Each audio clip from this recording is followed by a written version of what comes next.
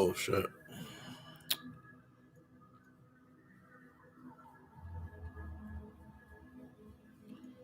You don't understand, like I've been watching my beard grow,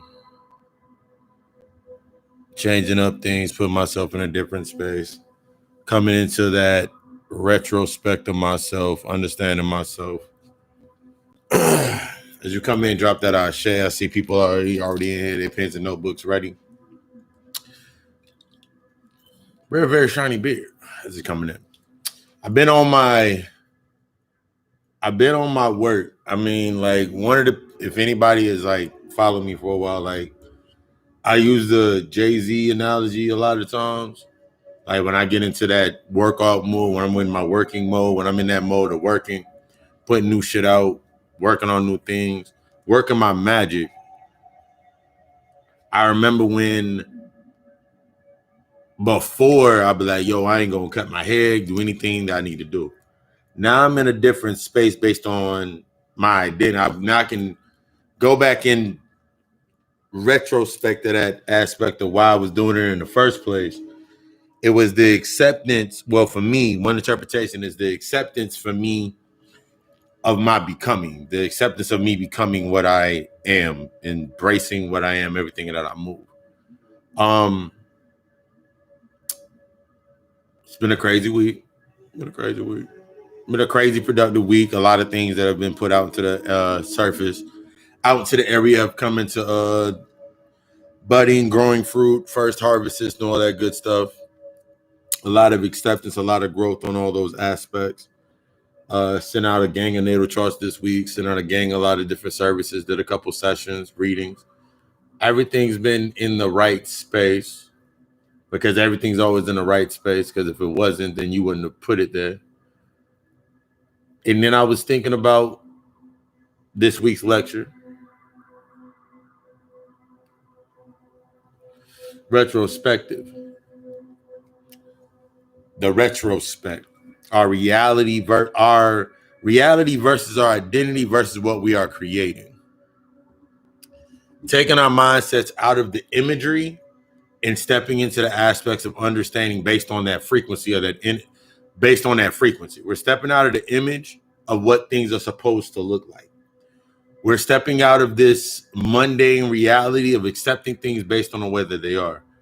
I was watching today. I took a nice real chill day and I was studying Cain, the Cain and Abel story. Something came through the spirit said, yo, what about Cain? I was like, what about Cain? And I was like, okay. And then I looked up this dude named Jordan Peterson, psychologist out of Canada. And I'm listening to the story. I'm listening to the points of the story. I'm listening to the intellectual content of the story. And he had a very interesting point about Cain and Abel, and then basically using it as your highest self or your lower self or your conscious or your unconscious, and the things that you set up in your mind.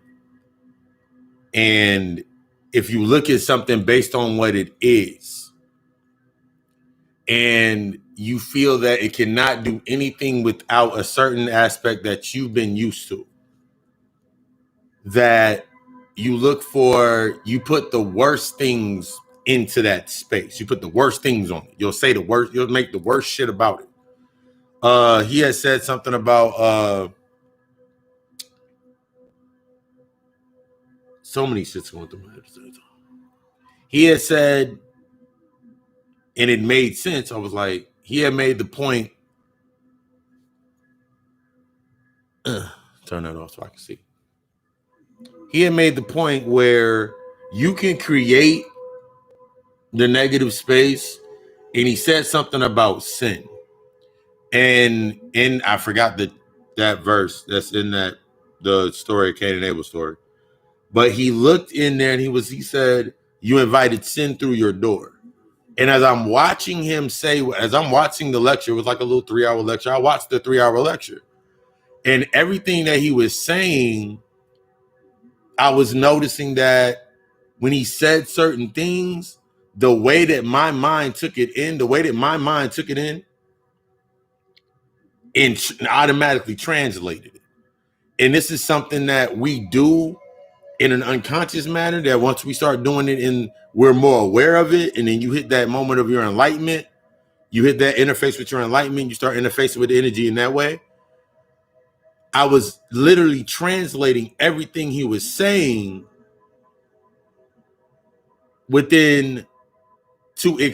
while I was still expanding the parameters of my mind to embrace information in this nature and to understand this level of when things happen and how things are said.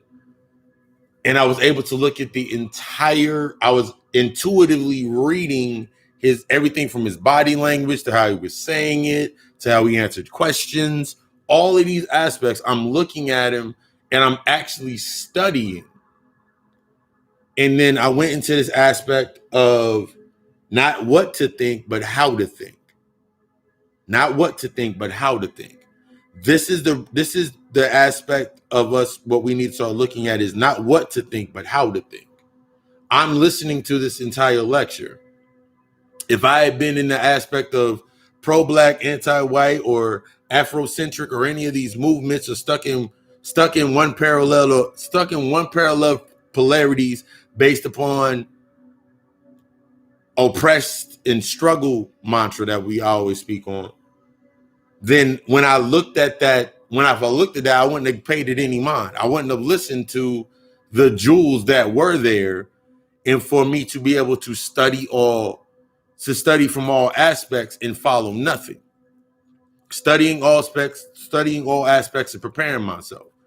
This is one of those aspects where, and we're going to break down the tribal aspect, and we're going to actually go through a process of using the different tools that are at our disposal, and learning how actually to use them. One of the biggest tools that I've been using, because I've been doing them I've done them over the entire week, building that imagery of what a person is based on their natal chart, and learning how to navigate and use your navigation system, your online systems. Over the next couple of weeks, we're going to be getting into the aspects of using these systems, these navigation systems, these GPS systems, to better map out and better put the route better to the true you. And that's going to be leading into the top of the year when we start going into the class aspect, going to the class format, because I'm working on the classes now. But I can look at I'll use my rising moon. I'll use my sun, rising moon, north node, and south node as an example.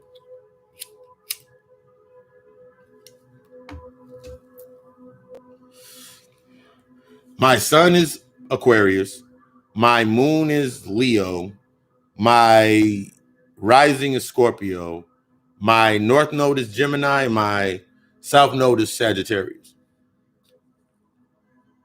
And when you start understanding the north and the south node, the aspects of your south node is what you came in under. So my south node was under Sagittarius. You understand anything about the Sagittarius archetype, everything from being the way that they approach information, the way that they take in information, they use information, they're very analytical, start processes like this, to that nature. They can get stuck in standing in a pattern based on where they're at, based on their original convictions. With my north node being in Gemini, the Gemini is the twin aspect. You're understanding both sides of yourself. You're understanding, for me, understanding my subconscious, working on my subconscious while eliminating my ego, and understanding these key points of what I need to rise into based upon my truth, or my true identity, my true self in these aspects. So my south node being in Sagittarius, my north node being in Gemini, I've dealt with both of these levels in the physical aspects, dealing with other Geminis, dealing with other Sagittariuses. My little sister is a Sagittarius, to be exact. So you start understanding standing on those rhythms. My moon or my subconscious is Leo. That's my subconscious is Leo. So you look at everything that's in that Leo archetype, the confidence, needing to be seen, standing in these aspects, the positive side of these aspects.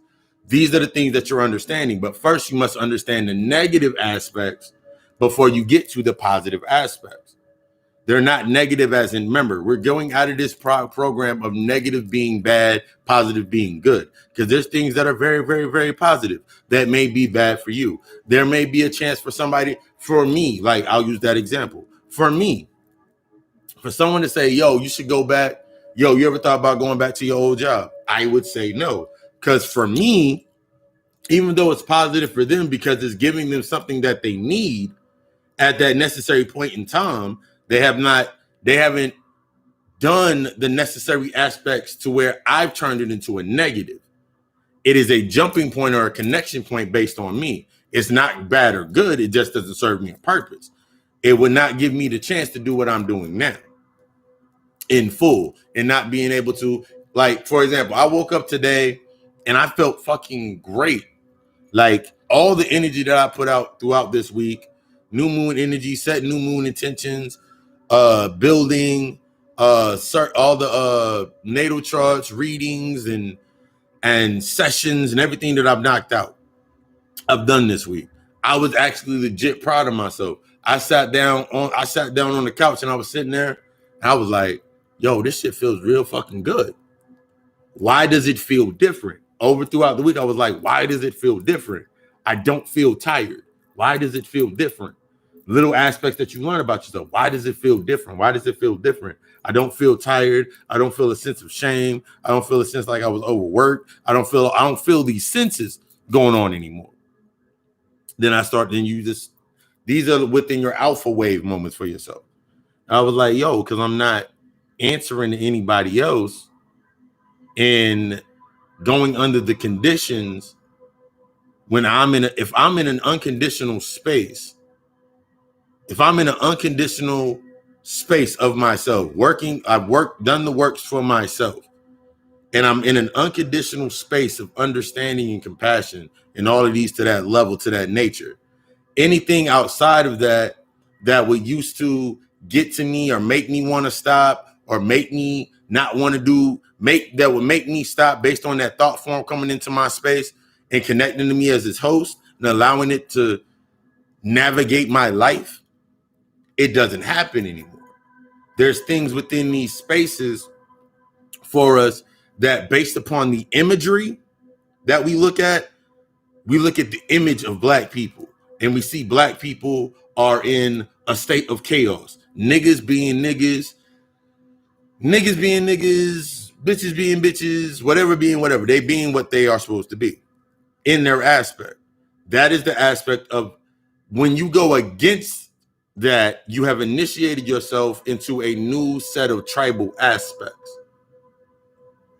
This goes into that tribal aspect of yourself. One thing that I looked at over the week was I heard the thing about, if anybody's heard about the DJ Vlad TV, he misquoted Minister Farrakhan, and Royce the 5'9" spoke up on Minister Farrakhan's behalf and of that nature because he misquoted Farrakhan. I listened to the Farrakhan addressing, so I was like, wow, he did kind of misinterpret him.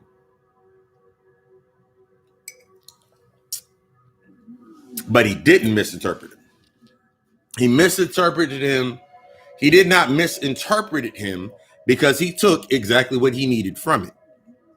He took, based on his intellectual understanding, he took what he needed to take from it to make, based on there was something deeper to the aspect.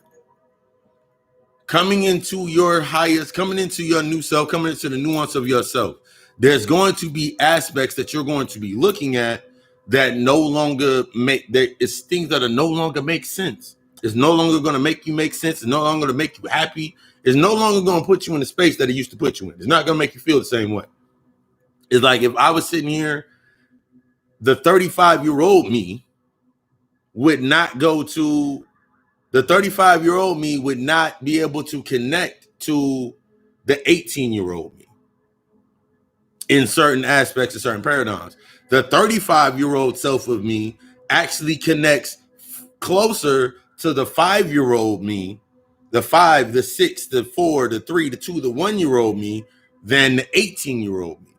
Why am I connecting more to the 5-year-old me than the 18-year-old me? The 18-year-old, someone on the aspect will look, but the 18-year-old is the adult, da da da. You're looking at old paradigms within an old time loop. I don't look at things in that same time space anymore.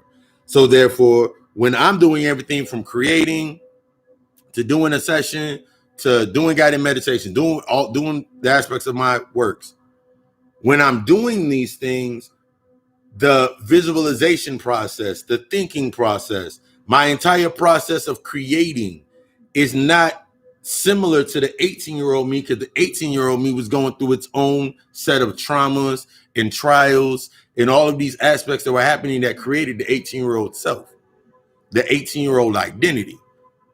That identity has long aged and become obsolete compared to where I'm at now. There's things that the 18-year-old me did that I don't do anymore. I just wouldn't do. There's things that the 18-year-old me does that I just couldn't see myself even bringing myself to making sense of doing. It just wouldn't make sense to me. This is you going through that table of contents of your life. Me, I have 30. I had, so understanding your level of being, I'm use this as the other example. If I was 35 years old right now, which I am, and I just came online, I just came into my awareness, I just came into my awakening, I just woke up. Whoa, I'm aware that shit's fucked up. I'm aware that shit's fucked up, and I'm accepting that things are fucked up. But now it's time for the enlightenment. Oh my God, it's so fucking scary. Just thinking about 35 years. Remember, you're thinking about, this is in the what to think, not how to think. In the what to think thought process, I would fundamentally, my identity would create, nigga, that's 35 years of life that you got to sift through. There's shit that you forgot. There's shit that you don't remember. There's shit that, nigga, that's done you great pain. There's shit that's made you happy. There's shit that's made you sad. There's shit that's, all this shit that's happened. Your identity would then create the new blocks of like, nigga, you sure you want to go back that far?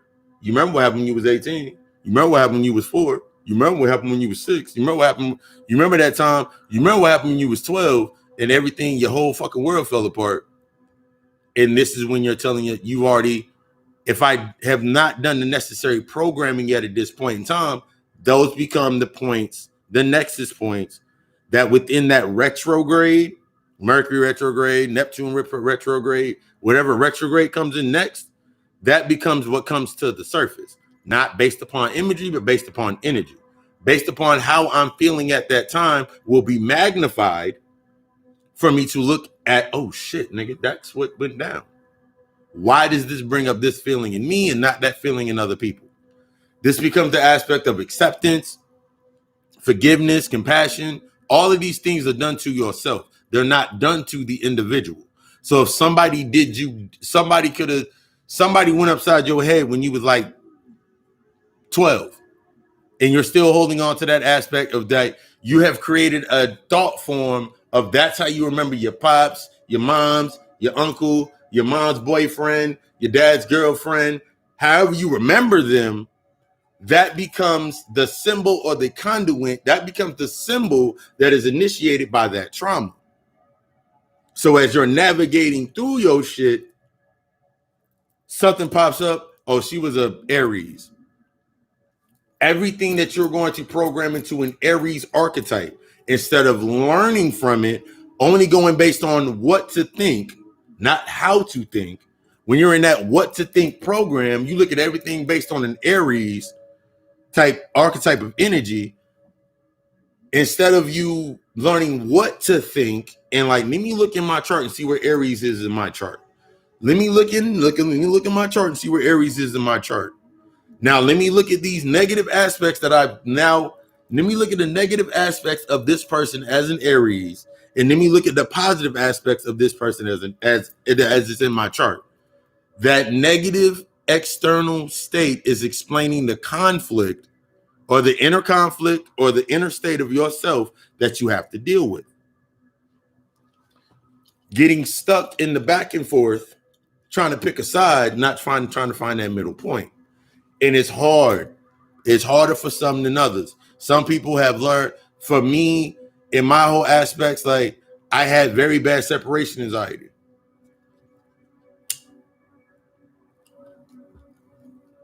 The reason that I had very bad separation anxiety, because I did not understand death. So I didn't understand the aspect of transition.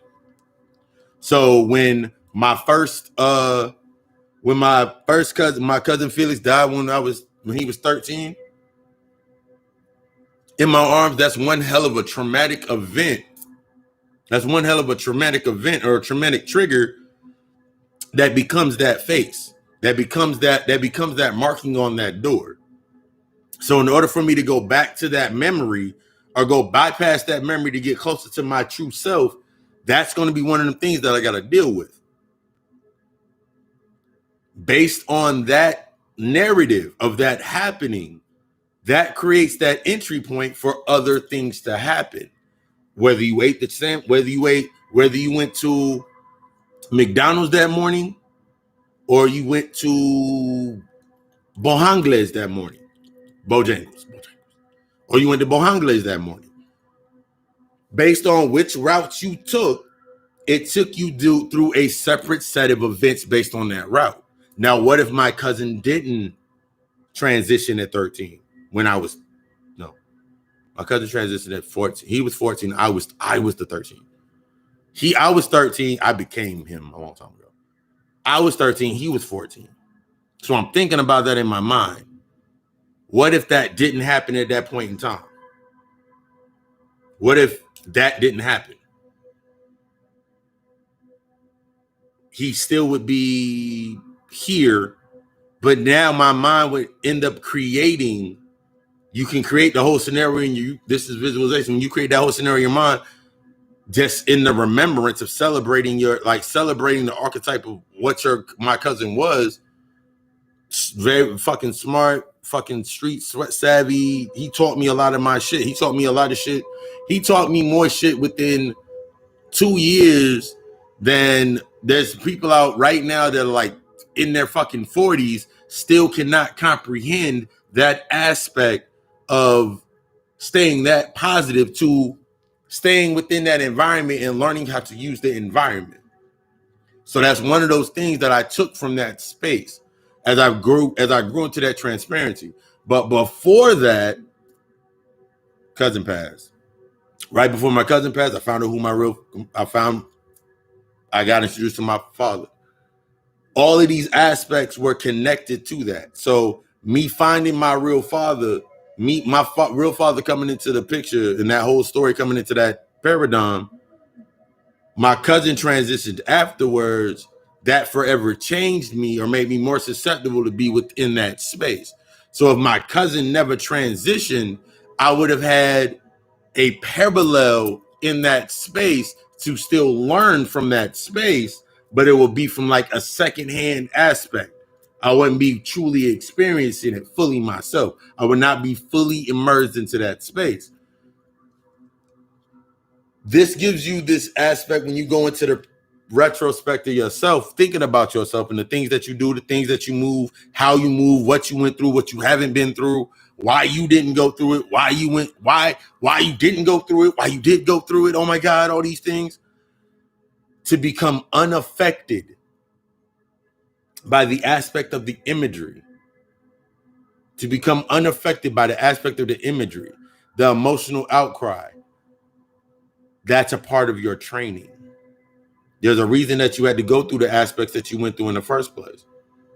Now that you have the roadmap, using that roadmap, such as using your natal chart as that roadmap, using everything from your natal chart to start guiding you, because those are the first aspects. The natal chart is one of those first conduits or the first aspects of your soul speaking to you within the symbols. For the first aspect, this is why it becomes important. What are you doing? And I wanted to say that. What are you doing in your aspect of what you're doing based on, are you doing it based upon the algorithm of, I don't want this to happen, or I don't want that to happen, or we need to do this, or we need to do this. And this goes into the aspect of every time that I hear, and I was thinking about this earlier before I came out of it, something as simple as loss of innocence, loss of innocence, loss of innocence, loss of innocence, loss of innocence, loss of innocence, loss of innocence, loss of innocence. Being controlled for your innocence, being controlled for your natural energy, being controlled and kept within fundamentals because you don't know better. Wanting the system that you are saying in the contradiction is not meant for you, and still asking that same system to do something for you, instead of setting in your mind the new program to deal with it for yourself. This whole aspect of what we're going through is learning how to deal with things ourselves on the truest of levels, not on surface shit. That's why whenever I look at things like, I was thinking about the Pizzagate pedophilia thing, I was like, okay, all right, okay, yeah. Only thing I see when I hear that, every time that I see it, all I see is loss of innocence. That's all I see. That's all I see is the orchestration of a loss of innocence. Under the aspect of a distraction, under the aspect of the emotion, I see loss of innocence.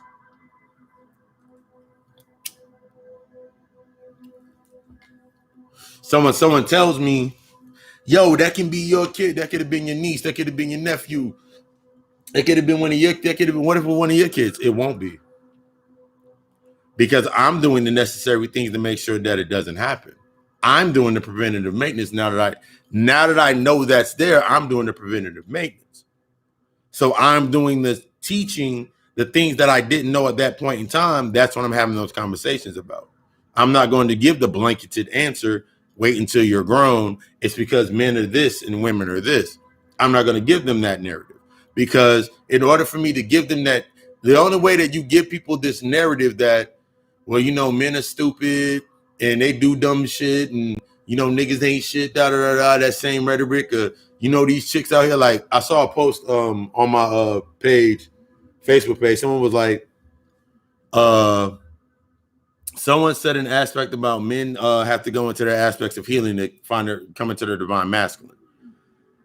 And I watched the comments. I always look at comments. And some of the dudes was like, no, women need to do this, and this.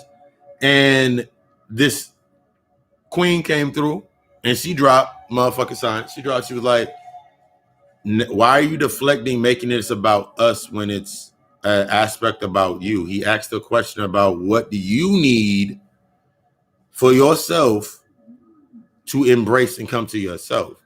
And I always expound upon thoughts.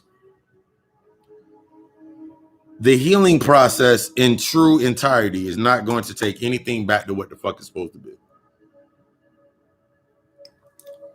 The healing process is not meant to fundamentally take things back to what they're supposed to be.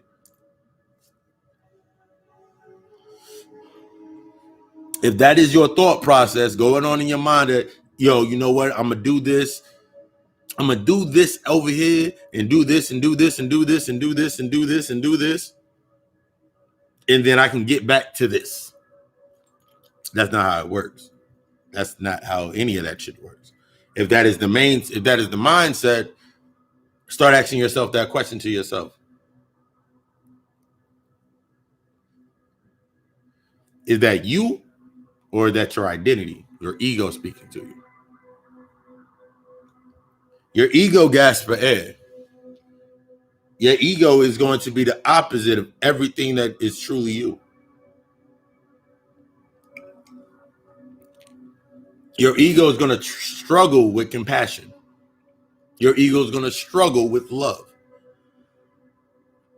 in the aspects of what true love actually is. That energy, that retrospective, that energy being a destructive force, removing everything that is not not sustainable at that level of that frequency. That's what love is going to do. Love is an unconditional, of compassion, of the fullest compassion, of the fullest unconditional aspects. That means you can be in an aspect thinking about somebody and your mindset based on what you feel that you can do with your love aspect, with your love, your energy of your love, what you are intellectualizing as love, but the capability of not being able to reciprocate the intellectual the comprehension of what is needed in that space is where you're going to falter.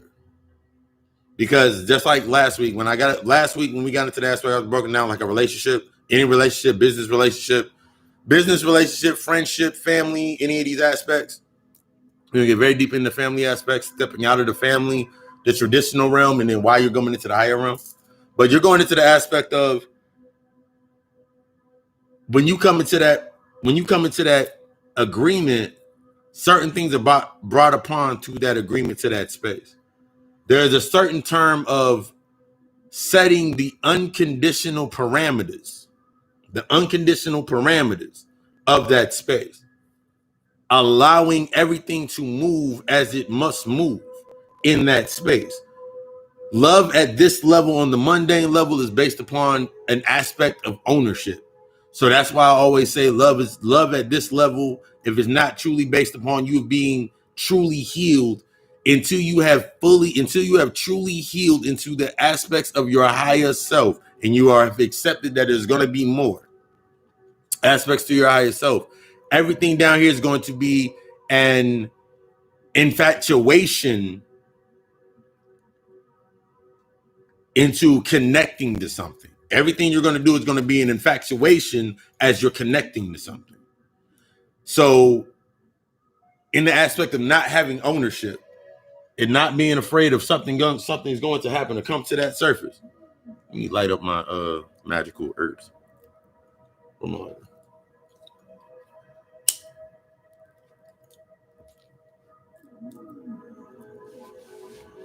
This changes the archetype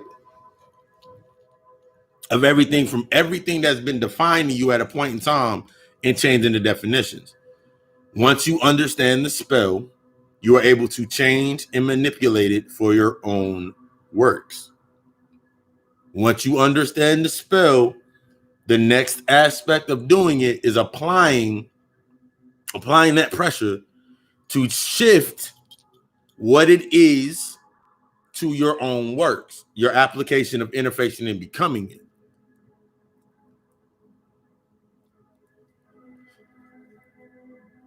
Not picking the side that fits for you based on your identity.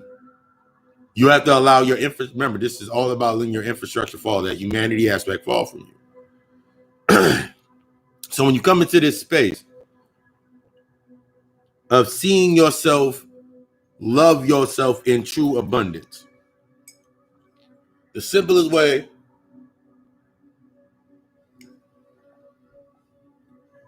that I'll use to explain love, to explain true aspects of love,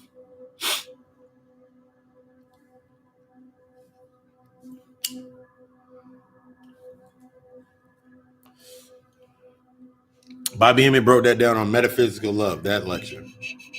But I'm going to expound upon it because that's what you're supposed to do. Think about a baby not having shit. A baby cannot do anything for you. It cannot reciprocate in the manner of giving you the equal balance of what you are getting from it, what you give it. But still, you change its clothes, you feed it. If it takes shit on itself, you say, "Oh, you little stinky baby," and then you take it in the bathroom and you and clean it off and all that good shit. That is the truest essence of the aspect of love. That you are not expecting something in return. This goes into the same aspect of planting a seed of knowledge and information. You have to change your perspective or the way that you're seeing things based on what it's not giving you in return. By you stepping out there and I want to jump. Okay, go ahead and jump.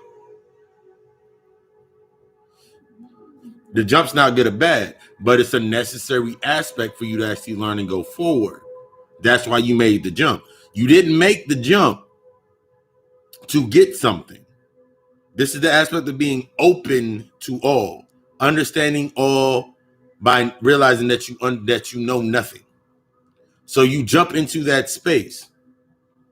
You jump out there. You jump out there based on your identity. Your identity, naturally, your ego, was supposed to be your protector in that aspect. It jumps out there into that space. Your ego takes the hit. Your ego, simply being a shell, is not real. It's the invisible aspect. It's what you project yourself out as takes that hit, but it's not taking anything. You take the hit. That's why at the end of a relationship or whatever it may be, that's why you feel bad whenever your job lets your ass go. But in reality, to perfect that space, your job paid you for every hour that you were there. Hell, they paid you for every hour that you was in the fucking bathroom on your phone. Hell, they paid you for every hour, they paid you for the minutes that you went outside and took a smoke break, or you was over there bullshit. Paid you for every aspect while you were inside of that space. They came to a point that were like, you know what? We can't keep doing this. You keep showing up to work late. They build a conduit in order to extract your ass. So what are you upset about? It's your ego, be like, yeah, your ego then connects to, white people, man. They don't want to see us shine. They don't want to see us rise, man. I was over at the job, went to work every single day. Yeah, I might have been. And then you start telling yourself the shit that you did negative, trying to put your negative aspects or your negative thoughts into that space to try to make it work for you without learning anything from it. Man, they knew I had car issues. They knew I had this, man, but see, motherfuckers don't want to give you a chance when you down and when you hurt and all these aspects. You ate the bologna and cheese sandwich instead of going to P.F. Chang's.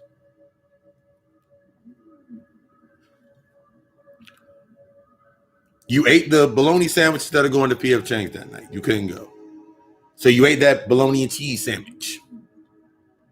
Bologna and cheese sandwich, the bread fell on the floor and you blew the bread, you blew the shit off of there and you said it was good. In your reality, you trying to find something to blame. In your reality that you have created and programmed, you're trying to find something to externalize or put blame on outside of yourself.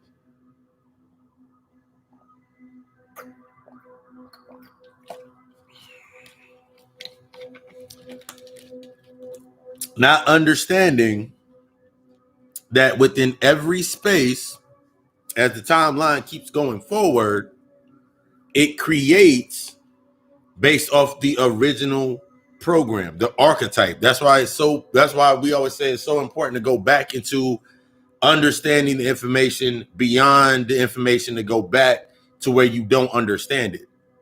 When you start getting the information that you cannot comprehend, that's when you're truly coming into that study and realizing that you have to accept that you don't know shit. You can't interpret it. You can't take it in because you don't know that shit's new. That means you must submerge yourself into it. It ain't good or bad. We've been put into a tribal program.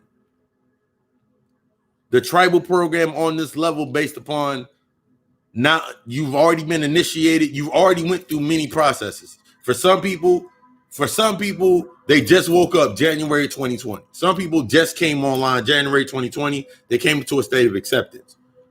On that same line, others have bypassed that level of being and came to another level. So now they're coming to their next level.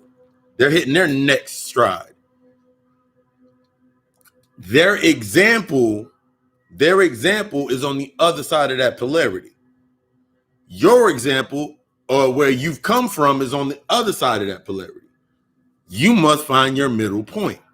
This is the most important point. Find that middle point, not the past, not the future, the middle point. What you're concentrating on is not the imagery of the future on this side of the point, or the imagery based on this side of the point, is to understand the energy, the frequency on that level. How do I find it? Oh my God, how do I find it? I'm just so lost. Because if you're not taking into true absorbing the information and allowing it to actually trigger and expand your mind, because it has to break your mind down first. Yes, exactly, the balance. It has, your shit's already broke. For most, your psyche is already broken. It's already cracked. It's already broke. It's not intact anyway. So when your identity's been through this indoctrination process, your identity or your ego has been the gold thread weaving together every aspect of your psyche to make it bring its own balance at that level. That golden thread that's been weaving together all of the aspects of your life, of your broken psyche, your identity has went through and weaved all of these spaces. So guess what you got to do in reverse? You got to allow that same thread to be pulled out, that thread of your fates. You have to allow that same thread to be pulled out of that every part of your psyche and allow all of that shit to break once again. Because it was all put together based upon where you were at then, what connected it, the traumas, those algorithms, everything based on that level, what connected you to that content of you being in that space in the first place. That's what you're going back to. That gold thread has weaved together, and behind it, it hit a pocket over here of this trauma and this event and this event, in this vast thread, this vast aspect of your faith, this vast aspect of your mind is now you're sitting here holding your mind in your hand, and you're like, what is any of this? What does it all mean? If this isn't true, what does it all mean? What is it now? What is it now? Now you're vulnerable and open. You're in your negative point. You're reaching to your no self. Well, a lot of people don't understand that when you're the closer you get to your no self, the more negative comes to the surface. The more closer you get to your true self, the more negative comes to the surface. That does not mean positive aspects do not come to the surface. It doesn't mean that through you shedding off the layers that are being removed, that's your positive aspect. That's the positive. That's the positive. But if you're stuck on the imagery of what it looks like to be, someone said they did this and then they were doing this. I went through, the reason I don't even care about certain things is because I've already been through that aspect already and I've accepted it. The reason that I'm in a certain space, my whole headspace, my mindset, how I move is because I've already been in that space before. I've learned to accept that space and pull power from that space because I knew at a point in time unconsciously that I had to go back there. I already had dark concepts of things in the way that I view things and the values, the way I looked at things and I move with things. I already had that mindset. There. That was already there within my mindset of how I already moved. As that layer was removed, I had to come into the understanding of that mindset, where I was at while I was doing what I was doing.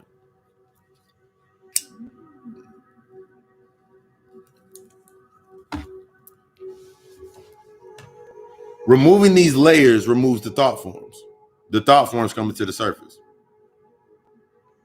For a lot of people, the first time that they interact with energy, spirits, or energy to the aspect, and what they were thought about it in the first time is, oh my God, the spirits are angry with me, or this, and this, or the spirits are angry, or they're mad at me or they're upset or they're this, and this. Remember, these are all aspects of you.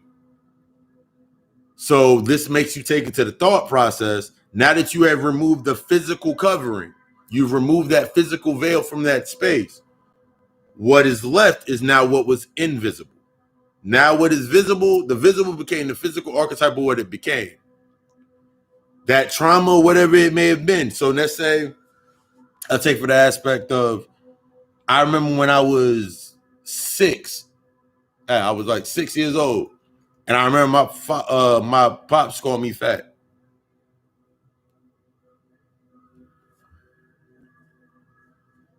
Like my pops called me like fat and like, nigga, you unhealthy. And I was like, nigga, I'm 6. Like in my mind, now I can go back to that mall. I was like, nigga, I'm 6. Nigga, I don't know nothing about any of this shit, nigga. I know nothing about any of this. So for you telling me this, and at that point in time, like I was fucking distraught. Like I was like, went outside every day that fucking summer and was running around the backyard and doing push-ups and shit, learning workout videos and all of this shit. And then I'm like, why would you put that perspective in there, that negative aspect of perspective? But then I'm looking at the programming. Now I can go back and look at it. It was based upon programming.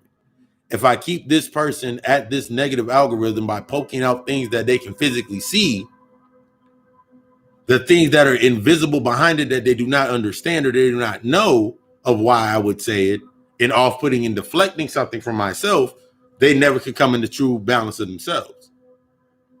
So when I went back to that moment, I was like, I said exactly what I said. I was like, nigga, I was 6. How the fuck do I know anything about health? Nigga, you feed me. You and my mother make the food. So what the fuck I gotta do with me? That's on you. This is an aspect that was on you. And that was the first argument.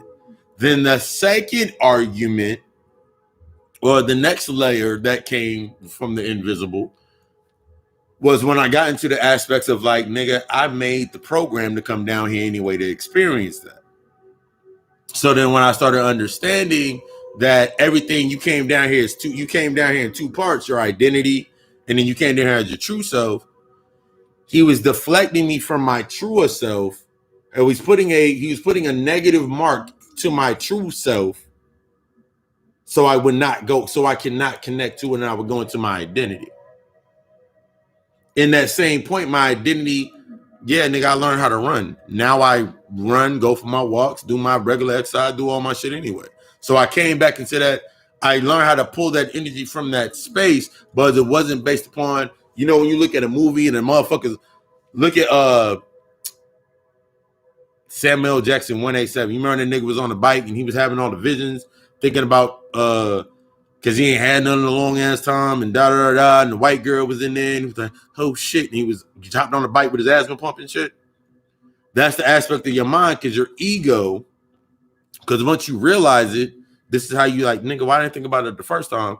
Your ego grasped for air the first time. Your ego's like, oh my God, I remember that day, and I remember how I felt, and you remember what we did? Yeah, you remember what we did. We ran, and then we was doing all this shit, and we were trying to get all healthy and shit, because we were told that we were fat. You remember that? Yeah, man, why would you want to keep going further back?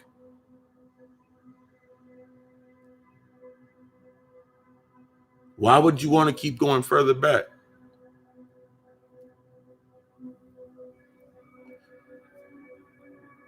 This grows your aspect of becoming unaffected by the external state based on the perspectives of others and becoming reactive to it. Which led me to the aspect of that DJ Vlad TV shit when he misquoted Minister Farrakhan. Within that same space, I remember I was looking at Corey Holcomb, because he has his little podcast, his little free enterprise show. And he was like, nigga, he was hurt. Yes, flip growth into your advancement. I'm sitting there looking, and I'm like, yeah, he misquoted him, but why did he misquote him, man? Because that nigga was in his feelings. He was mad because he asked Farrakhan on the show, and Farrakhan said no. He said, anyways, we should be taxing this motherfucker anyway. So that gave me a nexus point. I went back and looked at some videos from I looked at some DJ Vlad videos, and I'm looking at the TV, I'm looking at him, I'm like, why is nobody really taxing him or setting an environment? What are they talking about? All of these aspects of what he's dealing with. And I remember that led me to his last Godfrey joint when he had Godfrey on there, and Godfrey was talking about the Nick Cannon thing, and he was laughing about it because he was playing the role of the fool, whether consciously or unconsciously, it doesn't matter. He was playing the role of the fool, and setting the counterpart, articulating his point. And I'm looking at the aspect of him getting hit. And I remember at a point in time where it was in the second, it was like, because it came out in parts on YouTube. And then it was part 12 when he was talking about, I didn't have a spoon in my mouth. I made all my money with black people. A long time ago, I said, I quoted, their arrogance will always be your way out. I said that back in Entertaining Your Own Siphoning. Their arrogance will always be your way out. Their intellectual ceiling, their intellectual floor, intellectual base will always have cracks in it that always puts cracks in their foundation. What they're rooted in, their basis of what they're rooted in, what they're attached to, what they do, will naturally always come to the surface. Your natural aspects of yourself will always come to the surface first. The negative aspects come to the surface first. When you study any Gnostic, when you get into the Gnostic text, when we get into classes, when we get into the Gnostic text, the Gnostic text tells you everything about humanity being the most putrid, vile, grotesque. This everything humanity is fucking horrible.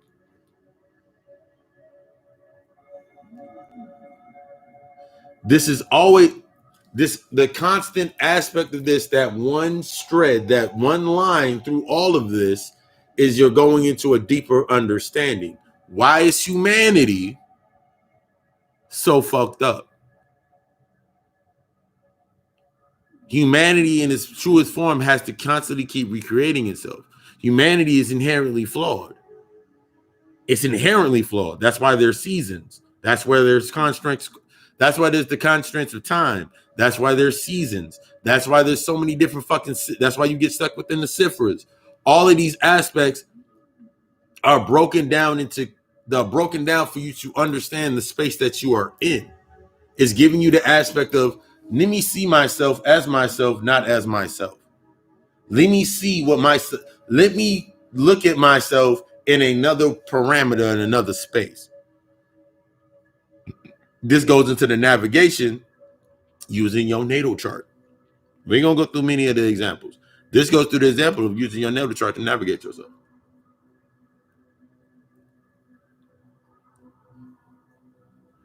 My north node being Gemini, my south node being Sagittarius, my rising sign being Scorpio. In order for me to get over the bridge of what my south node to my north node, I have to use my rising sign. I got to use the rising aspects of my sign to understand, make that invisible line become visible to only my sight. Through doing this, everything based on my conscious or my moon sign now comes to the surface as negatives. All of these negatives are connecting to the rising of my Scorpio, the Scorpio rising concepts of every concept is now a counterbalance to bring that balance in the polarities of me going up that ladder, going into understanding my conscious mind, my moon sign. That the changes, the shifts, the emotional aspects, all of these things that I'm clinging to. what I need to let go of. As I rise into that under aspects of understanding my rising sign, I understand more aspects I need to let go of based on the shifts that are going to happen through my moon sign. And then as I'm going through the retrograde or I'm going through whatever that's going on in my life, I can now look at my chart, go down my damn chart, and be like, nigga, all right, the moon's in Aries. Where's Aries in my chart? What do I need to work on today? It's the same way this aspect right here in training your mind in the spiritual aspects, training yourself in your craft. This allows you to be able to open up and further when you're doing this, when you're doing that work up here in your meditation, you're doing that work in your astral realm and your higher self, you really attaching to your work there, everything matriculates down and it starts seeding everything that's needed down here. Everything down here is already in play. Everything down here is already in play.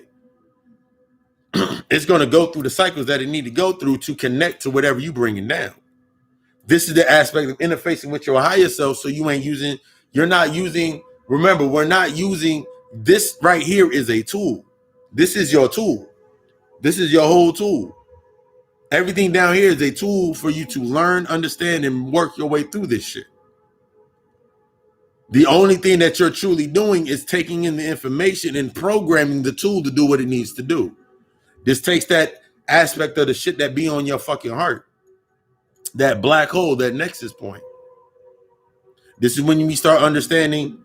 Here's one funny thing about the retrospective into that. You come to a point to understanding your energy and how to use your energy. And how to consciously siphon your energy. How to consciously siphon and be aware that you're taking energy or you're putting out energy. I put all my energy out to the world. I want to call it all back to me. Da, da, da, da. Based upon them shadows that come up, based on that light that you just brought in there, that's what's coming to the surface because your ego needs a new face. So your ego's like, nigga, I'm gonna step out there now. We don't do it like this.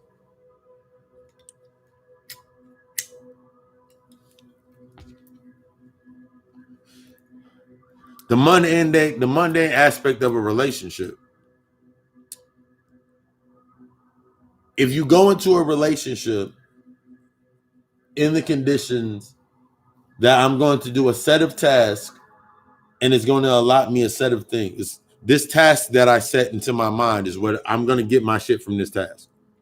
So I'm going to set up my parameters. This is what I do. This is what I'm about. This is all I am. Da, da, da, da. You go down the whole list.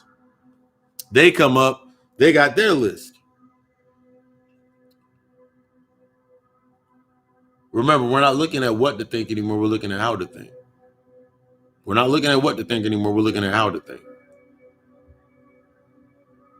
So if you're going based upon the identity or the what to think, you'll constantly be trying to find ways instead of stepping out of that shadow, stepping out of your fucking ego and coming to the table full and raw, allowing everything, putting everything on the fucking table. You're going to try to see what parts you can keep with you, what parts you can keep within that part of the journey, what parts you ain't got to let go of. But it's only going to be beneficial if you have done the necessary healing.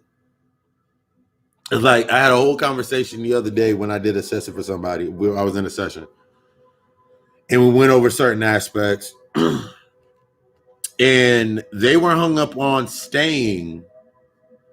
They were hung up on staying a certain way and wanting, they were like, doesn't everything come to you anyway? I was like, yes, everything does come to you. But it's based upon whether you ate what or you drank this. Either I ate this sandwich or I ate this sandwich. That's how it comes to you. So based upon you wanting to be open, coming into this space wanting to be open, it's going to change the trajectory or it's going to alter how it comes to you. Because it's going to come through that new energy of that new relationship, that new job. It's going to come through all of that shit that you haven't dealt with. It's gonna come through all the shit that you haven't dealt with. It's gonna come through them rose-colored glasses, that stained glass window, and look very motherfucking amazing. the infatuation aspect. But as it starts to permeate and you start allowing it to permeate and get through the system, if the energy is stronger than you've ever dealt with in that aspect, it's going to start exposing, because it's new light. That new information is going to start exposing parts of your character and parts of your identity and your ego that will come, that are at the surface. It's going to start exposing these things first. It must happen. What you do as it happens, when it's happening, is what allows you to embrace the energy. Because if you're not embracing the energy of what that motherfucking shit fucking shifted your ass, that's when you have the outburst and tears and cries and all of this shit. That's when you hate your job because it's not giving you what you thought it should give you. Your job pays you a allotted amount based on the amount of work. Is not based on your living. It's not based on a personal aspect. It's not based on, okay, I got this many hours, so now I can go pay my rent. It doesn't pay you based on your rent. It doesn't pay you based on what you're getting from it. Is not based upon your way of living. You had your way of living before you had that job. You had your way that you were before you came into this space. You had an entire different aspect of living in the way that you were before you stepped into this space. Whole different way of living. Whole different concept of what death was. Whole different concepts. Everything that's now been put in front of these concepts based on negative, or what you have to go through to understand the true aspects of yourself. So the navigation can be off if you're looking at it based on allowing yourself to find the distraction,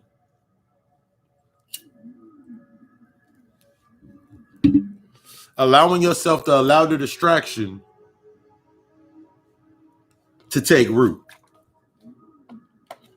A new face for your ego.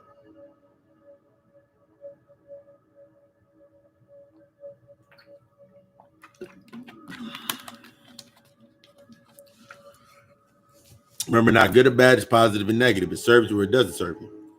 This is our compass. This is our starting point right now in the middle. So if I look at that space, I want to get into the tribal effects of the soul ties to my old self and why my old self doesn't work anymore. Why my family's thoughts are not what are going to move me anymore. What old associates and who I used to associate doesn't fit for me anymore. Like it's not something that I look to be my guidance in my new self. For a lot of people, they get stuck in that aspect of, but my mom did this, and my grandmother did this, and my grandfather did this, and my father's father did, my great grandfather did this, my uncle lived this way of life, they did this. For some people, you have two sides of your life. I had two spaces and a middle point to my life. I found the middle point of my life. The middle point of my life was the aspects of my father. The aspects or the middle point was my father. On one side of this parallel was my mother's side of the family. On the other side of the aspect was my pop side of the family. The middle point was my father's part of the family. That split that shit open. And between these two aspects, between this point, I had two more parallels, because now I had to realize my mother's side of the family, my pop side of the family. These were the reasons that they were chosen. These are the reasons that these frequencies were chosen, that I chose these frequencies to connect to the aspects of my true north point. It was always split. I always had a split whole fucking life. Within that space of my father had an entirely aspect of life that was so many different names and so many different people and rich, and the quintessential black family of coming up well off and not dealing the real snobbish type aspects of that, whatever of that nature. And on my mom's side, it was the quintessential surviving in the era based upon the government, whether it was they were in the military, whether they were in the military. Like a lot of my aunts married men that were in the military. My mom didn't. A lot of my aunts had kids with other people, other men in the military and different families and different fathers and all of that nature and archetype. Like basically what I saw was I was able to see the reflection of how being on that wavelength created my environment at that point in time. It created it. I was able to see that all of these things, those thought forms, me being disconnected in that space, created my entire paradigm of reality. And then I was finding myself unconsciously looking at these different spaces like, oh shit, I never understood the baby mother, baby father archetype. I didn't understand where it truly came. I didn't understand the true north or the true nexus point, how it connected to me. I never seen this aspect of being well off and being in this aspect. How did it connect to me? These are all aspects that we learn.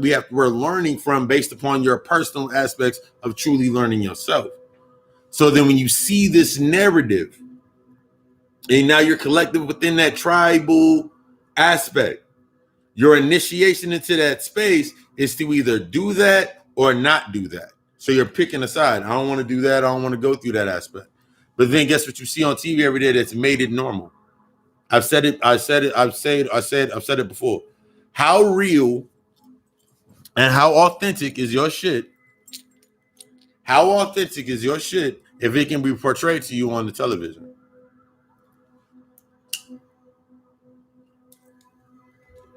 If all they can do is take the light of your works or what's happening that you created in your mentality that's become your subconscious and then recreate from that aspect, because they do not have the ability to truly create anything. They only can repeat what they've already seen. Then why do you think the stereotypical aspects are used at every given point in time? They have to stick to that narrative, and they have to keep you emotionally imbalanced to feed, to continuously have that narrative go into play. They have to keep you in that same space.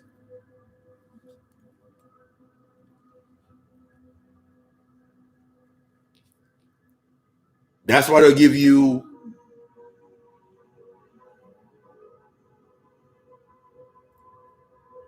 and they give you the concept, and if you don't understand the symbolism behind it, you don't see the symbol because you haven't initiated to that trauma or whatever event that led you to that aspect. And seeing that, you steady entertain your own siphoning. I watch movies all the time and I'm laughing my fucking ass off. I can watch a movie and be like, damn, that shit is fucking stupid as hell.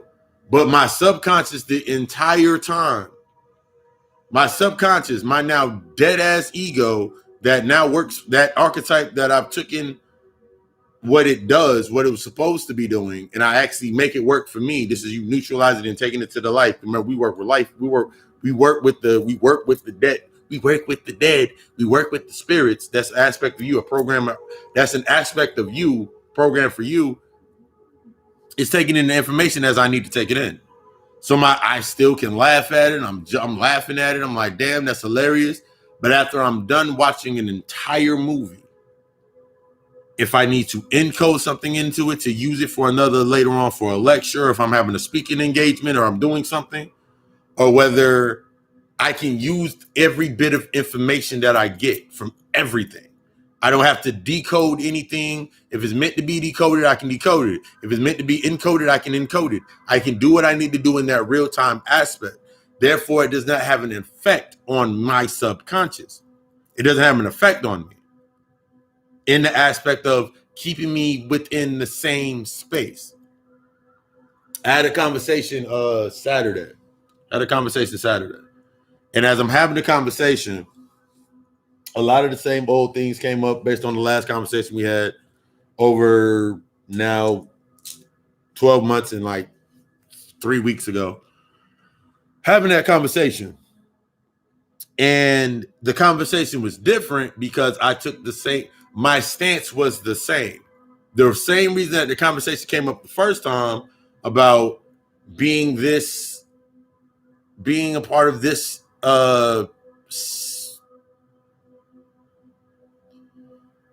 being a Moor and I'm a Mason and all these aspects. As I'm just standing there like, okay.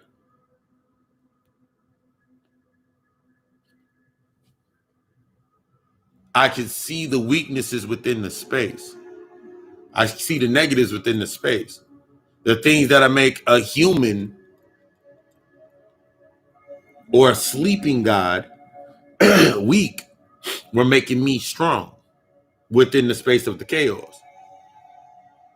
I was getting stronger. They were becoming weaker. That is what's supposed to happen to bring the balance. I'm stepping into the space fully in my spiritual aspect of the spiritual aspect parts of my the spiritual particle nexus points of myself, and they're stepping into the space in that same nature. What happened over this year, just over this year alone, and just so much growth of me stepping forward and doing the things, it brought things to the surface of being stuck within one old narrative. I heard everything from, man, I don't like social media. Very intelligent brother. I don't like social media, man, and all that YouTube, all that extra stuff, man. I remember we was in there when it was word of mouth and you were standing in front of people and you had to mingle with the people and you was out there and you was putting in that real work. In order for that to become real work and to keep that person in balance, on the other end of that point, instead of coming to that middle point, I served as the middle point. In order for him to understand this other side of this, he has to come through that middle point and everything that he transmutes or says to me, I'm translating into like, nigga, there's nothing bad on this side. We lit over here. We living over here. And then it took me back into the aspect of the negative thought form. If my mindset was still in the space where I was before I actually did aspects of healing, I would have had to find a way in my mind to compute the fundamentals of what he was saying in order to be like, you know what, you right, yeah, to agree with it.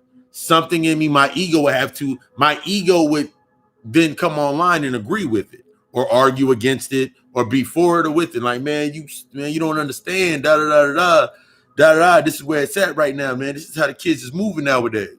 Instead, I sat there and listened. Sat there and listened the entire time. I did like 6 or 7 consoles that night at that fucking party. I did like 6 fucking consoles talking to everybody. I'm sitting there working and I'm sitting there. What used to be work for me is now actually playing for me. I was just working my magic, going through the room, having conversations in different spaces with different people, doing what a fucking God is supposed to do in that aspect, speaking in that space, living in that chaos, living in that moment, living in that now. If I was connected to the negative aspects of it and I didn't do the necessary work, everything that came up in that conversation, I could check off my invisible checklist. I can check off that I've now bypassed and came to another space. That's not for me to tell this person that, yo, nigga, that's not, I have a compassion and understanding for why he's at the space that he's at. My people said I was crazy and all these things. I had all of that happen already. I've looked at it. I've dealt with it. And I'm like, okay, cool. I already created within my mind the program of like, niggas is not coming out. Niggas can't leave the house. Niggas is scared to be in groups, social grouping, and all of these aspects that I can get tripped up in. Nigga, I already started Friday Night Lectures beforehand. September 13th, 2019, I already started Friday Night Lectures beforehand. So I was already giving out information every single Friday night. I just increased in the new space. I increased in this new space ways to feed in this new space. Where they're afraid to go, I'm going. That unknown aspect is always going to leave me uncomfortable into learning in those spaces. So now I can sit here. 1 second.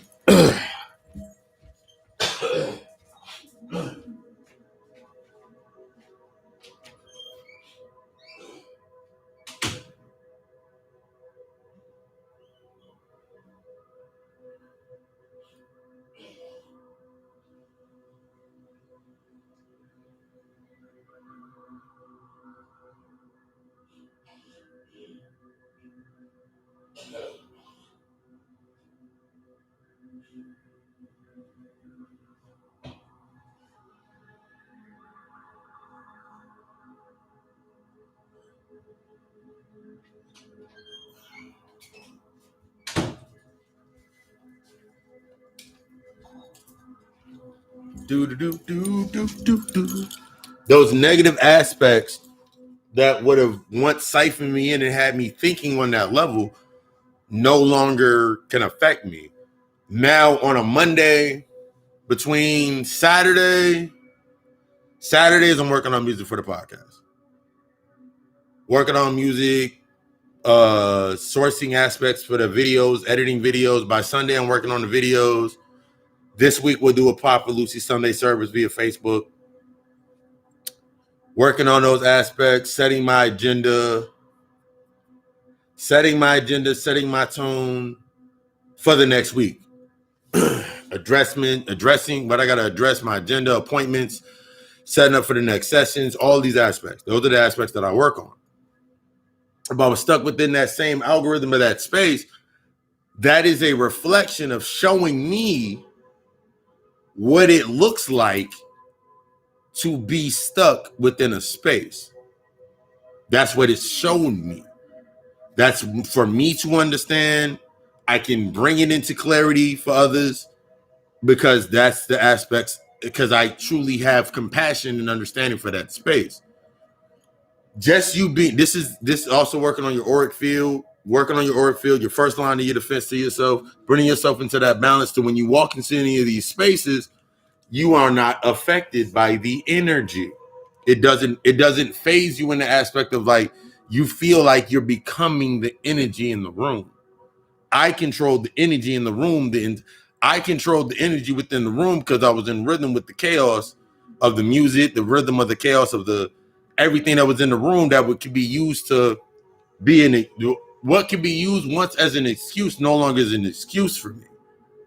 Every time he came up to me, he started saying something, and he got a little too deeper where he was like too deep to where he didn't want to go too deep because he felt himself letting go. He felt himself letting go of his identity was grasping. He was like, man, we don't talk when we stop drinking. We don't talk when we ain't drinking. I was like, okay. Niggas was pouring Hennessy shots.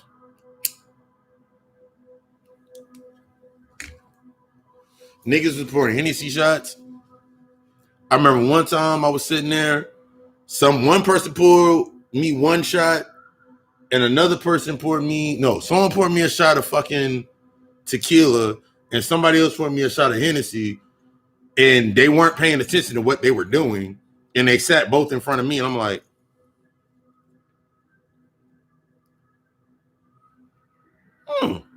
I can mix these back together.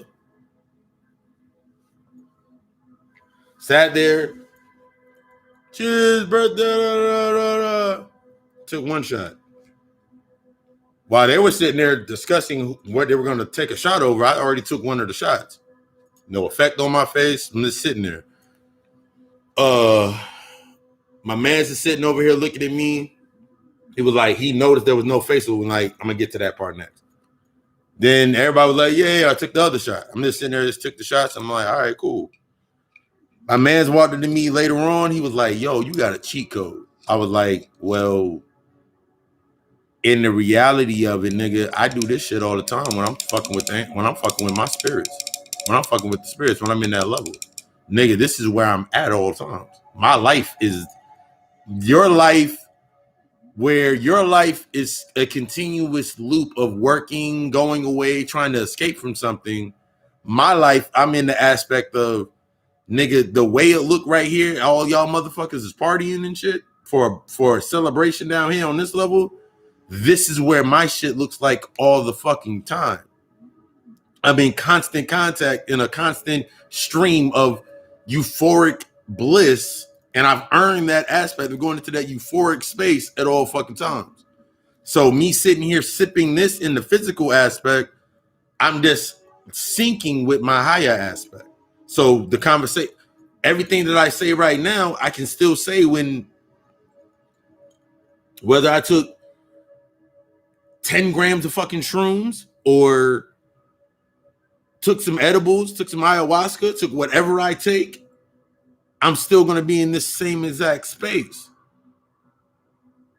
I'm going to be in the same exact space because I'm already there. I live there. That's where I'm at.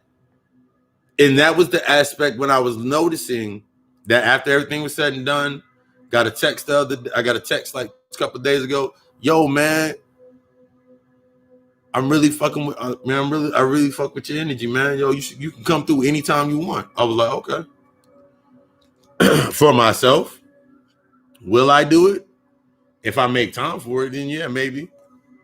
But there's no guarantee that I'm going to do it. And that's based upon just me. Like, I have a expansive work week. I have an expansive play week of things that I do all throughout the week. So for me to go to that space in my mind, I would have to create based on that level to go to it. The level just really doesn't phase me. It's not somewhere I want to go because there's nothing there for me. You can come to this level. You can come up here. You can come by the crib. You can sit down in the crib. We can have the conversation over here because I'm shifting you out. It's shifting you out of that space. What you were used to and how you were used to attaining your things is now shifted and then now changed. Is now exposing your level of being of what you were used to. Is now exposing you. That original, the acquisition of your old effects of your life are no longer going to give you a benefit. Now I'm looking at shit that just don't look, it's like the aspect of truly not caring is a wonderful feeling. The aspect of truly not caring comes after you find no self. Truly not caring. To be able to look at my phone and it be a relative. It's been a lot of relatives lately because of the recent shift in my works. Been a lot of relatives lately. People that I haven't talked to in fucking years. And all of those aspects, all of that natural shit came out. I look at my phone like, oh, because already programmed in my mind is like, yo, if they are important or if it is something important, they shall leave a message. They'll leave a message or they'll text me. They didn't leave a message, they didn't text me.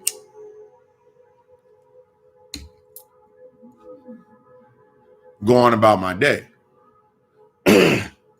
You're going to start expiring on your gifts. Whether you have your new intuitive dreams, you have more intuitive dreams, you have more intuitive thoughts as you're healing yourself and things are starting to come out to the surface. The negative aspects that once covered that space or covered that were in that old sheet that were visible, that were invisible based on that sheet, that veil, are going to come to the surface. It's going to be removed. Now you're going to see things for what they actually are. I had a whole conversation. Oh, shit. 1 second.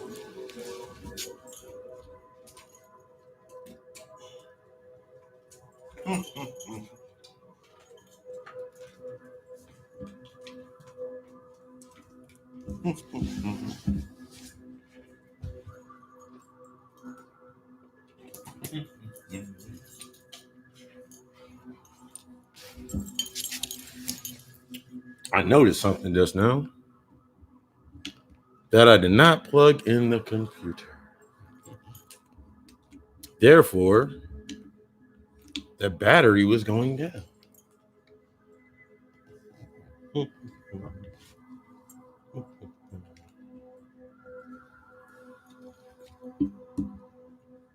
All right, cool. That's it.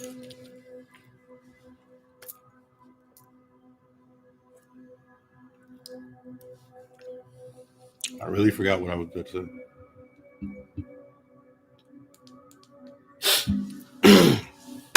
Oh, yeah, the conversation I had the other week.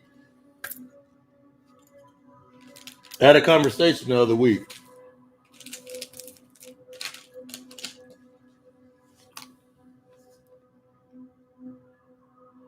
I was like, okay. Are you listening to yourself, though? No. Are you listening? I was like, yeah, I'm listening. I repeated everything that they said. Intellectual aspect.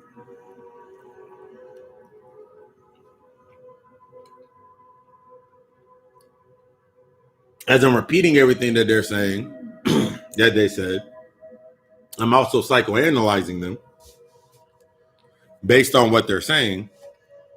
And I'm noticing the jumps in the rhythm of what they're saying. Like, that spike on their emotion at that point was way too high for it to simply be, it doesn't match what they're saying. So in that peak is the truth that I have to find. So I find the peak, I find the truth within that space. Like, oh shit, that's why they're saying what they're saying. What is it truly connected to? This is what we do. This is what we need to be doing based on how to think, not what to think. When we're stuck in that aspect of how to think or what to think, you hear somebody say something. If you don't have an answer for it, you might have an opinion for it, or you might have a thought about it, but you want to quickly reply. I don't get it. That might not be right, whatever it may be. When you're going into the how to think of the process, you're looking at things based upon the narrative of,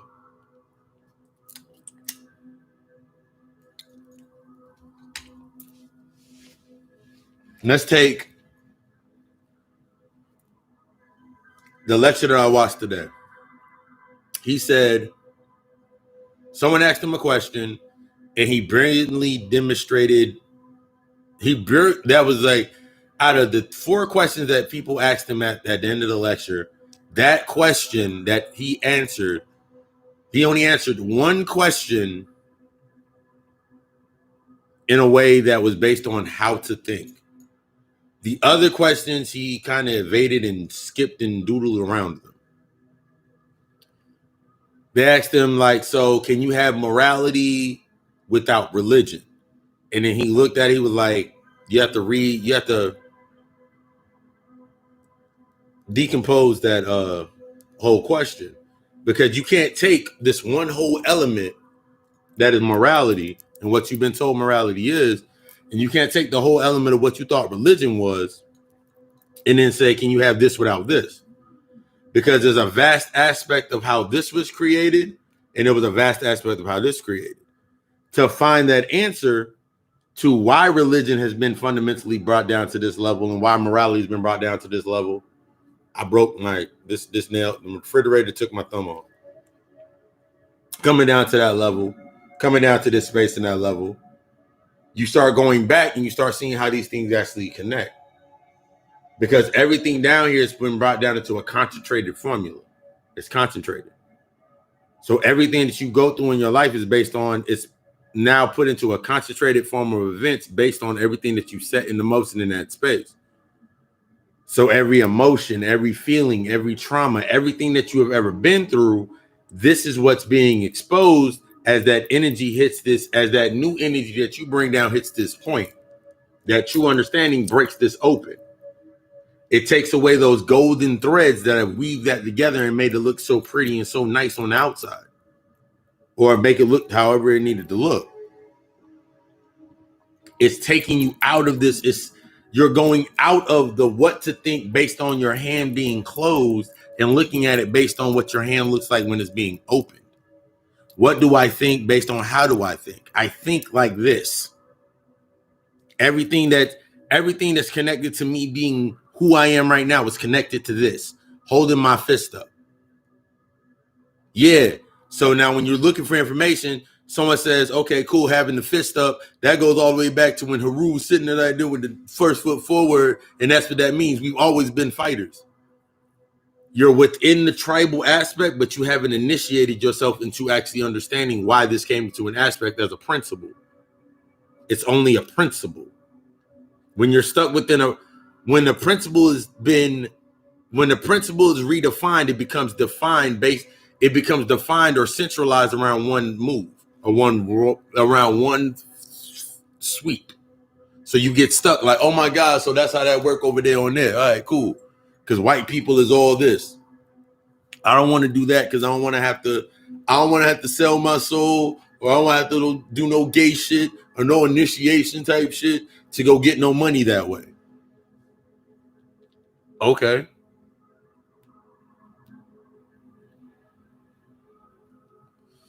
Because we automatically, within that fundamental aspect of our identity, we cannot see without it being something else. We cannot see shit based on it being nothing else. It cannot be that simply this motherfucker put in the fucking work that they needed to put in and get to that level. Because what we've seen before is to get to that level, you got to do this and you got to do this. We put all of our negative aspects and negative thought forms into that space. That's literally what we did when we grafted the white man. We put every aspect into the archetypes. When you look at the Tamahu and the yellow man, the white man, the white man is actually the oldest. Then you got the red man, the yellow man, and then actually first it was the black man. The black man, the yellow man, the light skinned, the yellow man, the red man, then the white man. And in each one of these archetypes, was programmed in each one of these archetypes was a set of principles based on the behavioral process of that level. So you're literally sit here in your space. Like, imagine sitting in your space, you close your eyes and you take your visual and you think about success. Say you think about success. Let's think you want to be rich. You want to be a baller. You want to be a baller. You want to be rich. And you sit there and you close your eyes and you imagine all it is that you would do as you would be a baller. Be rich, have the furniture, car, house, whatever it is, the chick you would have, the type of chick you would gravitate towards, all of these aspects. You start visualizing these aspects. Within that program of you now reprogramming your subconscious only has the information that you're taking on at that level. So everything you're taking in is concentrated. Everything you're taking in is concentrated. It's concentrated. It's preservatives. It's filled with a bunch of shit. If you don't truly understand it and you can't connect to it, or the reason you're not getting to that level, you start shutting yourself down, saying, man, nah, man, because I got to do this. And niggas over here doing this, and they doing gay shit and all this over here. You got to accept this form. You got to accept this. Who told you got to accept any of that shit to get to where the fuck you at?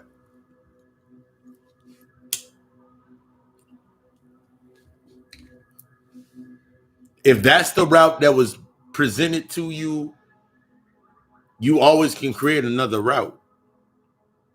That's put there to show you, well, I'm not going to do this point. I'm not going to do that point. That candle is going high as hell right now. It's dancing and shit.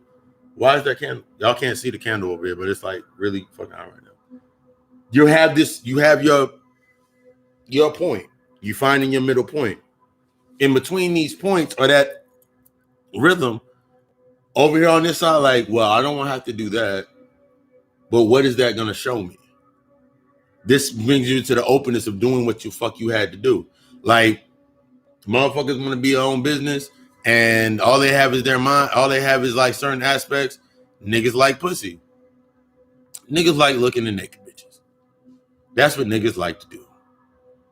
Notice I said niggas. Niggas like that shit. They gravitate towards that. I can do an OnlyFans. What's wrong with them doing OnlyFans? Only the external state of what's already been programmed into that space about doing it. What's the difference between OnlyFans and a stripper? What's the difference between when you were little and you saw Skinamax and you saw the little fuzzy porn on the fuzzy teen screen until your parents like got unlocked cable boxes and you was in there watching the shit as opposed to what they doing now?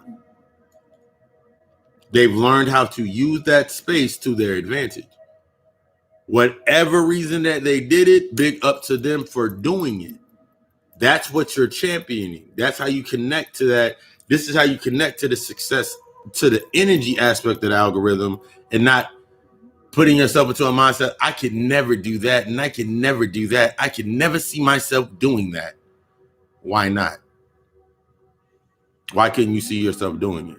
What's stopping you from doing that? What's stopping you from doing OnlyFans? What's stopping you from doing it? Who's telling you can't do it? Why can't you create your own reason for doing it when it's only standing based upon you? What do you have to work through while you're in that space? The reason that you gravitated towards that thought is because there's something in that space that you have to learn anyway. There's something in you that you have to embrace that only for you, based upon what you're thinking about in your programming, that's what you have to step into. There's shit that I've done that was I sold drugs.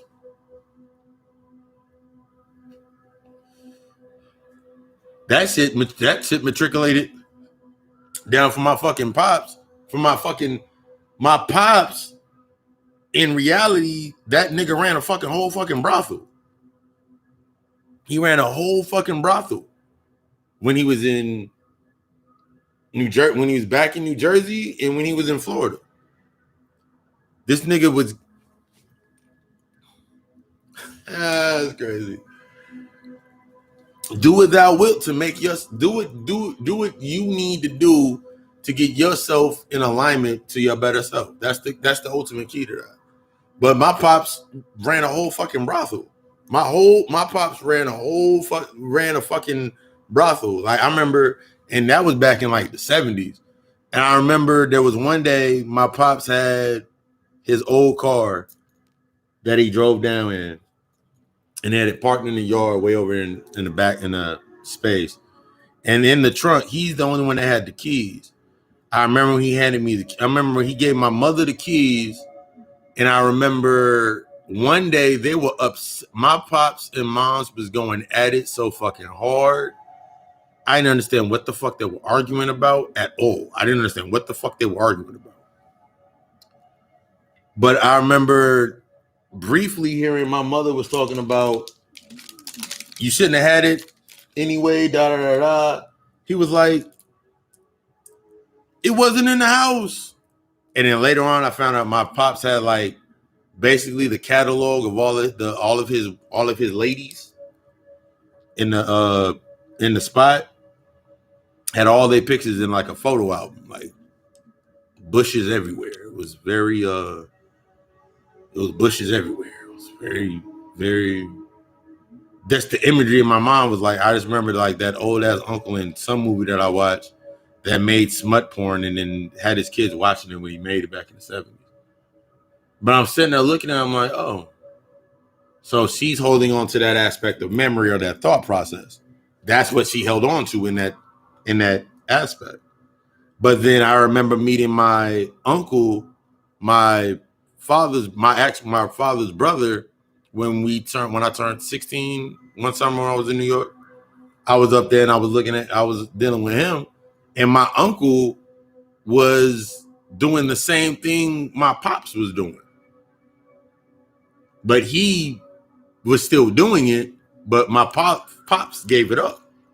My pops got really stepped down into religion and stepped into his Catholic aspects and really stepped into the religious aspects of his binding to keep that space living. He did what he had to do on this end of the parallel to make himself exist, to keep this level existing.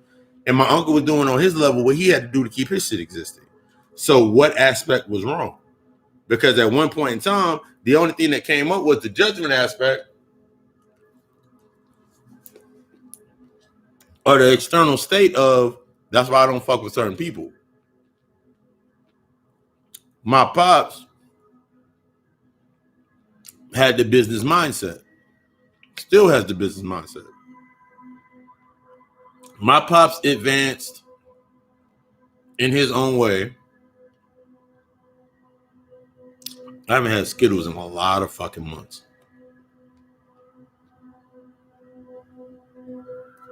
My pops, in his own way,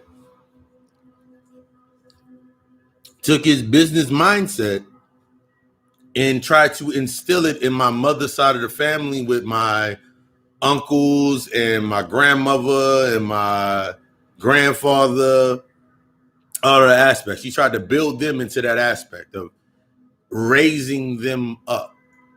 So that was my first example of watching somebody try to raise up a people.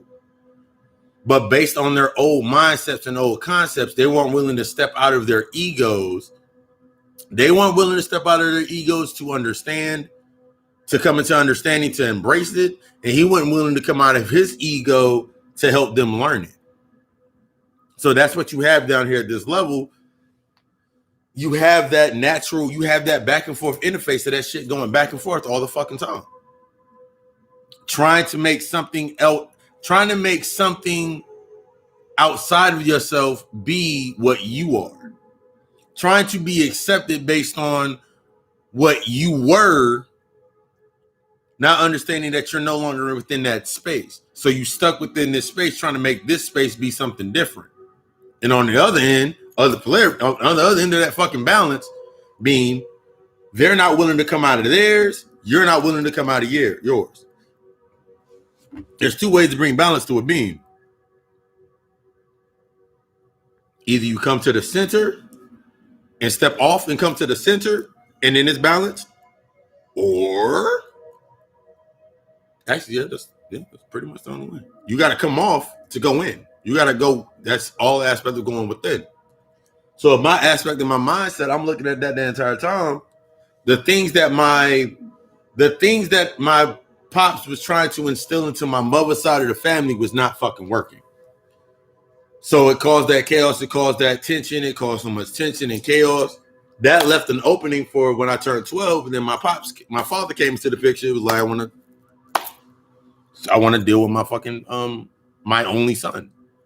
And then when I went on that side, the things that were invisible on this side, the reasonings why all of these spaces were in the space that they were, came clear on that side.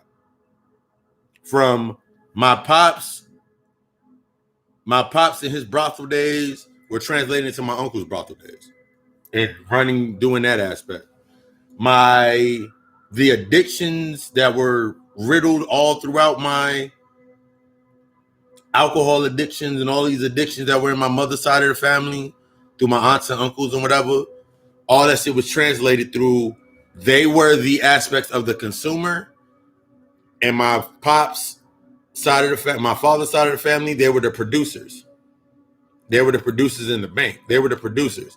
My father's side of the family resembled as the bank. No, my pop's side of the family, my pops and my father's side, they resembled as the bank. There's only three teams. It's only three teams. Only three teams down there. Either you're consuming, or you're consuming, producing, or you're the bank. The bank exists, or the knower exists based on what the consumer needs to consume and what the producer needs to produce. The consumer is always going to be ass out. You being in the human mindset of always needing and wanting that consuming rate, we need reparations, we need economic power, we need this and we need that. you stuck in that aspect of mindset, you're always going to be in that consumer pocket. You're always going to be in that consumer pocket. Someone's always going to be in your pocket. Someone's always going to be on your mind. Someone's always going to be reprogramming something to you. When you translate to the producer aspect, you're going from doer to thinker. When you go to that thinker aspect or the producer, you're now producing something that can be consumed. Like right now, I'm producing something that can be consumed. Now, the only way that I can truly benefit from both sides of consuming, me being open to consume open information or new energy, and me being able to produce new energy, is to understand to become the banker or to become the knower. To be able to create in the aspect of the knower, that top part of that pyramid, that triangle, rocket pads.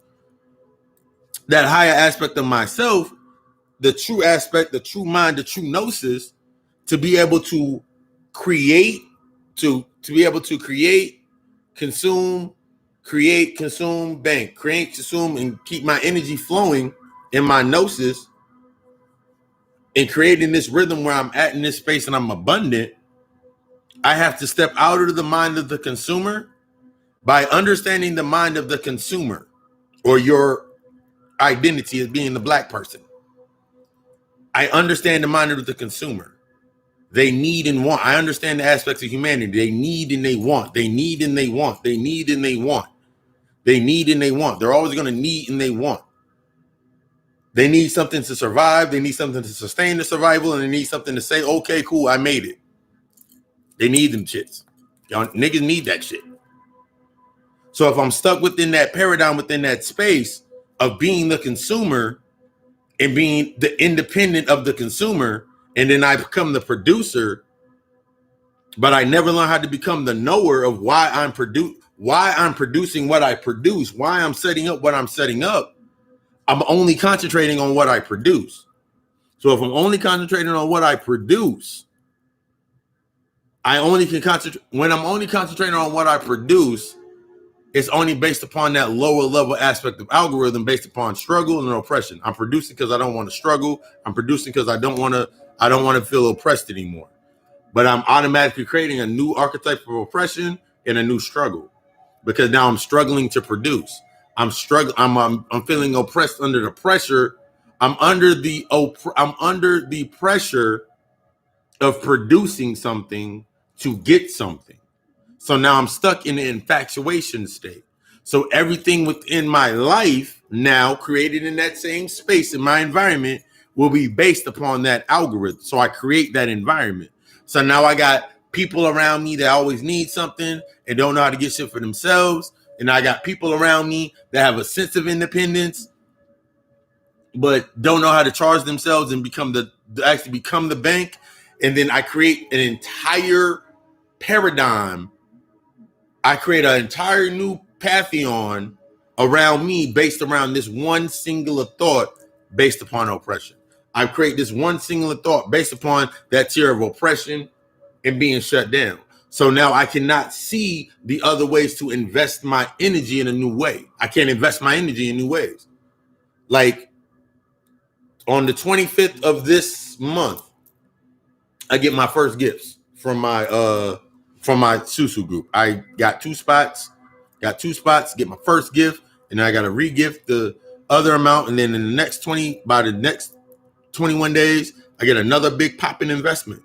That's a stream for me.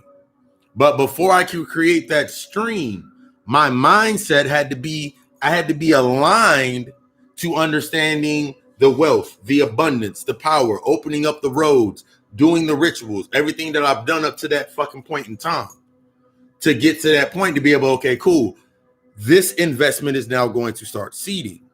I've planted this, but this was based upon me already sowing into that space, doing my podcast, doing the guided meditations.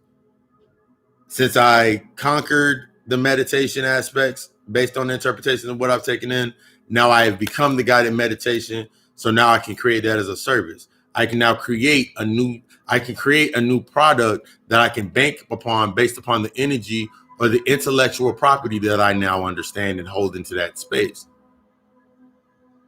Now, boom, I created the guided meditation aspect.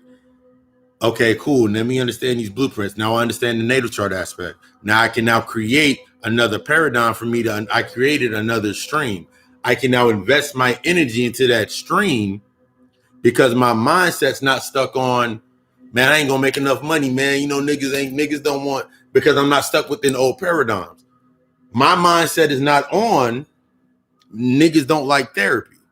Niggas don't like talking about their issues. Niggas don't like talking about their shadow and all of their issues. My mindset's not there anymore because my mindset, since I'm in the God mindset, that generator, operator, and destroyer, the generator, operator, and developer aspect, and I went into the occult or into that hidden aspect of my mind, and now I'm creating based upon that, or the alchemy, being the Godical alchemist. Now that I've created the Godical alchemist entity, what does my entity serve? What is the projection that I use as my entity? In Interest Papa Lucy. How did I become Papa Lucy? Going through that same aspect of understanding the rhythms of understanding the true rhythms of that frequency, embracing and interfacing with that energy, the energy that I use. How did I tap into these aspects of my energy? By understanding everything that was based on the table of contents of my life. Everything from my pops calling me Lucifer, every moment that he had a chance, from my pops telling me that I was unhealthy at every other chance, from my mother telling me to be, my mother being a creative of writing books and never, the aspect of my mother writing a children's book, a book for teens and a book for adults, but never going forward with that information, never going forward with that, never finding a publisher, allowing other motherfuckers to stop her from doing it. That's where I pull my energy from. I perfected that space because I understand that rhythm of where she was at. It's not for me. It's not for her. It's not for me to sit there and have an argument with my mother and be like, Mom, you could have did all these damn things. And because you didn't do all these damn things, I couldn't do all them damn things. How the fuck can I say in the same fucking breath that I'm a fucking creator and I create my own path and I'm understanding myself, and in that same line can contradict myself and say I can't do it because my mother didn't do it? The reason my mother didn't do it is the reason that my grandmother did. Because the negative aspect of my mother not being a creative, not taking her shit to the next level of being a creative,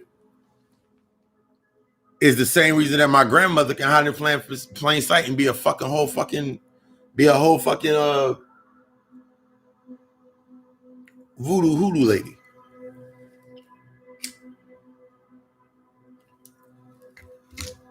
That negative charged me and led me to the positive. If I was steady being affected emotionally by, oh my God, my mom gave us da da da da.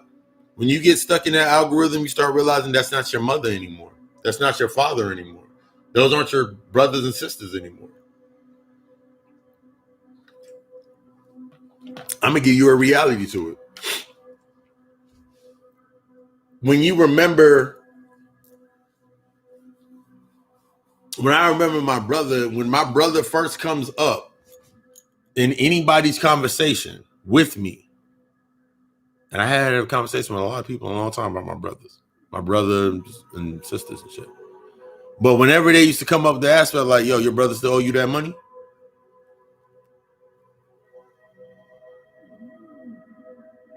Nah, he good. I can go one of two ways. Yeah, that nigga still owe me $3,500.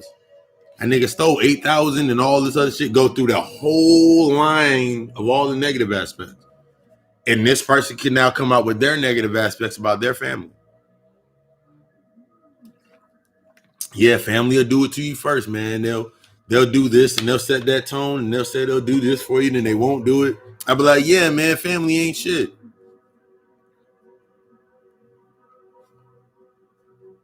Picking a side.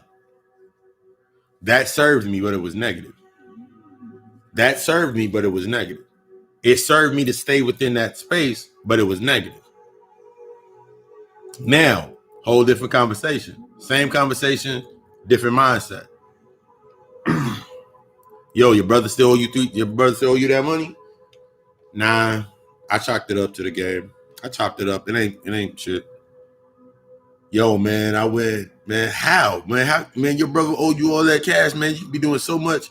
Man, as I think about it, you could have done so much if you didn't give out all your money and do all this shit. You could have been in a whole different space. Yeah. Here's your time to teach. Yeah, but if I went through that space, if I went through that, then would we have ever had conversations?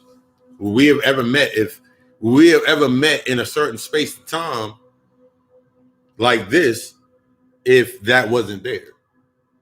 And then you start repeating that to yourself. What are you if I've championed and I've created a scenario in my mind and defeated that and made that more transparent, that parallel? What are you now?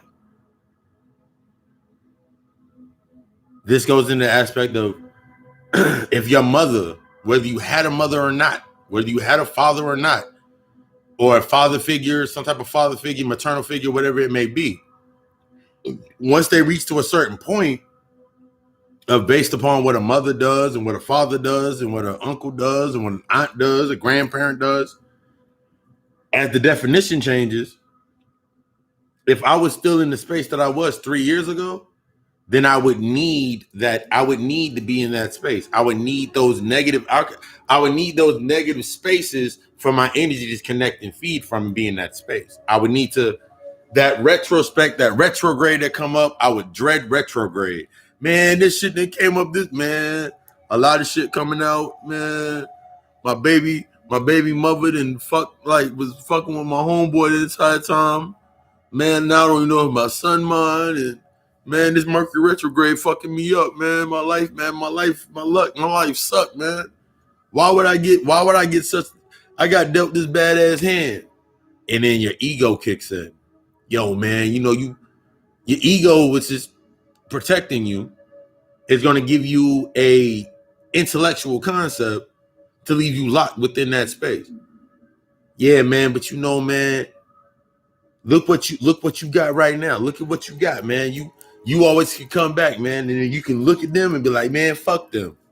And now you create the space to only do the shit.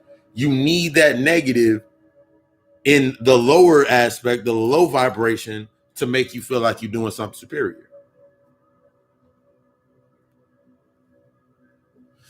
Now everything is going right. You think you moving up, but you still on that parallel. You're now going to the other end of the polarity. You working, you got your job, you got your job. Now you got that new apartment or that new crib that you're renting. You got your car, so now you got the lease on your car that you got. Now you got the lease on your car, the lease on your rent. Now you renting. You got this lease for your house note. You got this lease for your car. Then you got something else came with that. You need insurance. Now you need an insurance. Now you needed all these other aspects. Nigga, I want to look ballerific, so you went to go get the cheap ass tent done from your man down the street. Then you found a rent and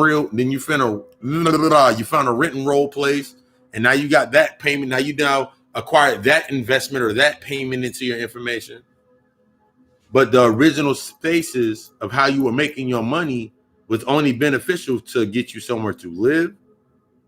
In that aspect, is somewhere the way to get back and forth to work. Humanity always needs and wants. It's inherently flawed to always need and want. So if your mindset is not stuck within the alignment of it naturally as it naturally falls down to you, and you outside of the aspects of time, this is where the stress comes from. This is where worry comes from.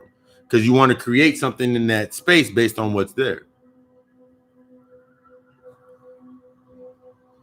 The tribe of the niggas that play lottery every day. The tribe of the niggas that are always on the street. The tribe of the motherfuckers that are always doing something else or something or other. And now you have to accept that initiation into that space.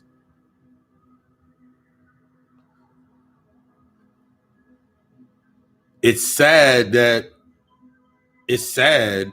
not to me, I don't give a fuck, that it's funny that you can see once you get to that certain space and you start seeing the things happening the way they keep happening. They're talking about voting and all this shit. They do it at the same time every fucking year. They keeping you all emotional and shit. So now you further distracted. But then you can't go back to the intellectual aspect of what you learned in the 5th grade in history class. That there's an electoral college.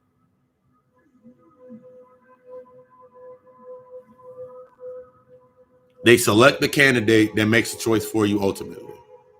It may not reflect your choice.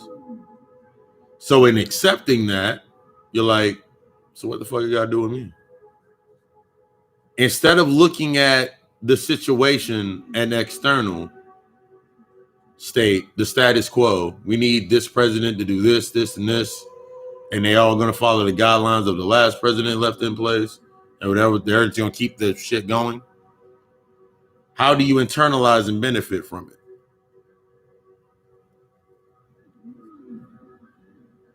Biden talking about taxes and shit. Okay. Taxes don't faze me. How do I internalize and learn from that aspect? This is learning how to think and not moving on the what to think participle. Everybody's going to think like, yo, the taxes going to go up and the shit going to be bad. Nigga, you going to pay the shit anyway. Instead of worrying about the outcome, worry about cultivating your purpose. Shit is not going back to what the fuck you thought it was. Everybody, like some people are holding on to that fundamental aspect of hope that all they have to do is this, this, and this, and everything can go back the way it was. That famous line from the Joker in the fucking Dark Knight.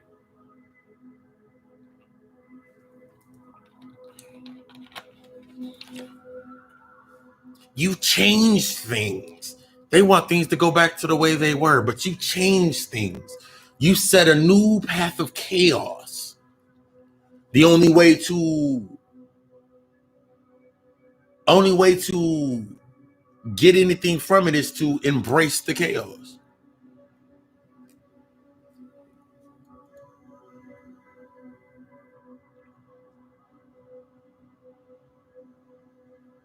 So why don't you embrace the chaos?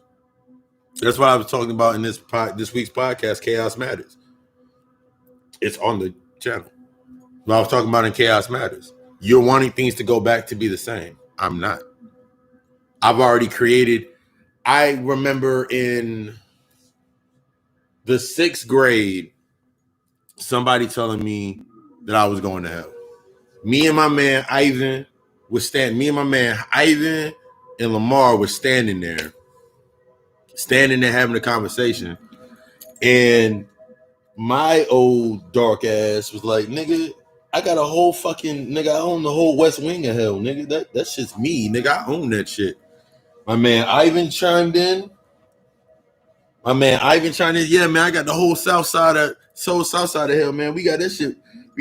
That shit bomb down there. Yeah, we doing it down there. Yeah, this is how we were talking in the 5th grade. Man, it's bomb down there. Yeah, man, I got the whole east side popping. We didn't need someone to handle the south side. We didn't need someone to handle the north side, man. We own hell. And I'm laughing because like the person looked at us like we lost our fucking minds. I can't believe you would say some shit like that. She went and told the teacher. She went and told the goddamn teacher that we was talking about that we ran hell. It was not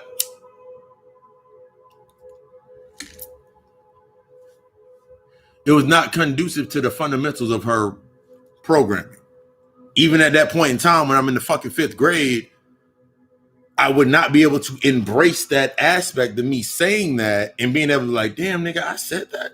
Yeah, nigga, I said that.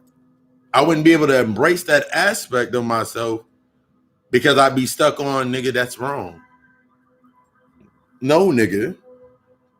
I view this as a lower level, beautiful wasteland.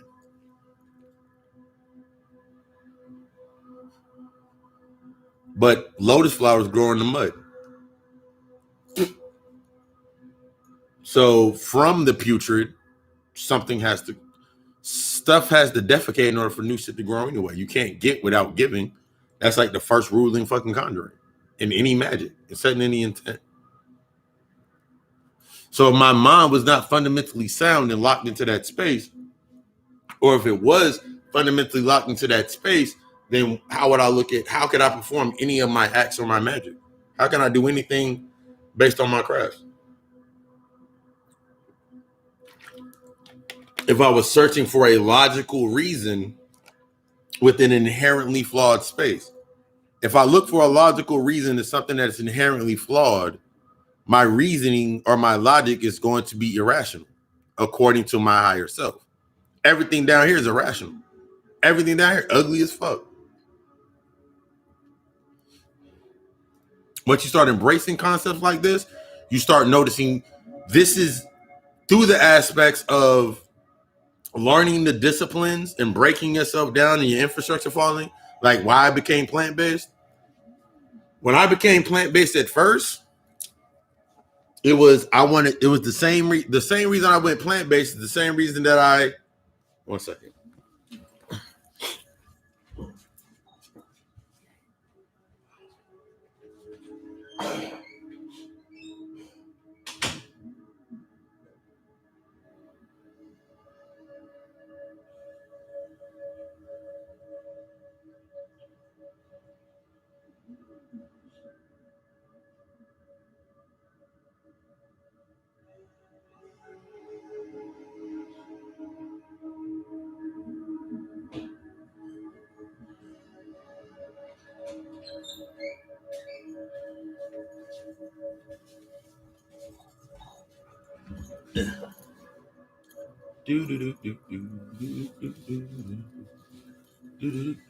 There it is.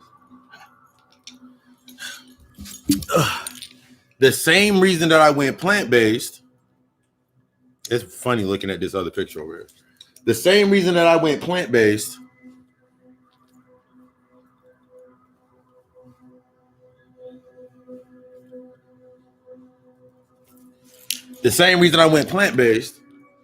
was the same reason that I did any of the shit that I had to do, because it was a point of me learning an aspect.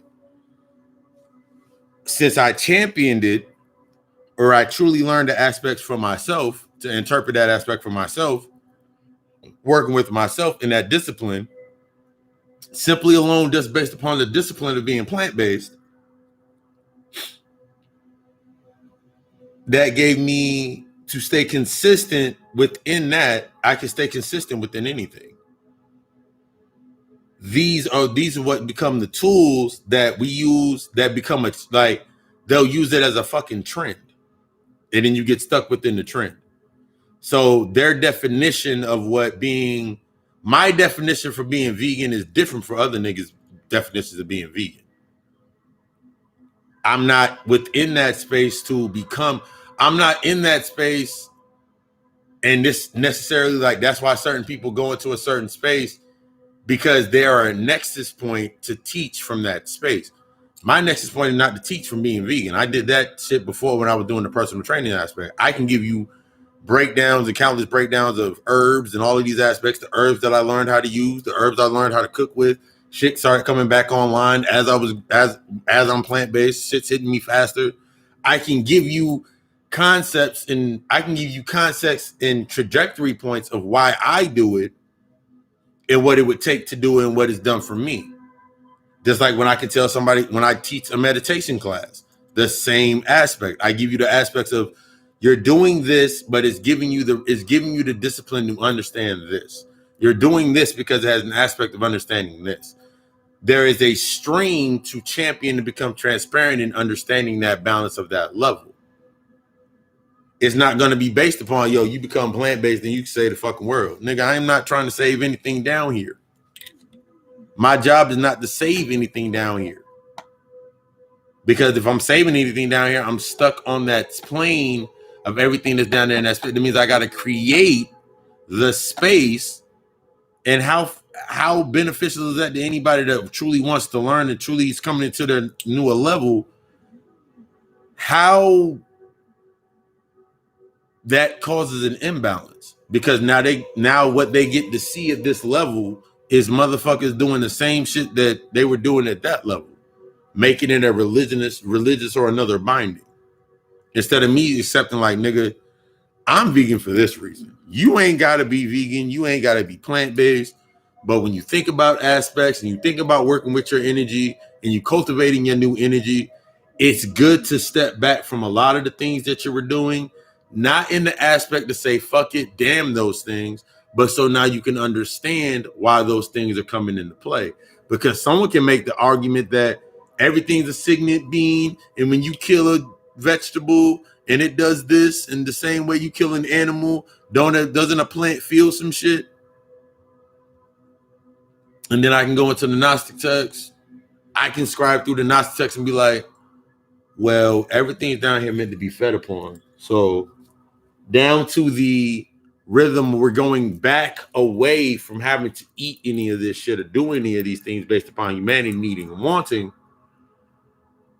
Everything's been set up down here to serve a purpose. But if I'm not looking at things I'm not looking on things in that narrative of it's serving a purpose for me to sustain that level.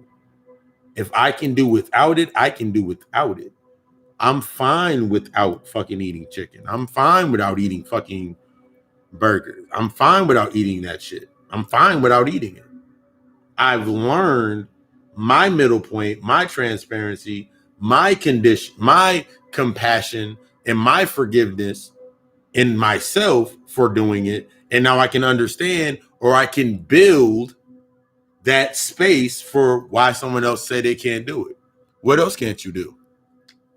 Because a long time ago, when I was in the 8th grade, after watching Love and Basketball, I repeated that shit every fucking day. Can't should never be in a man's vocabulary. Can't should never be in a man's vocabulary. I brought that shit online. I brought that mantra online to myself. Can't should never be in my vocabulary. I became limitless. Limitless in all my potentials of everything that I do.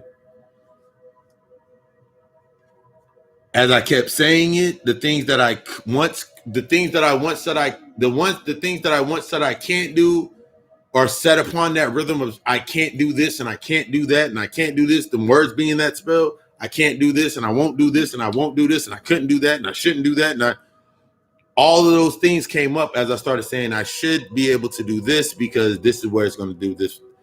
I should be able to do this to accept what comes from it. I can do this, and the only thing about me not doing this, and the only difference between I can and I can't in that space is accepting what happens after I do it. Once you reach this level of acceptance, there's really no reason to be upset, mad, or anything. Like, nigga, I'm literally never mad or upset or anything. I'm not saying that it doesn't happen. I'm not saying that I don't get irritated. I don't get angry. I'm not saying I don't get these things. But when I'm reaching to these points, when I feel that imbalance in my emotion coming to the surface, when I'm dealing with it, I can now bring into and conceptualize a reasoning to bring myself back into balance based upon the disciplines that I've already studied. So now I can sit back and be like, nigga, why should I be mad? Why should I be upset? Why should any of that shit fucking matter? What can I learn from that space? What can I learn from what am I learning from it? That's all that fucking matters to me right now. What am I learning from it? After I've learned, what can I use that to prepare to invest something new into? I got like my whole mindset, I'm never fucking bored. Like I'm always thinking about your mind's always on investing, but you don't have the understanding of what investing truly is because you don't have the concept of what sacrifice is, because our aspects of sacrifice is based upon suffering. It's going to make something happen speedier. So if I give up this is going to happen really, really fast. So a motherfucker, like, if I give up eating meat for a week and drink nothing but water, nigga, I'm going to lose this many pounds. Yeah, you're going to lose a lot of weight, but it's all water weight. Man, you always trying to... No, I'm telling you based upon the information that I've read. This is how you start coming in alignment with certain people. Once you started doing your necessary aspects of healing, and then you start seeing, when you start seeing it, when you also attract, because that first level is accepting, coming into your forgiveness for yourself, the compassion for yourself. Accepting it for what it is right before accepting it for what it is there's a thin line between that acceptance and responsibility, and that's that judgment zone. So while you in that little judgment zone, judging people by, man, I can't believe you still eating pork chop sandwiches. As a person, for me, like, I've never eaten fucking pork. I've never ate swine.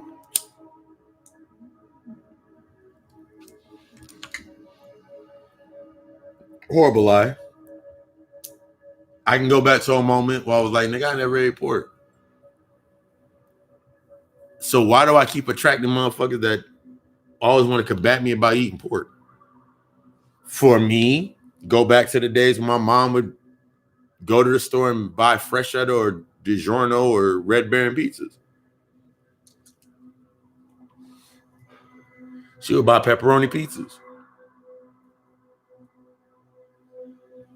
Pepperoni's not pork, it's pepperoni. Nigga, it's a meat. What kind of meat is it? I remember one day sitting in the damn kitchen. My mom wanted me to put the pizzas in the oven for us to eat and watch. We were going to watch, thank God this Friday night, we were going to watch Family Matters or Snick or whatever the fuck was on. And I remember I was sitting there waiting for the oven to preheat. I had pizza on the pan. I waited for the oven to preheat, and I read the back of the box. Pork and beef. Pork, beef, and chicken and the pepperoni. Nigga, we don't eat pork. I remember I went to my mom, was like, Mom, this has pork in it. No, it's pepperoni. And my mom cannot come up with my mom cannot come up with a sufficient answer because I read the back of the box. All my mom remembered, and she chuckled and said it. She was like, I remember when you were 6 years old. I was 10 years old at this time. I remember when you were 6 years old and you were sitting in the back of your grandmother's car and we were riding down the street and you were reading all the billboard signs. And she went into her nostalgic moment. And I went into the nostalgic moment of remembering the moment. And then, but after we came back, it was like, okay. So then I started only eating the cheese pizza. I was like, I'm going to stay true to not eating this shit. So I'm going to eat the cheese pizza. And then my brothers and sisters asked me, why did I always eat the cheese pizza? And I'll be like, because the pepperoni is pork and we don't eat pork, remember? But no, pork is the best pepperoni. I started seeing the rhythm of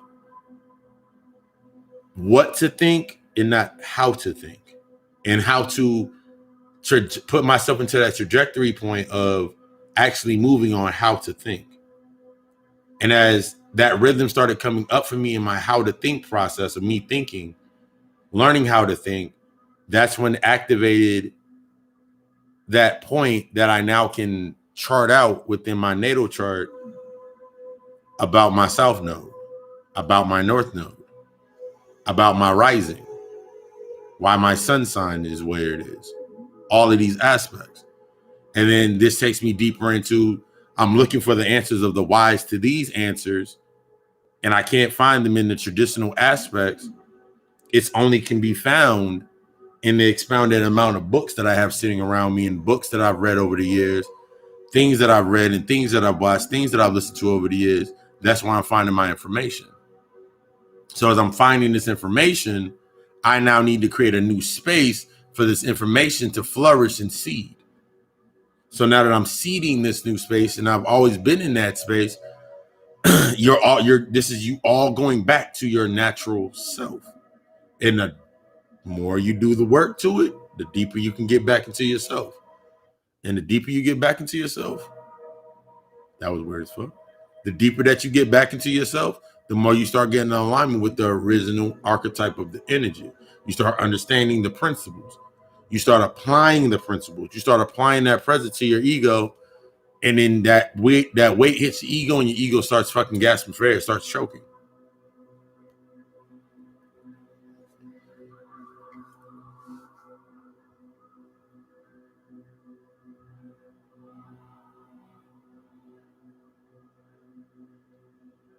the nexus point of that middle point,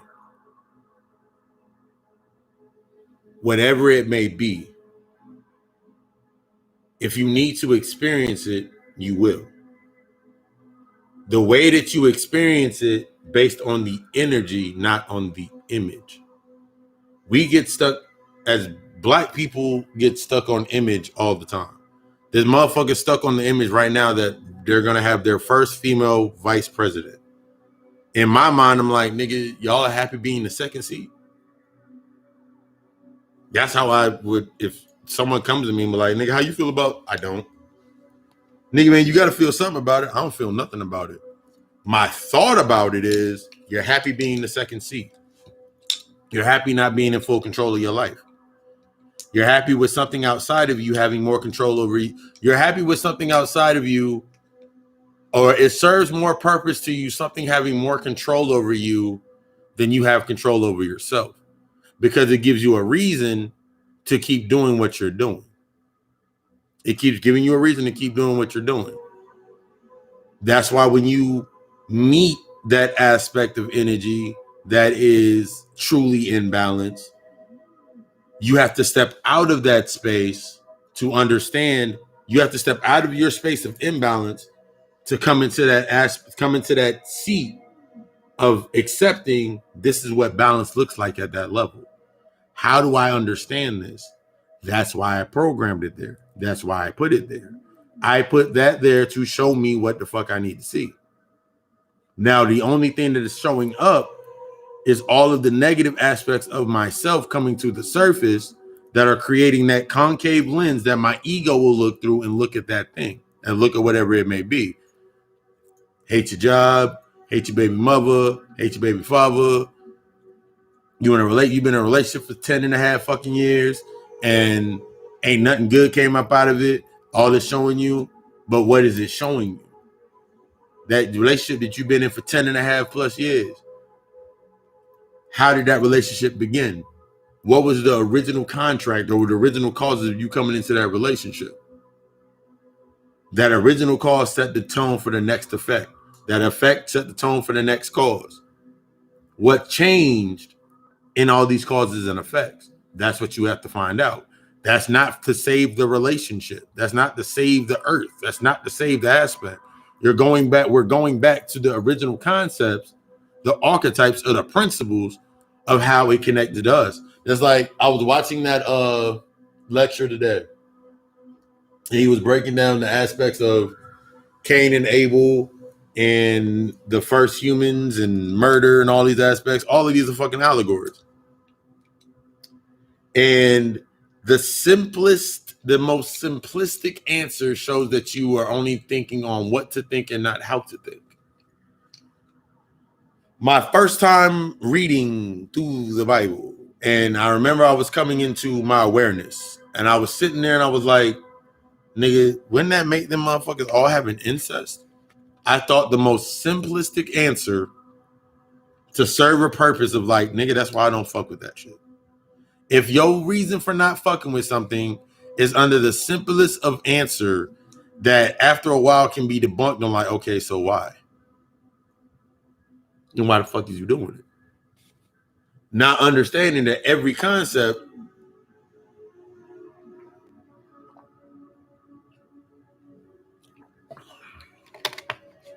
in the damn book, in the damn text, is based off allegory. It's based off the allegory. You can look at it from the metaphysical standpoint, the astrological standpoint, these multiple points to navigate yourself through your life.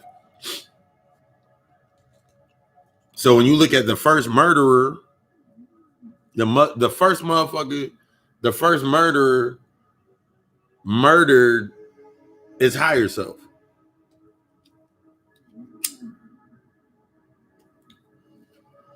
When I break down the Cain and Abel story, Abel sacrificed his animal self. That was the whole burning of the fire and burning, slaughtering the lamb or the lamb, and giving that sacrifice. Sacrificing. What does the sheep represent? The sheep represents that motherfucker that does whatever they're supposed to do. So Abel sacrificed the aspect of the human aspect of himself of doing what is based upon humanity and slaughtering something. As opposed to Cain, he killed the shit that was used to sustain himself. But also in the story, the flame wasn't rising because he was trying to kill. The flame wasn't rising because the stuff that he was trying to destroy still had life within it, or it still had something that it still had nourishment within it, something that he could learn from. I think it was like apples and some fruit and shit.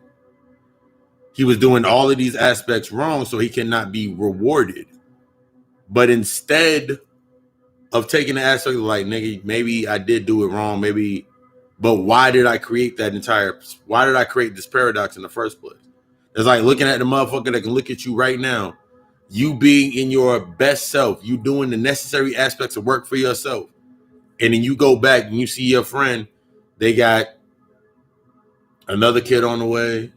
He got another kid on the way. Still working at McDonald's. Still working that dead-end ass job. Still living in them low-income apartments. Meanwhile, on your end, they were a stripper. They did something at their level of life to do something. And they being a stripper, and you thought about OnlyFans. What's the difference? What's the difference? What's the nexus point? What's the access point that you need to access? That's why you keep going back to it. But you are not understanding and learning from it. You're not taking what you need to learn from it, perhaps. Wanting to go back to something. Wanting it to be something. Wanting it to, okay, I did this, and this, and I'm going to go back to this. You have to accept things where they're at that moment and point in time, and accept what's going forward. You got to accept that shit. Because if you don't, that's how you get stuck within that. All that's left there is the negative.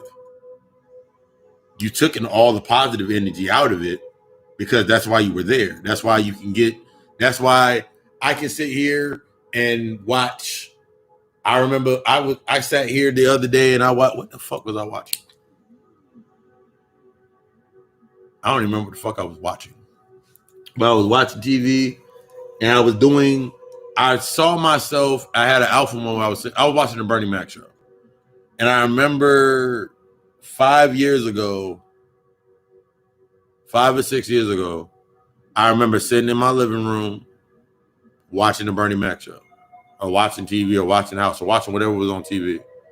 And I'd be sitting in my space and I'd be like either on my phone or doing some other outlandish shit because I'd be waiting because it'd be my day off. And I'd be sitting there on my day off like, all right, I'm sitting on my day off. I'm going to watch TV. Now I'm sitting in this same space, not the same space imagery-wise, but I'm sitting in the same archetype of space, but I'm in a different mindset. I'm still watching TV, but I'm not stressing over anything. But the same thoughts don't come to my mind to make that an escape. Is there something there that's in the background? It's an aspect that's in the background playing out for me while I'm just sitting here chilling. Meanwhile, I'm not fully immersed in escaping from the aspect, hey, damn, I got to go to work tomorrow. And man, I got to pay this rent tomorrow. And I got to do this tomorrow. And I got to do this. Those aspects no longer exist. What connected me to those thought forms no longer exists. So I'm not needing something, or I'm not wanting something.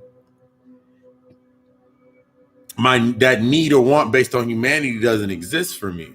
So I'm not looking for reasons to exist. I'm not looking for that lust for existence that we got into last week. I'm looking at the aspect like, okay, I'm looking at this. All right, cool. I can watch a little bit of TV. But after I watch this, I'm going to write something down. I'm going to work on the lecture notes. or I'm gonna work on the next aspect for the podcast. I can automatically fill in those blank spaces with something from my highest, something that my higher energy can now go into. I now have accepted the responsibility of creating my space. If I want to have more time, I'm now in the space of creating more time. If I want more money, I have to be in the aspect of me being prosperous and abundant. So what do I do to become more prosperous and abundant? Whatever I do at that level has to be for my aspect, not for anybody else's. It doesn't have to be understood by anybody else. If that feeling comes up, then that's when I have to. When that feeling comes up, man, but what's my mom gonna think? What's my dad gonna think? What's this person gonna think? People are gonna start thinking that I'm fucking crazy if I start talking like this. I'm not doing it for the motherfuckers that are gonna think that I'm crazy. I'm doing it for the motherfuckers that are within that space. Everything I do is for the frequency being on this frequency. This is that weightless aspect of the higher that you get into this shit, the more lonely that you're gonna feel. But then you realize that you are never alone. You have everything that you need around you anyway. So you stop the needing and wanting is I need and want nothing. Everything that I desire, I create. Everything that I desire, I create. And then I later charge to it based on what I have to what's already been programmed into it. So everything can be interpreted based on that nature of your true self. But it takes that aspect of that work is the most important part. Because if you're not doing the work, you have the examples of motherfuckers not doing the work. They're talking about the same thing they talked about for the last 15, 20 years. They're talking about the same thing they talked about last week and the week before and the month before and the year before. They only can give you three bases: the consumer, the producer, or the banker. Most people are still in that consume mindset. That's your lowest archetype of yourself, that consumer aspect. Consuming what keeps you surviving, consuming what makes you confident or gives you your energy, and consuming what gives you power. So most motherfuckers ain't even got to the heart chakra yet. I done been in the heart chakra, danced in the heart chakra. I move in my heart chakra all the fucking time. Cause that's my portal. That's the portal and nexus point to my knowing. That's in order for me to get anywhere, I gotta lick that shit off my heart or allow myself to absorb it through my heart, through this crossroad point. I have to allow myself to crucify that ignorance, or crucify whatever's next to me that has to come to that point. I have to allow that shit to happen. I have to accept what comes when I make a decision in full. Whatever comes up based on that decision is what comes up. If it comes up and it resonates with me and it makes me feel a certain type of way, I know I got to work on it. If I can look at it, if I can look at my phone right now, and if my phone rang right now and it was a relative and I know what they're going to ask for, I always have one or two choices. Either answer the phone and come up with a lie, or come up with a reason why I don't have it, or give them this whole explanation, or allow them to do what they're always going to do, because they're always going to do what they're doing. The only aspect that changes is you're no longer in there. You're no longer at that rhythm. You're no longer on that frequency. In order for them to get to you, they have to come out of it. You have to, that's just when I always talk about that space. You need that space for them to come out of that shit. The same way that you came out of it, in parallel, they're going to come out of it, but they got to make the same decision of sacrifice. You understand when we think about sacrifice on the lower level, it's based on expediting. It's based on expedience through suffering. Sacrifice is expedience through suffering. So a motherfucker thinks the longer that they suffer, this is the aspect of this is how niggas think now. The longer that they suffer, they'll get something good at the end. That was the whole fundamental based on, nigga, if I do all of these aspects down here and I stay real good and I sit here and don't say shit, I don't look at her ass, and I don't look at his print in his sweatpants, and I don't do this and I don't do that, Then when I transition, I'm gonna go to that street of gold. But then you concentrating on the outcome, that street of gold, all that shit being good for you on that side, but you didn't do anything to create what you got over there. There's a scene in American Gods when she meets Anpu, when she meets Anubis. I'm glad that they used a black guy to be Anubis. I was so happy that I was ecstatic when they did that. And he was like, you thought life was nothing, so you created nothing in return. Big ass fucking gym.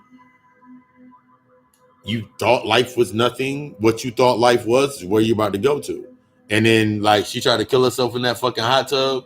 If you ever seen American Gods, I don't care about the spoiler alert.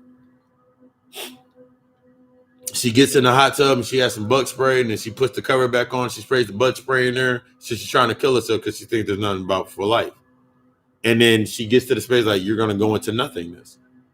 And it was funny because it was a white chick and they go back into nothingness. Anyway, they get reabsorbed back into where they came from.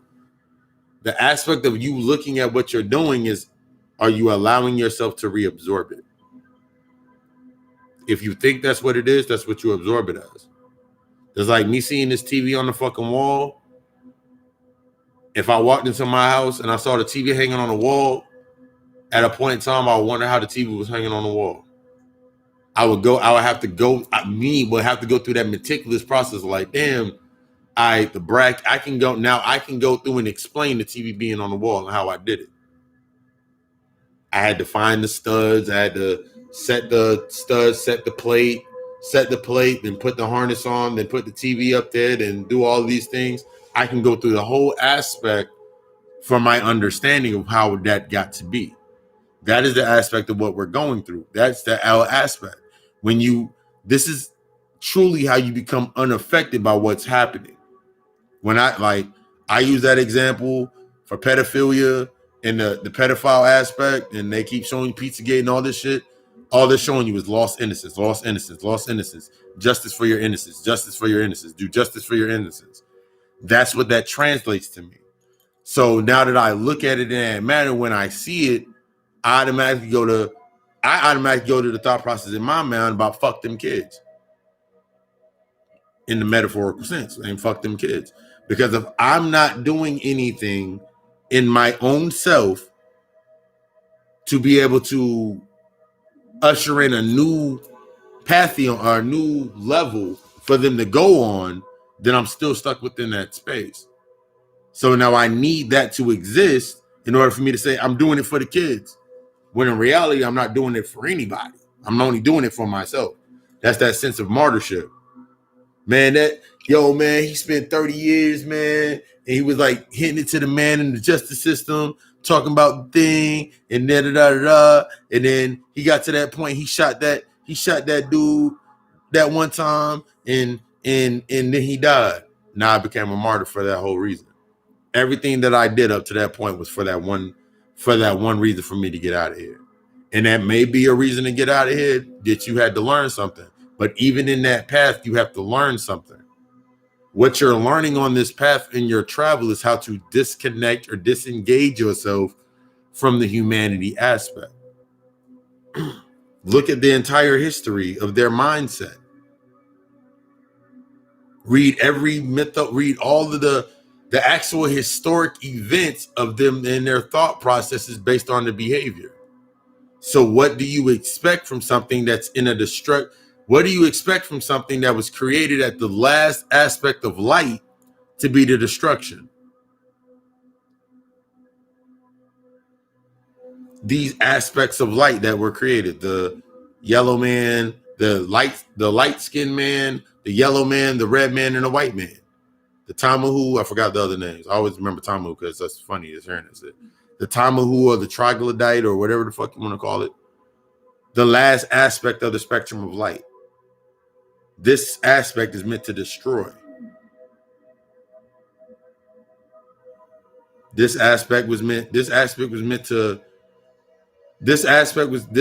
frame of light was meant to create. This aspect of light was meant to the philosophies and all of those aspects. This aspect was meant to do this, and this aspect was meant to do something else. They all had an aspect of what they were supposed to do. So being upset with it for doing what it was programmed to do kind of loses its point. Why would I be upset that that shit's doing exactly what it's supposed to do? What am I supposed to be doing to combat that, or to come into the understanding of what that is based on its perspective? Yes, it's gruesome. Yes, it's fucking disgusting. But that's what humanity is anyway. So if that's the aspect of humanity, I don't want to be human. I'm not human. That's why that shit's affecting me, because showing me, nigga, that's not me. It's an aspect of something being lost within it that it needs. It's trying to get back to the innocence of, it's the furthest aspect of needing to get back to its truest self. So think about what it has to go through to get to its truest self. It got to go through all of those aspects to get to its truest self. All of that energy that has been created in that space is in you. All of this energy. We want to have a better future. We want to have this. We want to have all of this, and all of that. This big ass 2020 vision, hindsight, 2020 vision, 2012 representing the end and 2020 representing that vision. What are you doing with the new information? What are you doing now that you have all the power? You're coming into realization that you had the fucking power all along. I came into realization I had the power all the fucking long. And now that I'm in the realization of that, I've had the power all along to create my reality, do what I wanted to fucking do, bring myself to where I needed to be, and move how I wanted to move, walk and talk my shit and do what the fuck I'm doing. I'm doing exactly what the fuck I'm supposed to be doing. That way, if someone comes to me with a question, if my niece, nephew, any child comes to me with a question, I'm able to answer it to the best of my ability. And I'm not giving them what my mother gave them. I'm not giving them what my father gave them. I'm not giving them I'm not giving them those aspects. I'm giving them deep intellectual ass aspects. Man, the kid don't understand that part. How do you know? Because I didn't understand it at that age.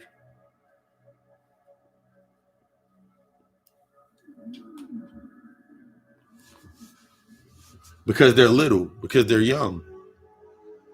They're the closest to the fucking God realm any fucking way. Some came down here to teach you. Some came down here to learn an aspect. Through the chaos, you're going to see your truth. Through that chaos, you're going to see your truth. But you need the chaos.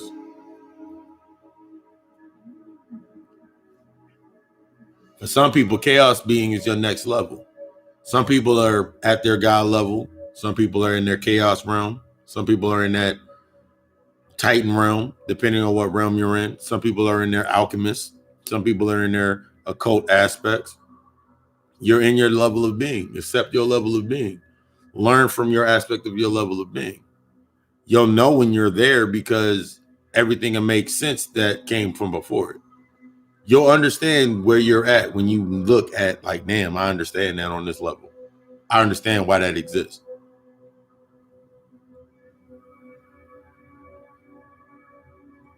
Stop trying to pick sides in shit that's over. Stop trying to make something work in something that's over. If you have an idea, that's your first sign. You acting on the idea is your second sign. What comes up as you're dealing with that first and that second sign, that's the shit you need to work on to get to your fourth sign.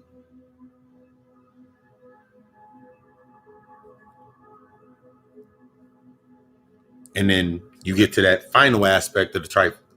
You go to your first, second, third, fourth, fifth, sixth. 6 being that point, then 7 being the aspect of creation. So now you're creating a new space. That's why everything's based on fucking 7s. Then 8 is the aspect of creation, and 9 is the ether. It was the day of ether last Saturday. Translated to the number 9, day of ether. For me, it was my day of ether when I went to that damn birthday party. And I worked within the chaos of the ethers. It was a necessary aspect for me to go through it. I already saw that I needed to go do it. It wasn't for anybody else to understand why I went and did it. I just had to go do it. This is the aspect of understanding your signs, understanding these rhythms, and understanding what you're doing at that level and what needs to be done. This is the aspect of tapping. This is as you're tapping into yourself. When we get stuck based on the trend, someone to say, I'll give an example. Someone can say some shit about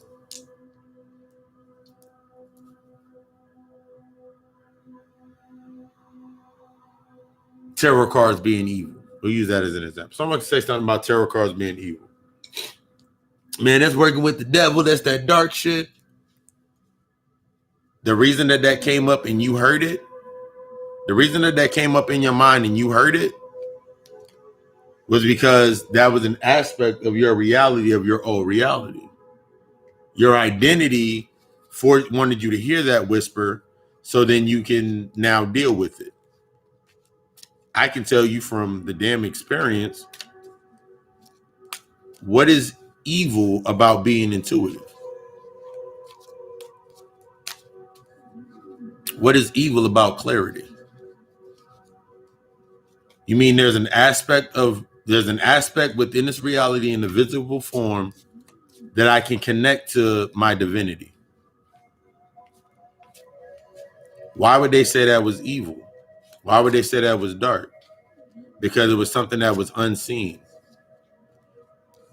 Our eyes by nature can see shit that other motherfuckers can't see. By nature, that's already the melanin in your fucking skin. I can go deep into that. The melanin aspects of the melanin that's inside of you being at such a high potent rate allows you and gives you the ability to see things others can't see anywhere. So whenever you look at the writings on the temple walls and they couldn't understand it, or the reason that you can seem to just understand shit, the fuck's about to play next? Oh, I don't even care. Let's let it play. Oh, we can do that one. The aspects of that reality is what you're able to see shit and read shit. Your confidence in your power, your energy, and your shit. That's the fuck that we're trying to break down and get into. That confidence in yourself, that power in your. Where the fuck's the remote? That shit loud as hell. The confidence in your abilities of stepping forward and doing what the fuck you need to do. I remember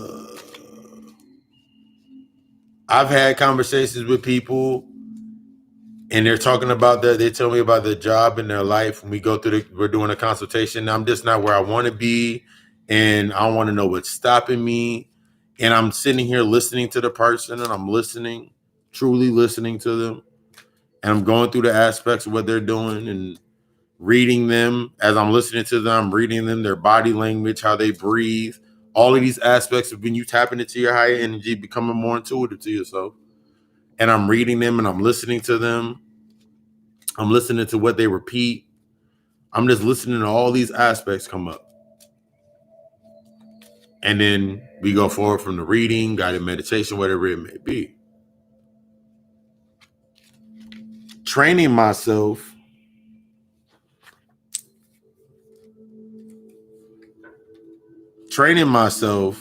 to let go of old concepts. Like 3 cards just fell out of my hand. First card I pulled out of my hand is the Ace of Pentacles. The second card I pulled out of my hand is the Devil. And the third card I pulled was the Nine of Pentacles. In order to come into the abundance of yourself, in order to come into that abundance and that prosperity, that level of your abilities, you got to let go of holding on to those old possessions of an intellectual manner. Trying to be what you were is not going to get you to where you want to be. Being bound to these old thought processes and rhythms and mindset based on this new moon energy anyway. That old way of life is not going to work for you. The old thought process is not going to work for you. You come to a point where that's not going to last. Nine of Pentacles represents sitting in that garden and getting to that energy, cultivating yourself.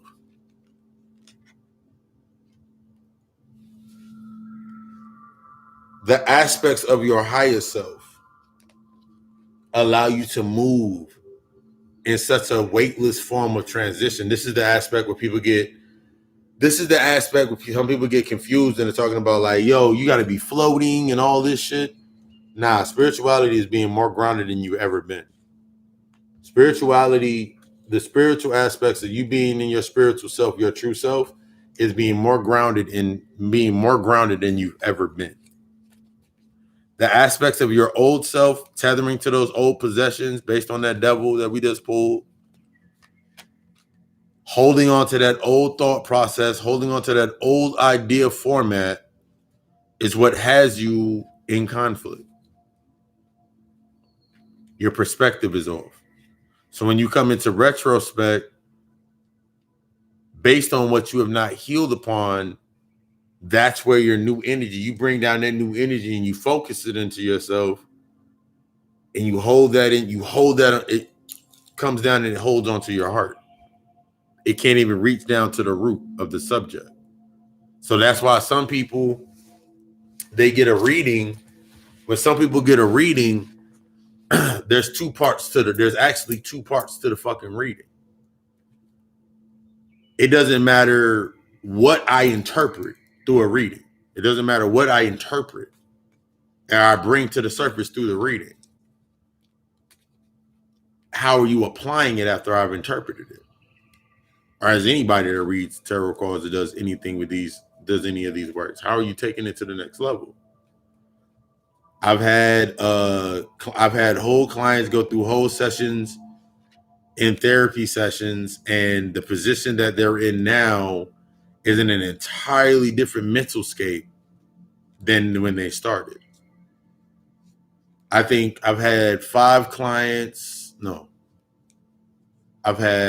10 to 12 clients over the last few months that I've dealt with and building my client base, that in the beginning, they were in pain.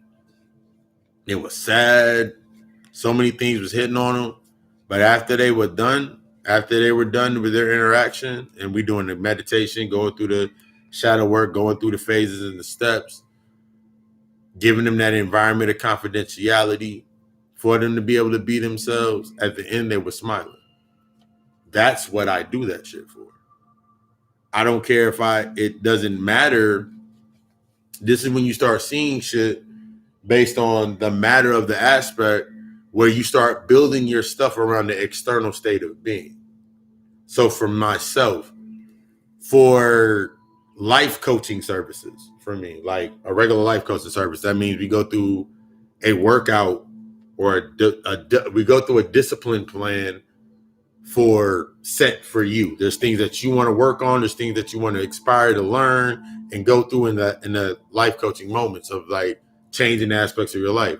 Life coaching for me is $150. It's a 30-day aspect of course. It's a 30-day aspect course. We go through everything that is on your mind, what you want to have that conversation, and start programming you in that way, because you've came to a certain level and you've accepted that. For the deeper aspects, when I do the therapy and I do the counseling, we talk about all of those issues, bring everything as it's coming to the surface. We talk about it and we deal with it.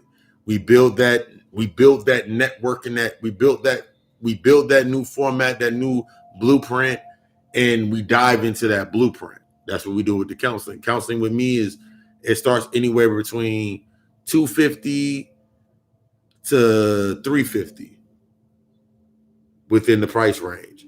$250 is we'll be meeting like maybe 1 to 2 days a week. If you need something deeper and we're seeing deeper aspects that need to be dealt upon, then that $350 that takes you up to about 2 to 3 days a week, and we build it up based upon that. Same 30-day program for a month. And if we need more, then we add on more. Everything that I'm doing is into the aspect of by the end of it, by the end of whatever program we set in motion, at the end of it, you have an entirely different, you already had the different outlook on life. What we're bringing to the surface is you accepting your view on life. And then your responsibility in how you program how you're seeing your life. Same thing with natal chart analysis. Break down natal chart analysis. I can do the extensive aspect where I give you every aspect of every house. Like if you've never done a natal chart before, go through every aspect of your house and give you the explanation of every part of your house, why Lilith lays in your house, why this is conjuncting to this, and go through the explanation on that level. On the other aspect, the last now 16 natal charts that I did this week, I went into the aspects. Most people wanted their career. Some people wanted their careers based upon your second and your 10th house. But I do something more. I don't go into the aspect of when I do an analysis, it's not going to be based upon, based on this in your chart, this is the job you should be doing. Nah, I'm trying to pull you closer to your energy, to the aspects of why that seems to be a good job for you or a good fit. Why you need that. By being in that space is going to give you a certain amount of information. That's the aspect of doing a true natal analysis, breaking it down to a level to where everything that you're reading, if you don't understand it, it forces you to have to study it.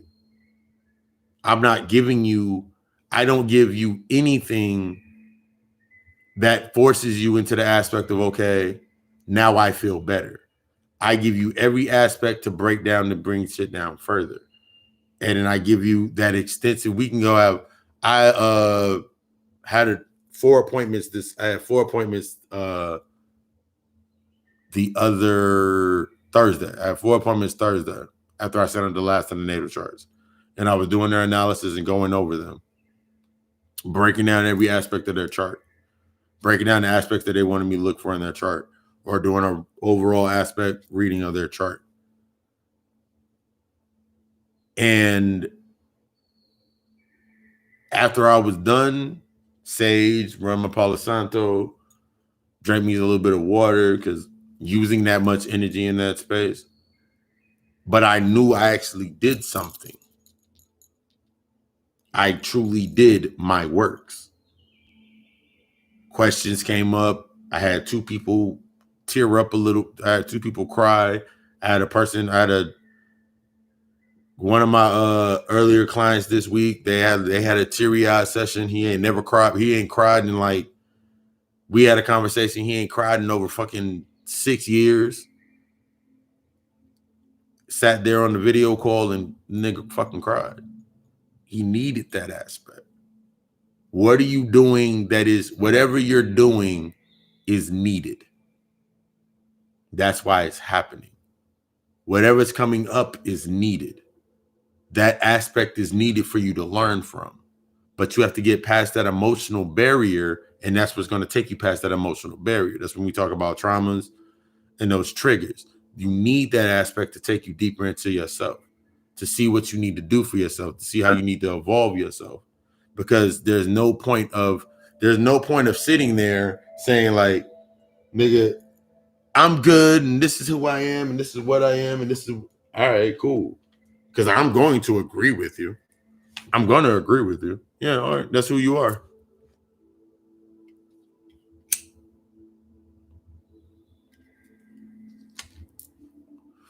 That's who you are. Okay, cool.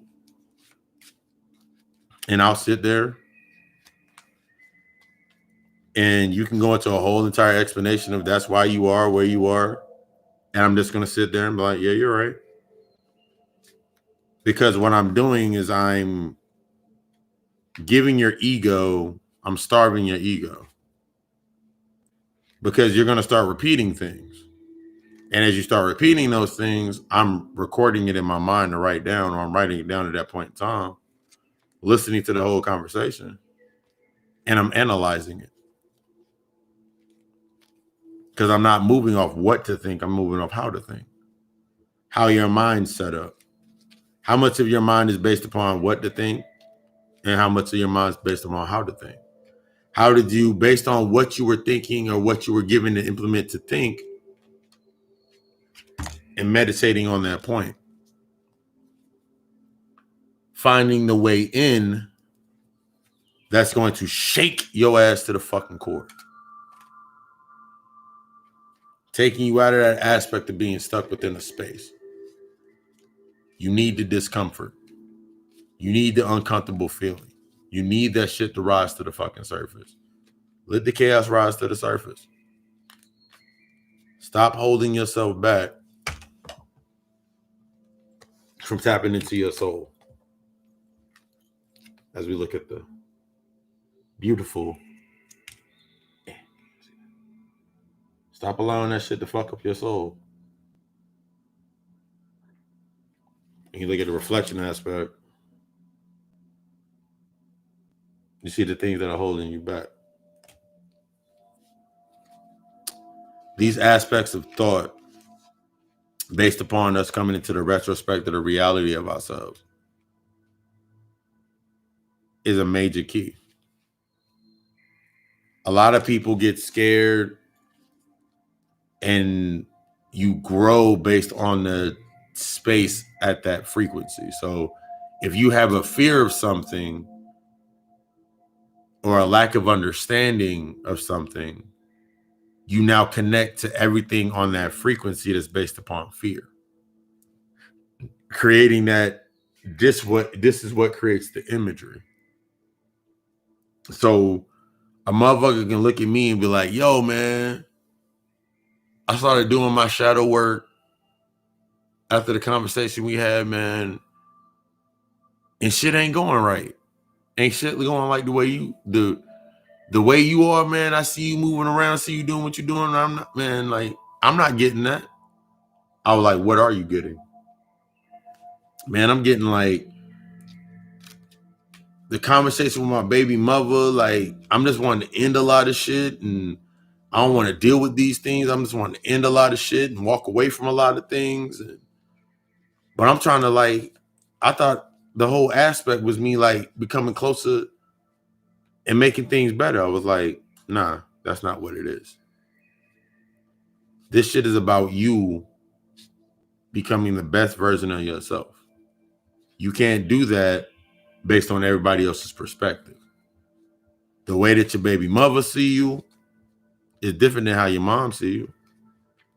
The way your mom see you is different than how your sister see you. Even if they see you in somewhat of the same way, it's still different based on their needs and their wants, based on their level of where they at. So even in that whole entire space, you're still not real. You have to come to terms that shit ain't fucking real. That you create this shit as you go forward. If I didn't come to that fucking point, I can truly look back and say, nigga, I would be fucking lost. If I didn't come to if I didn't come to those realizations, I'd truly be fucking lost. I'd probably still be right now. What time is it? It's 11:03. Right now, due to the COVID-19, my job closed at 10:30. So I'll be sitting in there mad, upset. Like, damn, man, I ain't got no way, man. It's 11:03, ain't nothing I can eat. I would be looking for reasons within that space to hate that space, not understand that space. This is what is being done and continues to be done at this space based on needs and wants. You find the hate for the white man, even though you created him. You find the reason to hate your baby mother, even though you created her. You find the reason to hate your baby father, even though you created them. You find the reason to hate whatever it is, or be mad or upset or whatever something is, even though, so you don't have to accept the responsibility of what the fuck you created.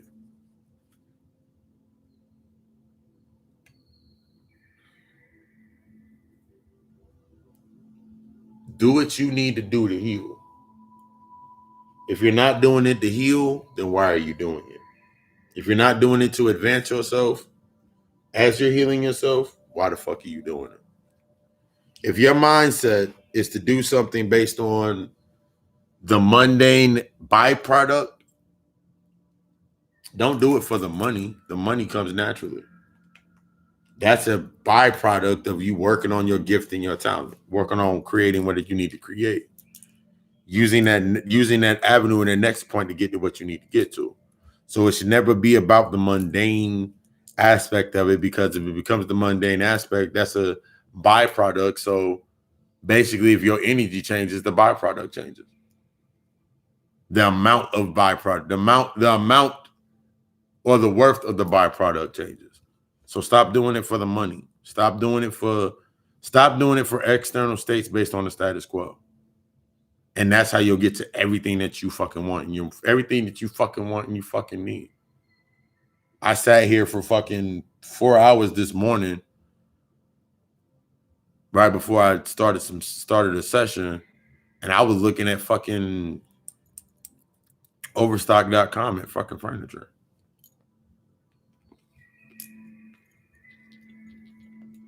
This time last year, I'd have been looking at TV. I've been looking at TV, sitting in my uniform, ready to go to work. See how your shit start changing? You got to build it first. You got to build it first. You got to set that shit up first. You got to build it first. You got to put it in play. Whatever's in the way of you building it and putting it in that way, in that space, you got to put that work in.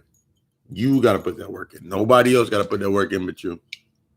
It ain't got to make sense to anybody else. It's not for them. It's for you.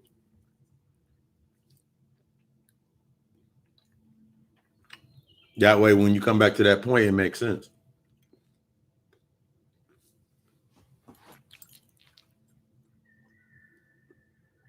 Just for you.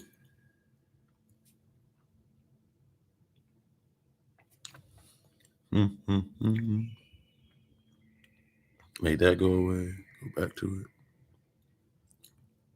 Oh, there it all is up there. All right, cool.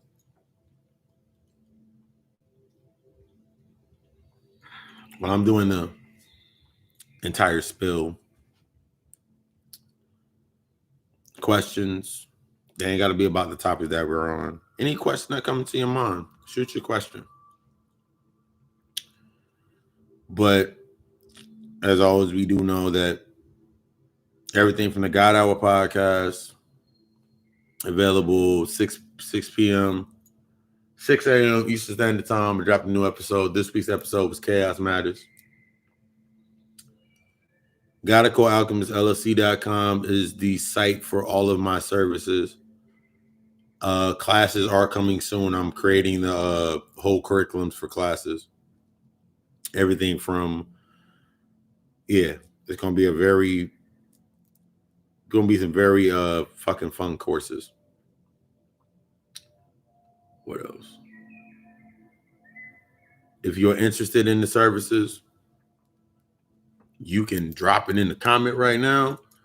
You can get a papalucy666 at mygmail.com. At gmail.com. I don't know why I said my Gmail. Hit the number 910-777-7708.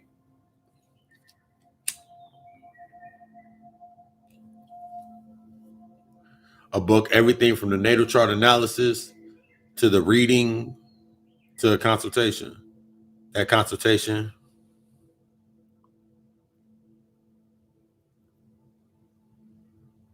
Yes, I do believe in karmic relationships. What I've taken into the aspect of a karmic relationship is The only way to break away from a karmic relationship is first is always going to be that aspect of understanding it, understanding why you're in that why you're in that rhythm. Karmic relationships are not just solely, this is where people get stuck on. Karmic relationships are just not solely based upon a love interest. This is what I've come to learn and understand. Karmic relationships are not always based upon love interest. You can be in a karmic partnership with your mother, family member, a friend, anything down the line. The way that you break away from it is the only way to break away from something is first becoming the aspects of understanding it. So let's say you're in a karmic relationship. Let's say karmic relationship, and every relationship that you seem to get in, old buddy seem to hit you upside your head. Every relationship that you got in, somebody either hit you in your head or hit you in your pockets. They've hit you in some way, whether physically, financially, emotionally. Could have been a gathering of all of them. You have to understand first where your nexus point or where you're at and why you keep attracting this aspect of conflict or whatever it may be within that karmic field. There's always, when it comes to your karmic relationship, there's that karmic debt. There's a debt that you have to pay that you have not paid yet. Yes, that energy. There's an energy that you have not paid back or paid attention to yourself. I remember my first karmic relationship was actually a love interest. And the reason that we were in our karmic balance is because I already set a debt of not dealing with things that I needed to deal with. There was aspects of the reason that we came together based upon trauma was she wasn't dealing with her mother, the issues that was happening with her mother, and I wasn't dealing with the issues that were happening with my mother, or like understanding aspects of my mother. So we connected based on that. But when I started having conversations with my mother and like mending our relationship, the relationship with my then partner at that time, it started getting real shaky. It took me back into a thought of looking at my past relationships before that and noticing that my first actual relationship where I actually got to the point of engagement was that's a whole fucking story. Well, basically what happened was, I'm a short version of that story. Try to make it as short as possible. After my pops had transition, my pops' last words to me, don't become me, you are better than me. When I was going through my emotional downtrodden and everything that came up, the relationship between my mother was in shambles, everything was in shambles of my old self. So I was trying to find my new self. My ego was trying to find his new self. So I became my father for I was already going to NYU for my psychology and my bachelor's degrees. While I was there, I imported and brought myself into the family business. I was in the family business hard. My cousin, wild ass fucking nigga, thought no one could touch him. Ended up getting involved with the DA's daughter of New York, one of the DA's daughter of that. Was it the borough? Brooklyn? Yeah. The DA of Brooklyn's daughter, white girl. We going to college. We got a loft. We partying, all this good shit. I wasn't dealing with the problems. I was escaping from the problems through this new avenue. So I'm sitting there. I remember it was our last day. We were about to graduate. We graduated. Got all our fucking honors and gown, all that shit. Got all our shit. And we had a party at a hotel. We had a party at the, what was it at? We actually had a party at the Trump Hotel. Top floor, big boy shit. I remember I was out there on the balcony. We've been smoking, everybody drinking, we partying and shit. I remember a couple weeks earlier, My uncle said something to me and I didn't listen to it. He said something about my cousin, but I didn't listen to it. And I remember my cousin had did the DA daughter dirty. Little white girl did her dirty. He already done told him what she was doing, the life. She was like basically a refracted point of knowing our life. So we have our party, our graduation party. And I'm out there on the balcony, I'm smoking. Getting serviced by a very nice young lady. And there's like a big ass beating at the door. They beating at the door. The cops are on the other side beating at the door. My drunk ass cousin go open the door, see this girl's dad standing at the door. Warrant came into the building, came in there. I'm standing outside on the fucking balcony. I'm like, fuck. Sitting there. Oh, shit. I was like, can I at least finish smoking my blunt first? I got thrown to the ground. Whole bunch of shit. Basically, I spent a year and 6 months in prison. Spent a nice little year and 6 months. It was supposed to be way longer than that. But my uncle made the calls. Uncle made the necessary calls. And I remember we went to the courtroom. We were in the courtroom. I went through the whole process, proceedings. The judge basically said, if I catch you with any of this, you going back and you're going to serve this time with this. Later on, got it expunged. Uncle got it expunged. I came back down here. First time I came down here. Everything happened in threes. Came back down here. I got involved with another chick that had a bad relationship with her mom, and that's how we connected. This is that connection point. I built a debt by not dealing with my mother again. I didn't deal with the relationship of my mother and my pops, dealing with that original karmic debt that I've now created. So then I created more karmic debt. So I get into this relationship with this chick.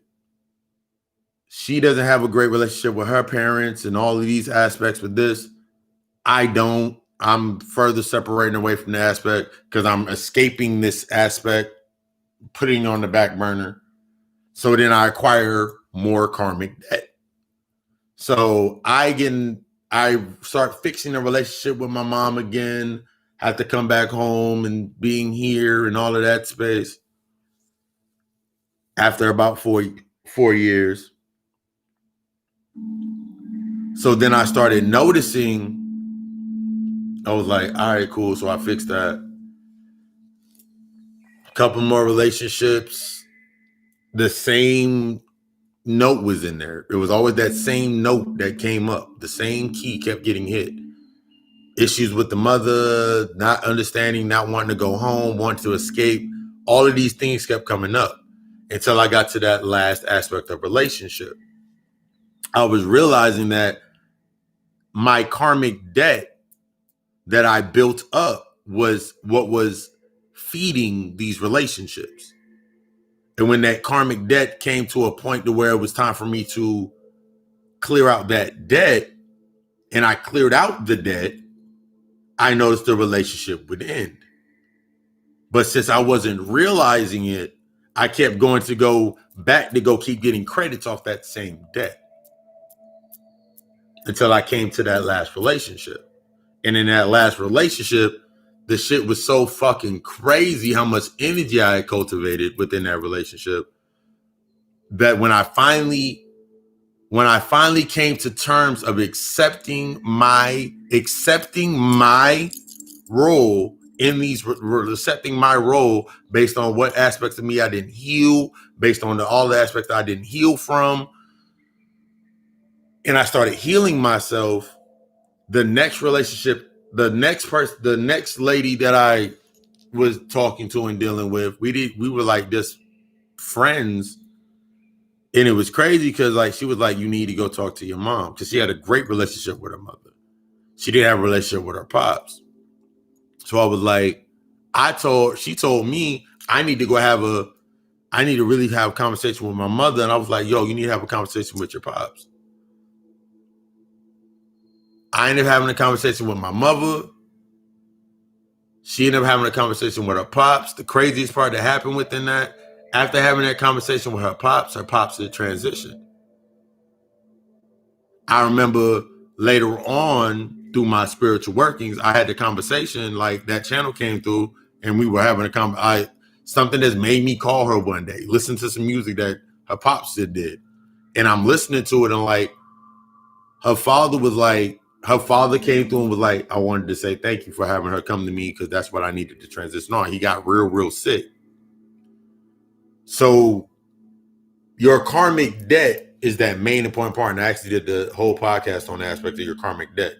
That karmic debt that you have, everything that you have brought into this space that's coming to the surface in your relationship, whatever relationship that you are in, the things that are coming up are the things that have to be dealt with and understood based on for yourself.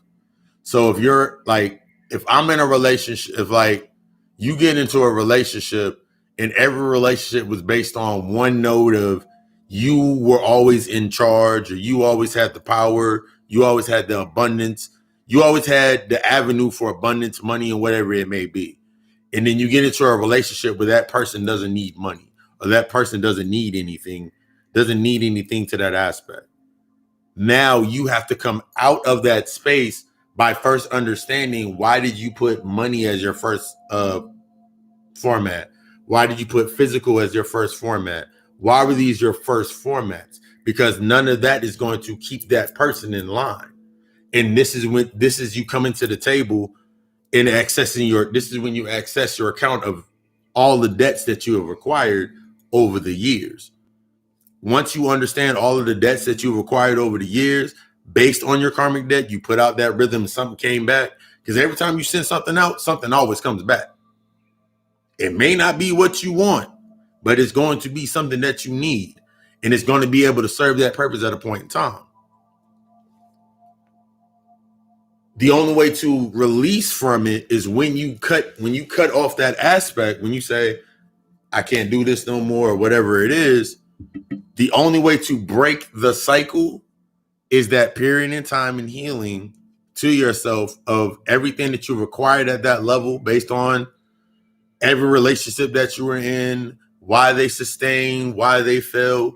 You have to accept your responsibility in every point, accepting the why to every point, because that's what's going to take you back to yourself to relinquish that debt, for that debt to be paid off. Because I actually had a relationship session. You know, we can't get too deep in them because confidentiality. But I actually had a relationship session, and after the 30-day mark, they're no longer together, but they're the best of friends. They're no longer together, but they're cool friends. They're friends now. This happened 3.5 months ago, like about 3.5 months ago. They're not together anymore because they realized that the reason that they got together was based upon their traumas. She never had a father figure in her life. He never had a mother figure in his life. So she became the mother figure. He became the father figure. We went through all of their relationships. We went through a whole Rolodex and count of their relationships. All of their we went through all of their transgressions. And they all were in the same manner. Like, it got to a point to where she was the perfect mother figure in giving what he believed a mother should give him at that point in time. But when it came to everything else, she couldn't do it. And he was the perfect father figure or authority figure that she wasn't willing to listen to in some relationships. And in other relationships, she was willing to listen to him, but based on that negative aspect of themselves. And then they kept going back and forth. So we looked at their relationships and how they came together in the first place anyway.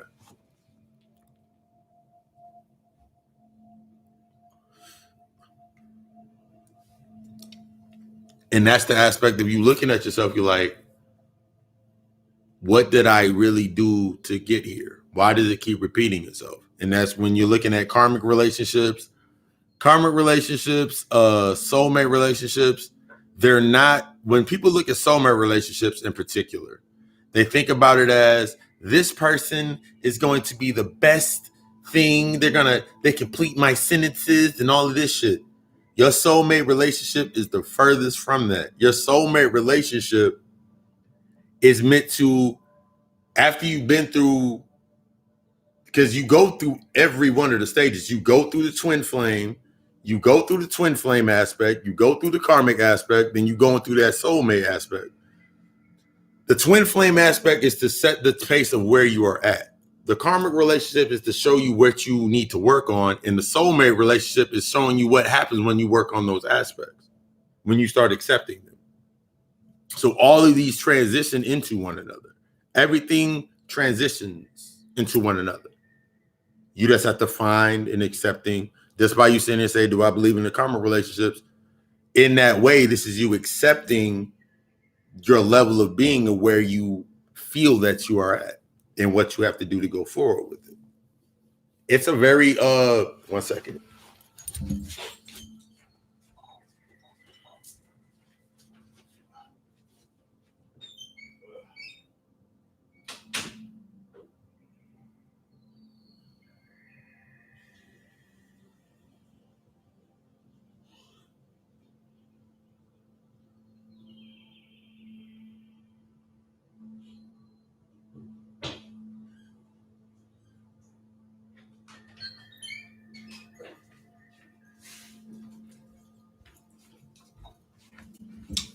It's a very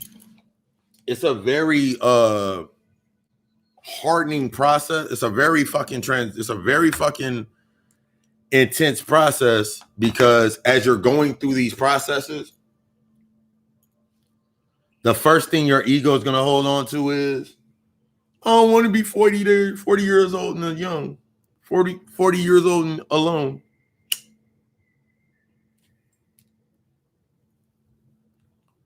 All of my people got kids and I ain't got none, and I'm doing this, and this. All of that shit comes up.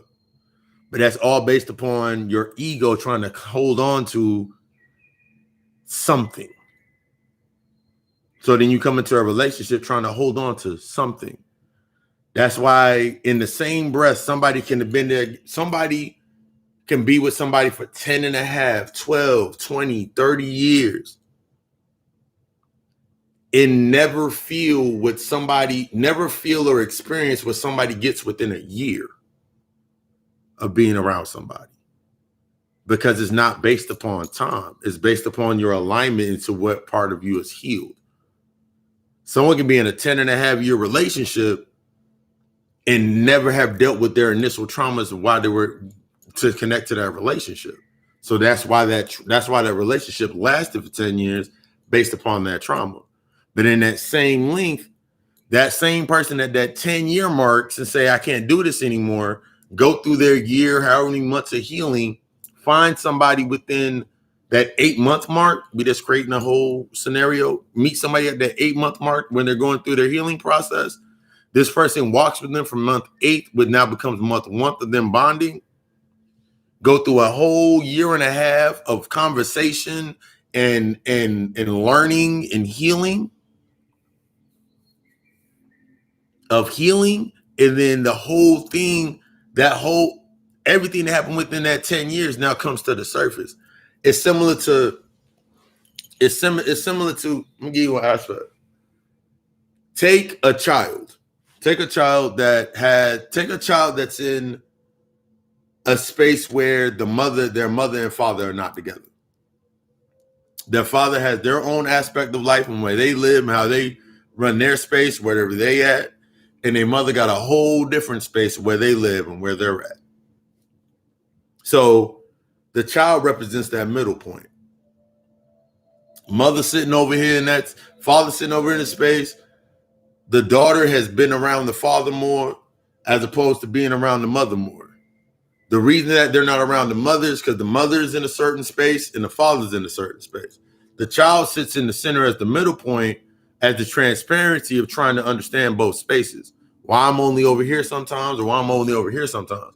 And that can be interchanged, because the father could be in a space where the mother could be around the kid, but I'm using we're going to use a more in-depth approach to healing to the masculine aspect.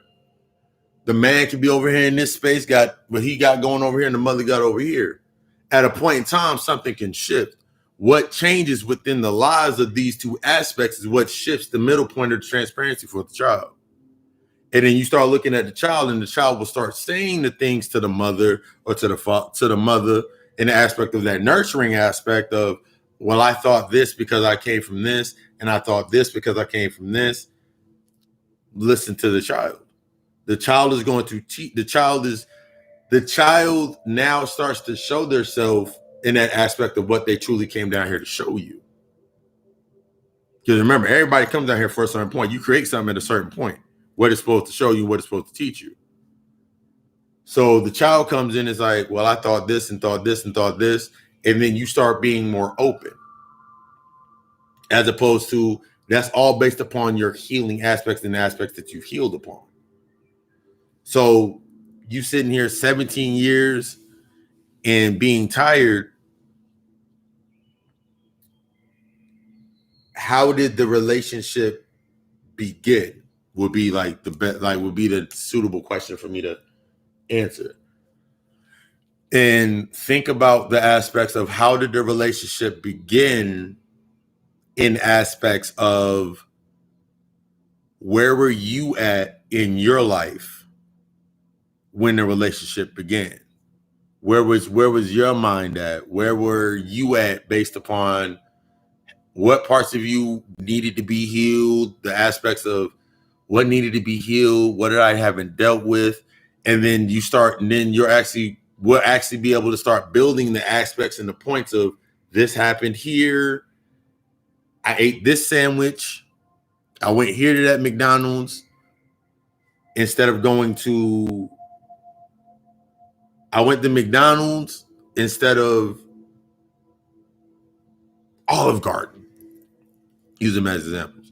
Instead of Olive Garden. So my experience changed based on where I was at. I felt like this is what I deserved in this space. Because a lot of times with our relationships, we connect to others based on what we feel that we deserve in an aspect, based on what we've used to been already received. So then when a relationship, when something and it's based up, that's when we get deep into the trauma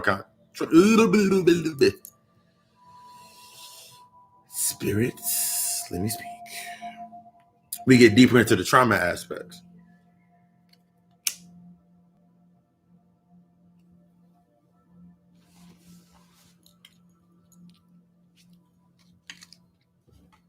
The main part of the process is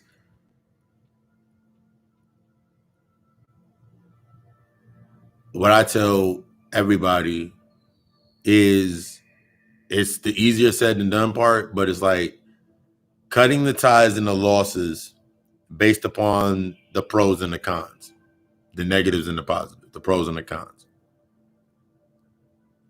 This is how you create your new nexus point of what you're going to do next. You're totally going to be synthesizing everything down to the nature of what you've done, where you're at in your life. And this is, you're breaking away from the emotional aspect, where you're at in your life,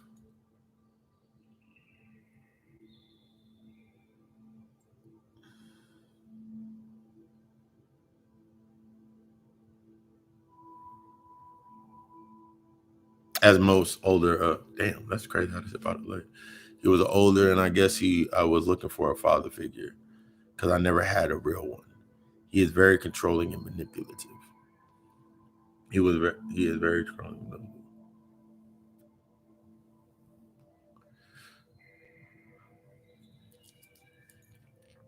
When it comes to the older archetype of male, and a lot of times, that father figure aspect is what we build based on the father figure aspect is going to be within the negative aspects of the realm. You get to a certain point in your life where, based upon everything that happened on you not having it, or not having that figure, that father figure, that aspect to teach you and show you something, the easiest way that you're going to be breaking away from it and choosing and making that choice and breaking away from the aspect is understanding that the controlling and the manipulation are not bad or good. They're negatives and positives. Understanding that there are negatives and positives. There are negative and positives on that polarity. Finding the middle point in between those points. Like, give me, if you don't mind, share with the class. Give me an aspect of how he's been manipulative.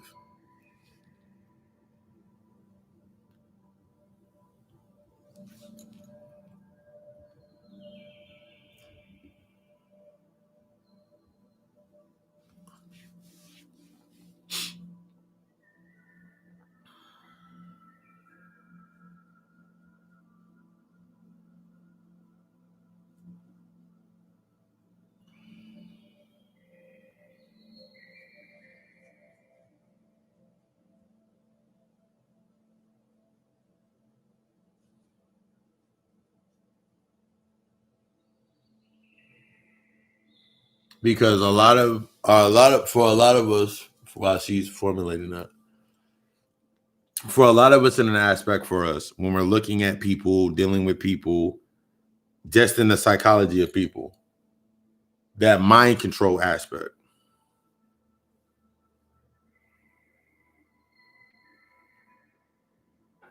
He won't let you go to work. Does he have a job?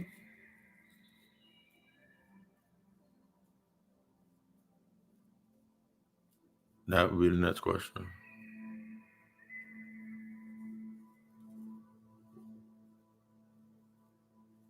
Another better question, like, what's at your job that is going to pop up?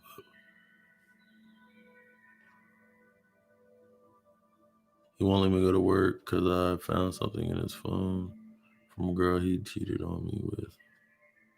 No, he doesn't. That's the aspect of the reflection. Your job represents to him your escape. If you have an ability to escape, on one tether, it represents escape.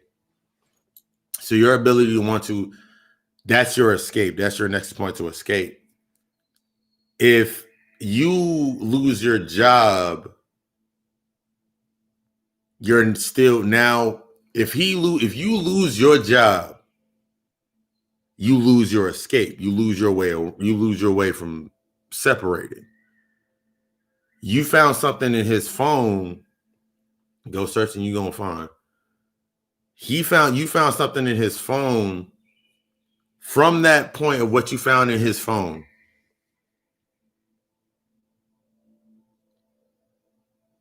what did you do?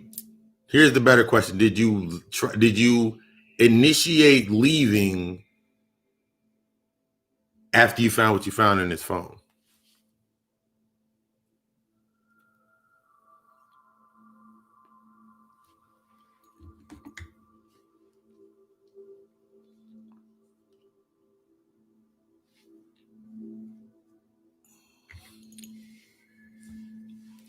Those three cards I pulled have a deeper meaning because the possession concept just came up, and that makes more sense to why we did that aspect of the reading.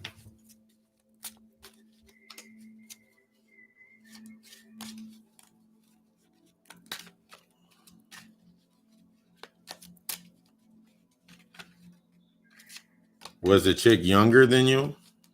That's another good question.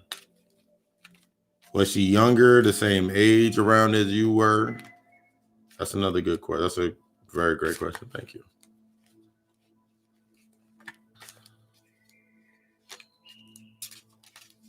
Because through that, we'll be able to break down and find the pattern. Not only in him, but if like basically to that same aspect of controlling.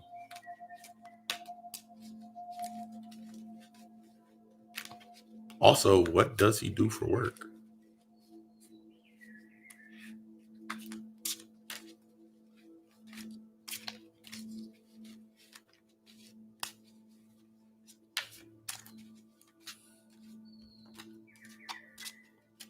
I just asked, did he want me or not? He said, why you asked that? I told him what I found. Then he got defensive. Yes, she's younger and white. Refracting and she's younger. That's usually going to the aspect of losing control. You having your job, and these are we're just going off the top because we haven't had that full conversation. You having your job was already a threatening piece to him. She represents a refracted piece, being younger. She is the refraction of control. Cause you like that youth in that aspect. So he has that type. So that's what attracted him to you. And you became, now that you have become to a certain point, what has changed before that point? So many questions. Before that point in time, when you guys first got together, what was it like when you guys first got together? Where were you at? That way we can use that as the nexus point of where you were once at and where you're at now.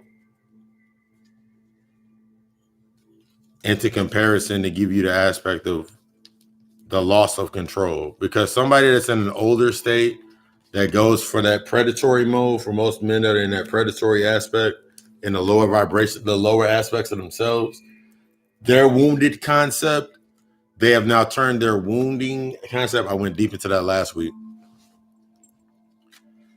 That wounded concept of that wounded thought.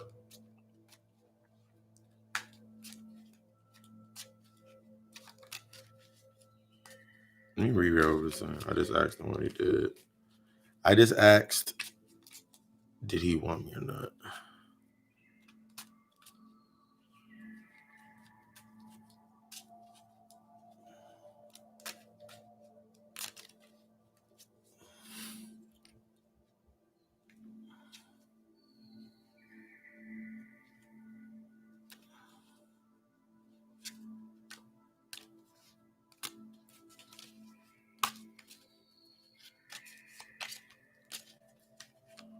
I was like, when y'all kick in and do that. I told him he wants a white girl and not a black woman like me. He doesn't want to work or pay bills. We are behind on bills and he doesn't want to.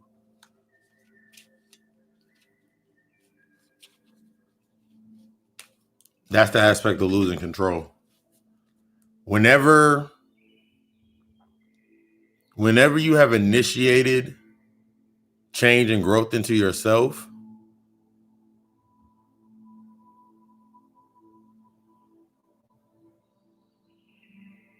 whenever you put yourself in the aspects of your growth for yourself, whenever you take the aspects of you changing yourself or growing yourself or bringing yourself,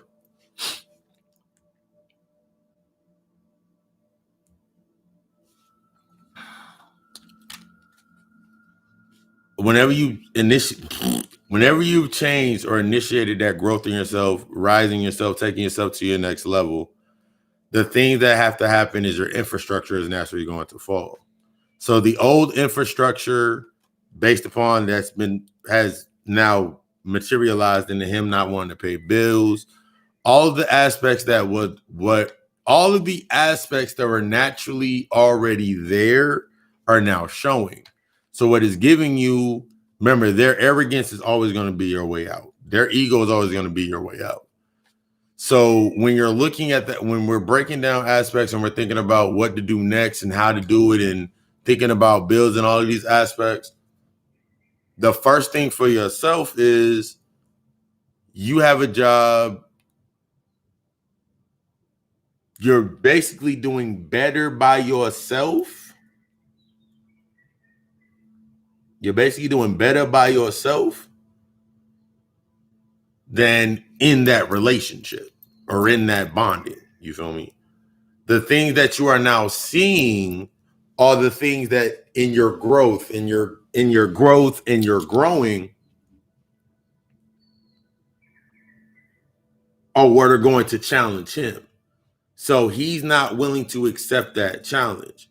So him not wanting to accept that challenge or that sense of growth within you, you not him, that refracting point of the white girl, it could have been white, Asian, whatever girl it could have been. She has a easier sense of being able to be controlled by him. It's nothing on you. It's just based on you're doing exactly what you need to be doing.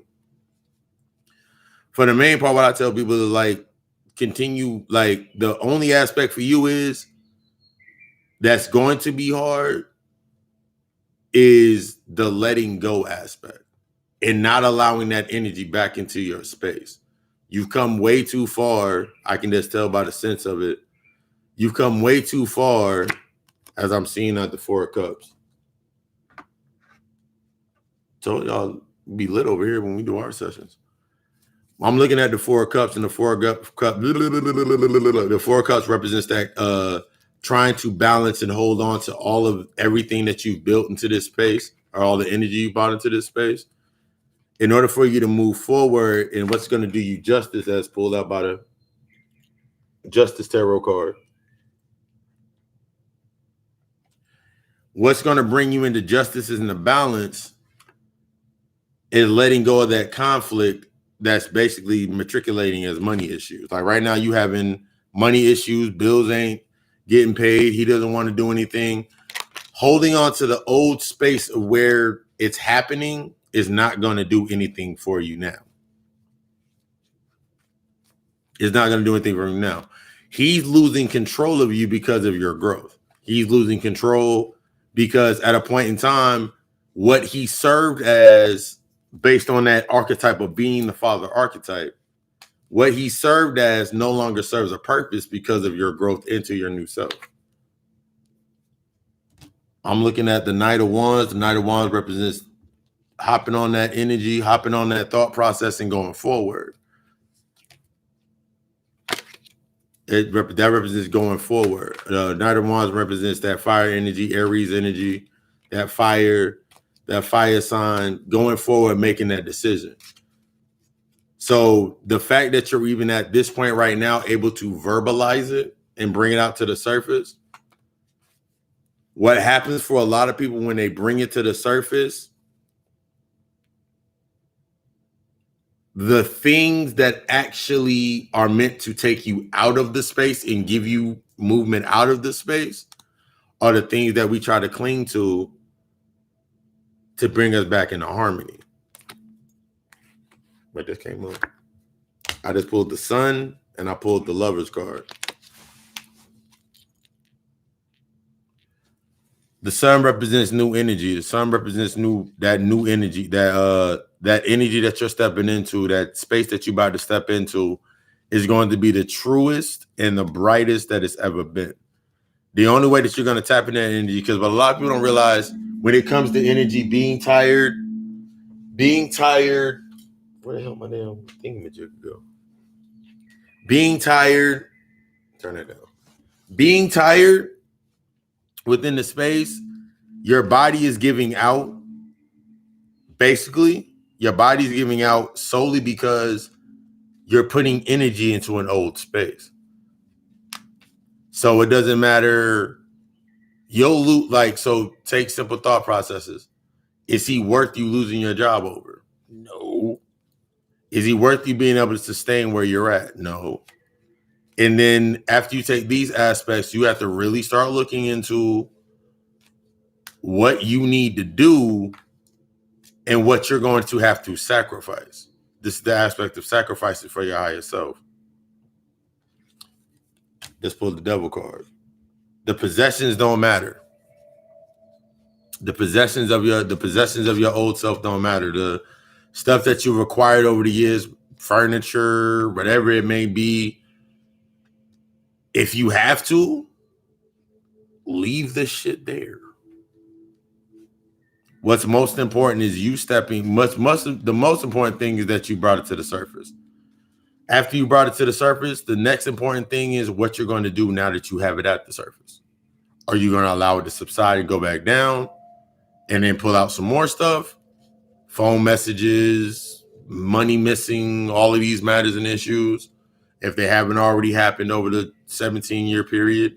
Are you going to allow yourself to keep bringing your energy into that space and allowing it to keep giving charge to the negatives? Or are you going to step away from those aspects?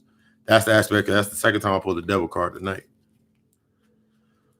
So the possessions, what have you, this would leave me better, like what have you acquired over the 17-year period of time? Those possessions that you've acquired, both they could be good, bad, positive, be very good things that you acquired, very negative things that you acquired. All of these aspects. Over the years, you're not the same person. Over this period of time, however that long that period of time is, you're not the same person. So the way that you're reacting to it is not going to be on the same note. It's not going to be the same. I'm dealing with him because no, it's not going to be the same.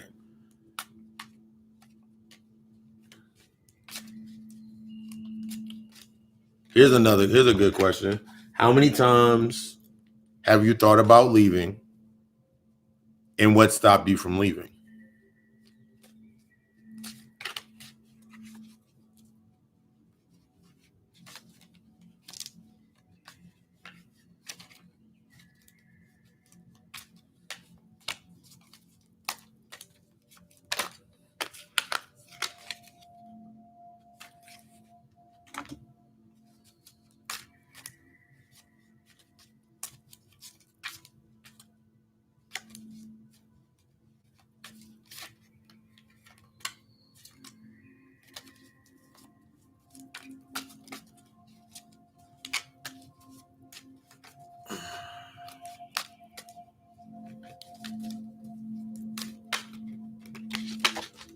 Oh,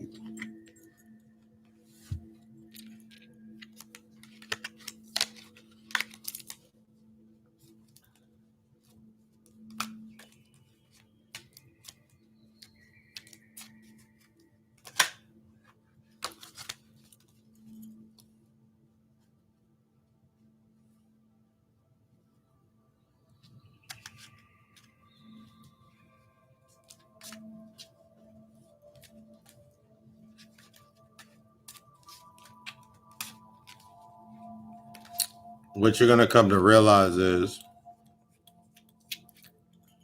I pulled the King of Swords, so I figured that was the aspect of that. In order for you to, God has pulled the King of Swords, and then we just pulled the Ten of Swords. We just pulled the King of Pentacles, Ten of Wands, and we just pulled the Three of Pentacles. No, that's not what I pulled. We just pulled the King of Swords,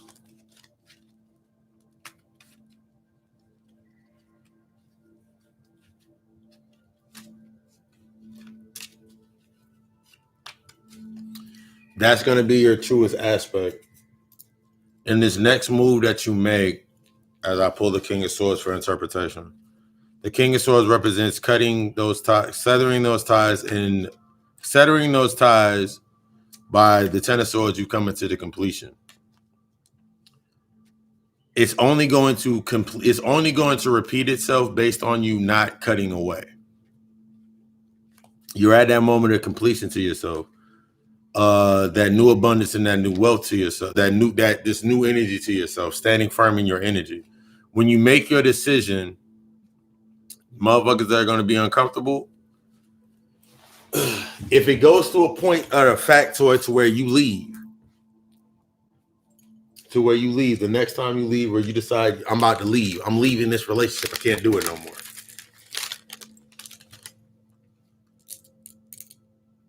You have to say, basically, fuck discomfort. If in that space they feel uncomfortable by him showing up, you have to you really gonna have to initiate the next extreme. What happens for a lot of people when they do leave relationships and it comes to that narrative of stalkers and the manipulation or the narcissistic acts, you have to initiate into yourself like orders of restraint, things like the things of this nature, orders of restraint, changing your address, like changing your phone number. You have to go to, they're on one side of the extreme. He's on one side of the extreme. He's willing to go to as far as to the center point of the extreme because he knows that you're not going to. He has the inclination in his mind, whether conscious or unconscious, that you're not going to go to that. You're not going to go to the extreme. So he'll always know where to find you. He'll always know where you're at. He'll always come back there. He'll always do that aspect. For you, is going to be literally cutting and severing that tie, severing all those ties as much as you can. So restraining order, changing your phone number, changing your information on Facebook, social media sites, or whatever it may be. You literally have to become the reflection of your growth. This is showing you that reflection of your growth. I pulled the 10 of Wands that represents you come to that. You've come to this space in that decision, and now all that's left is taking it to that level. Because if you don't, in all honesty, he's just going to keep repeating it. And the reason that you keep going back is because of the discomfort of others, to make others comfortable in that aspect. And you accept, by you making him comfortable in doing what he's doing, it's always going to keep other people at a discomfort, because no matter when the information comes through, someone comes through, be like, yo, you need to do this. Someone can give you a whole line of information. Someone be like, girl, you need to leave him and da-da-da-da-da. You need to do this, this, and this. But it becomes subsequent or unsustainable information because you're not taking it and actually applying it to the full aspect. So like, just like we said, like the next time when you leave, make it your last time to leave. Do what you need to do to make it so it's on this physical level, we'll say in this physical space, so it's impossible for him to reconnect to you. As you're doing this, you have to create a space for you to go to after, because you leaving and then going back, the leaving, that's your middle point. The transparency after you leaving that point, that becoming transparent and going, ushering on and going forward, that's you going to the extreme. Change the number, restraining order, all of these aspects. After you have initiated that point in your life of, I put a restraining order, he doesn't have my information. He can't get in contact with me. All of these aspects, everything gonna pop up, from friends that were shared in common to no friends that were, whatever friends were shared in common. All the nexus points that he uses to connect to you are going to start showing themselves. Something similar as, I don't know from the situation, but it's like when you start your leaving him, for the better question, when you start leaving him, where do you go and how does he know where you're going? That's a question that you would ask yourself. From that point, if you keep going to the same places where he knows where you're going to go, this requires you to shift the position of where you're going. Whether it be you get a hotel room or you get an extended stay somewhere in that nature, go to somewhere, do some of that manner to that nature. Whatever you need to do to separate from the situation is going to be what serves purpose for you. Whatever you need to do to separate from that aspect is what you're needing to do. But remember, as you're doing it, remember it's coming from an aspect of healing and not reinitiating the trauma. Because he can connect to all the traumas. He can beg you. I bet he says things about everything that y'all been through and the things that he's shown you and the things that he's taught you and all of these aspects. We done all of this and this and this. And then it's become sentimental. And then he goes to a space where he's acting irate. He's acting as if what you're seeing when he makes them other people uncomfortable, he's acting as his true self. So basically, in his mind, him acting as his true self, and then you're sitting there like, okay, cool, I agree with, like, by you going back, you set the new agreement in the new contract. So then you go through another 4 or 5 months of bullshit and shit that happens. And then it comes to that contract point where the contract's up again. You have some growing pains, some fallbacks, or whatever happens. You leave. Your mom is married to his brother. That's where I go most of the time. I know it's crazy. I may need to find a family member in another state that he doesn't know. Yeah, anything from your mother to, but yeah, because they're in close contact regardless, even if it's on accident. You may need to you may need to find another family member that's in another state, a friend that's in another state, a friend that's in another space. Whatever you do, whatever you need to do it. If you have to, because even for the best thing is like that change of scenery is going to change your aspect of your life. Like you're going back to the aspect to where it came from. Going back to your mother's space, your mother married to his brother, and that space is where that's created at. Your mother is the original conduit that connects to the point of why you're in the space that you're in. This is how everything reconnects. So that connection between you and your mother, it may be the best thing, but it's not the best thing for you now. It's not a positive. It's not good for you right now. Like you in that aspect, you dealing with like, yeah, it's not good. It's not good. It's not healthy. It's not good. Like even if you say, Mom, going away for a couple weeks, you ain't technically. I would, for me personally, personal information to it in a consultation type manner. I wouldn't even tell your mother you were leaving this time if you moved.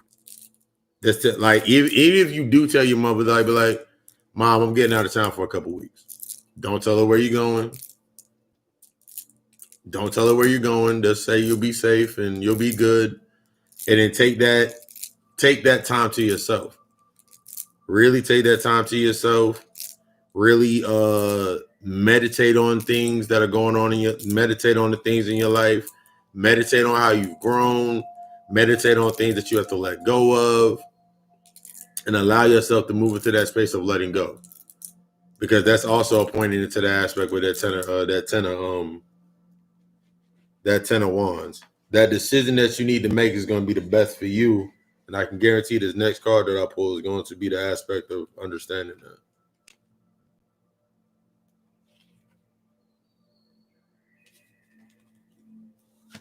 And I'm sitting there looking at the cards.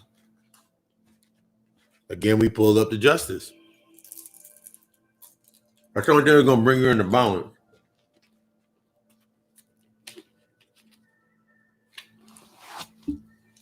Which is playing as a double card.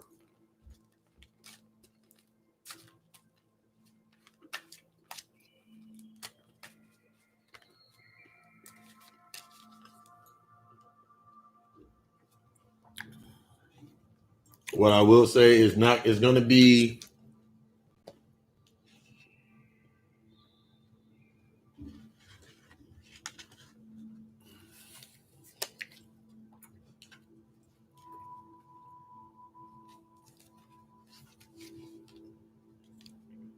Skittles is fire.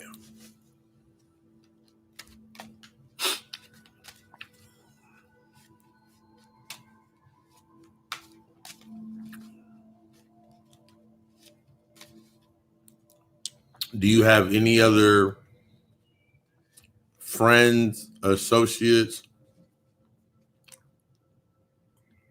that are outside of the circle?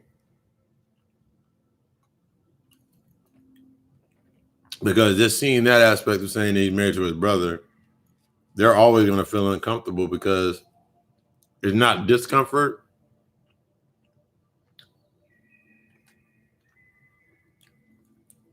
It's more like complacency. Subconsciously for you, smell later.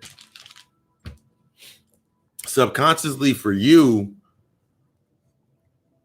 in your subconscious, the programming, you're going back to where it began.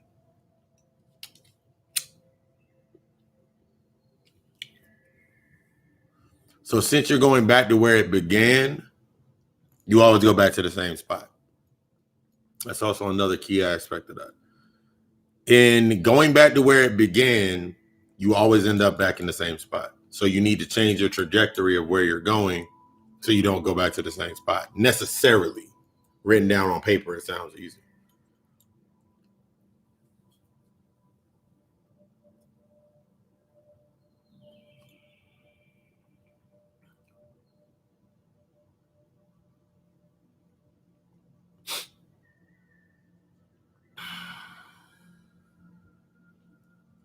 Here's a question. What is the age difference?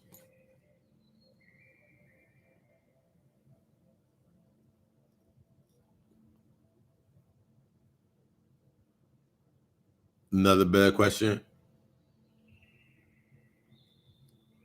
What conversations have you had with your mother regards to the situation? And what has she said?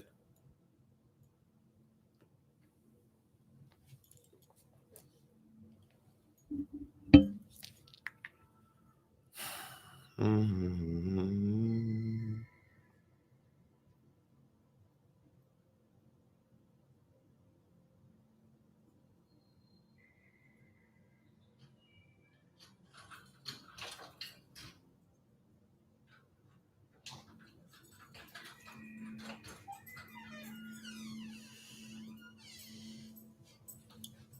Hey, babe.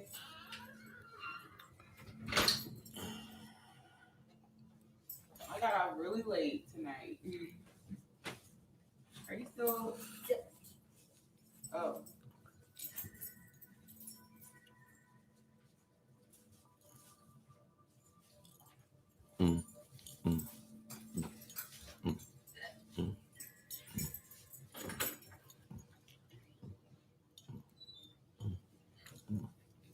Yeah, there's going to be that aspect of stepping away from it.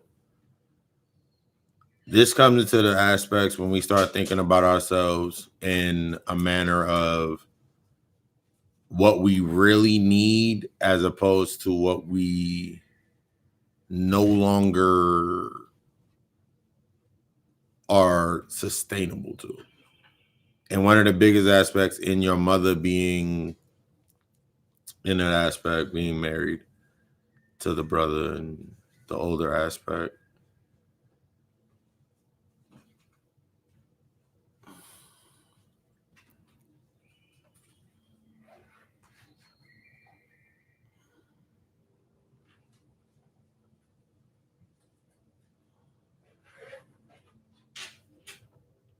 Yeah.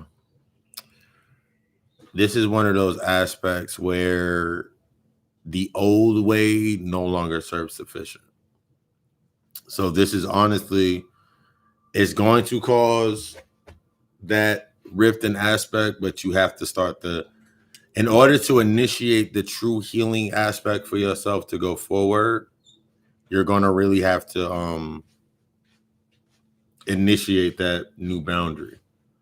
Because until you initiate the new boundary, you're not, it's going to be a repeat of it.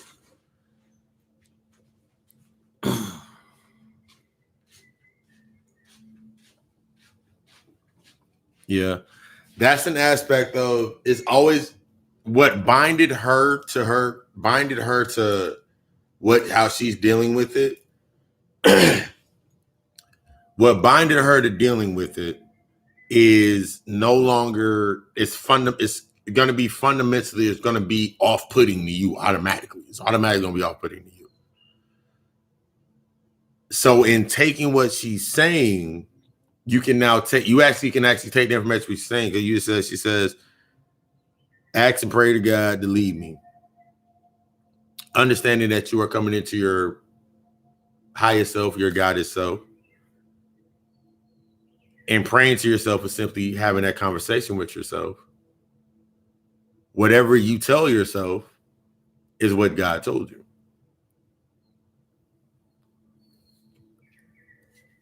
Similar to us having this back and forth conversation right now.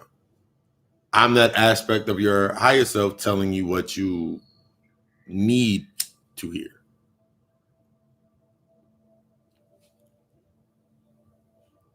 As you settle on it and you take, okay, nigga, I'm leaving for a couple of weeks, and you just get away.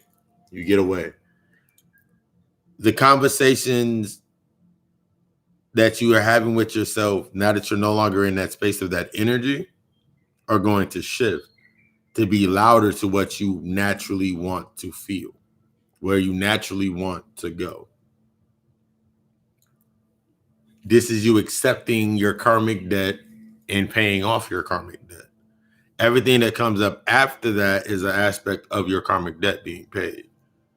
It's not going to be, and I can't even lie if I wanted to. It's not going to be nice. It's not going to be a beautiful array of beauty, but the ultimate outcome of it is going to be beautiful. It's going to be a great aspect. And that's what you're searching. That's what you're going to go for. You're not going for, because the back and forth with your mother and an emotional aspect of that's siphoning into that energy, the aspect of the trauma that's being addressed. There's no problem. There's no problem. This is an aspect. I always do it like this. We're two aspects of every time we have a conversation, every time I have a conversation with somebody, it's two aspects of the universe having a conversation. I'm at a point where you're going. You're always at a point, whenever you're seeing things, think about it in this aspect. That's a point of where you're going or where you've came from. So we take the breakdown of, you go back to your mother's crib, she feel uncomfortable, she says what she says, and then you go back.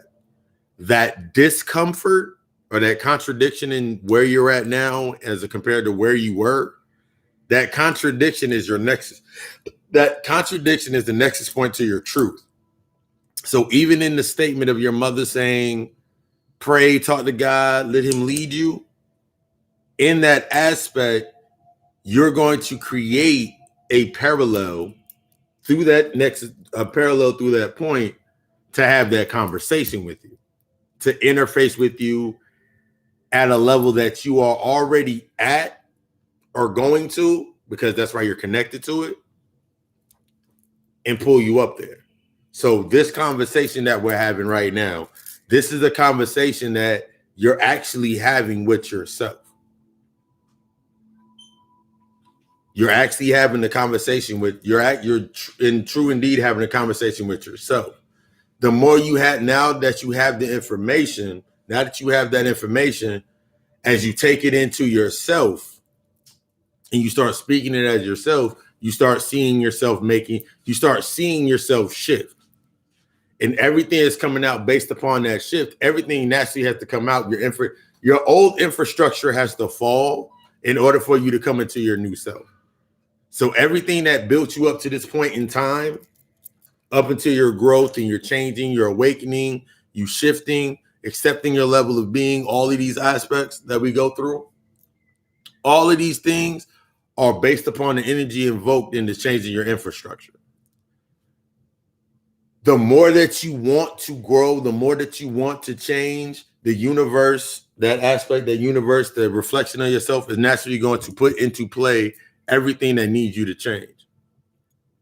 It's going to make sure there's that chaos is going to lay waste to everything that is no longer sustainable from you. From those ashes, from that wreckage, that's where that alchemist kicks in, your alchemy kicks in. Then after alchemy is the occult. Yeah. After alchemy is the occultist. As you're learning how to create your new space, you're looking at now that there's nothing there in parameters of old walls, old conduits. Now that you're seeing them for what they are, it's going to shift you into that, like, now that I don't have anything here, what's keeping me here? The biggest thing for a lot of people is now that when you start doing the work and shit starts changing, that overwhelming feeling of like, what am I going to do now? And then your ego is naturally going to kick in, because I'm having several of these conversations. Your ego is going to kick in. Your identity is going to kick in. Be like, what are you going to do now? You didn't wasted the best years of your life in all of these aspects. But as you're coming into your own positive energy and learning how to charge yourself, you learn how to create yourself as the conduit for what you truly desire. You're creating yourself to be what you truly desire. But it takes that process of your infrastructure falling, what you were used to, what you came out of, things to come up. My mother did this, my father did this, and all of these aspects are naturally coming up as you're moving forward. And they're needed to go forward. Just you having this conversation during this lecture for this class, that's your initial, that's your second sign. We'll say it's your second sign, because your first sign was the thought process of even saying it. Actually, it'd be like your third sign, because your first sign was the aspect of even resonating to come into this space. Your second sign was actually having the conversation. Your third sign is what you do. Your third sign is going to be built upon what you do now that you have the information. Then the fourth and the fifth are going to be those days of that creation, the chaos. Everything is going to come up in that nature.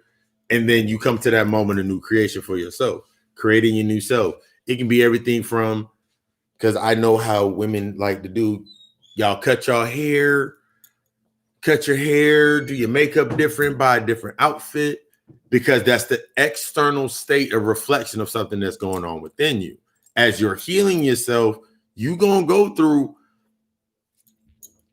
I put it like this, the 17 years that you have experienced, and then now that you're retired, you now have an aspect of, I've been through 17 years of putting my energy into the wrong space we'll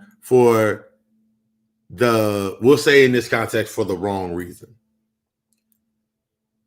Now that you're not putting your energy into that space anymore, all of that new abundant energy, I think even Rockets in the beginning, like when I did that expression of like the energy being all contained into that space, I did it like way longer lectures long ago. All of that energy into that space, now it's what are you going to do with the energy? What are you going to create? You've already showed yourself that you've already been able to sustain yourself and survive. And you've already showed yourself that you can survive in a situation. Now you're shifting into the aspect of sustaining your new self, taking yourself into your new self. This is that new retrospective for yourself. It does no good with all the information that you take.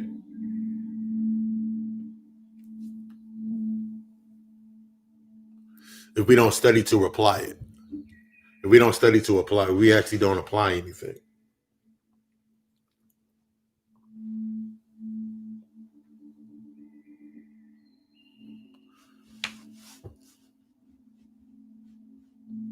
That's why I always say, study all, follow none, and do what's best for you. At the end of the day, you do what's best for you, whether it's in the aspect of initiating the aspect of a trauma that happened, that laid you into that space and allowing that trauma to come to the surface, or you do it yourself, but it's always based upon healing. If it's not healing you, It shouldn't be in your space. It should not be in your environment if it's not healing you. If it's not giving you the energy, because it's something as simple as somebody can literally sit here and say, exactly, take that flight. Take that flight. Like, hell yeah. Like, think about it like this. Where this COVID got shit being real cheap, this is your time to celebrate COVID-19. You can look back at this moment and be like, COVID-19 ended, helped me end my relationship. You'll be able to look back at this moment and draw your energy from this space, because it won't be from a space of hurt. You'll be able to like, COVID-19 ended my relationship. Motherfucker look at you like, why are you excited about that? Because I needed it. And that's the aspect of that's the aspect of taking yourself into that space and allowing the energy, the chaos of that space to take you to that next level, take you to that next flight. Take that flight. Do what you need to do for yourself. Do what you need to do for yourself.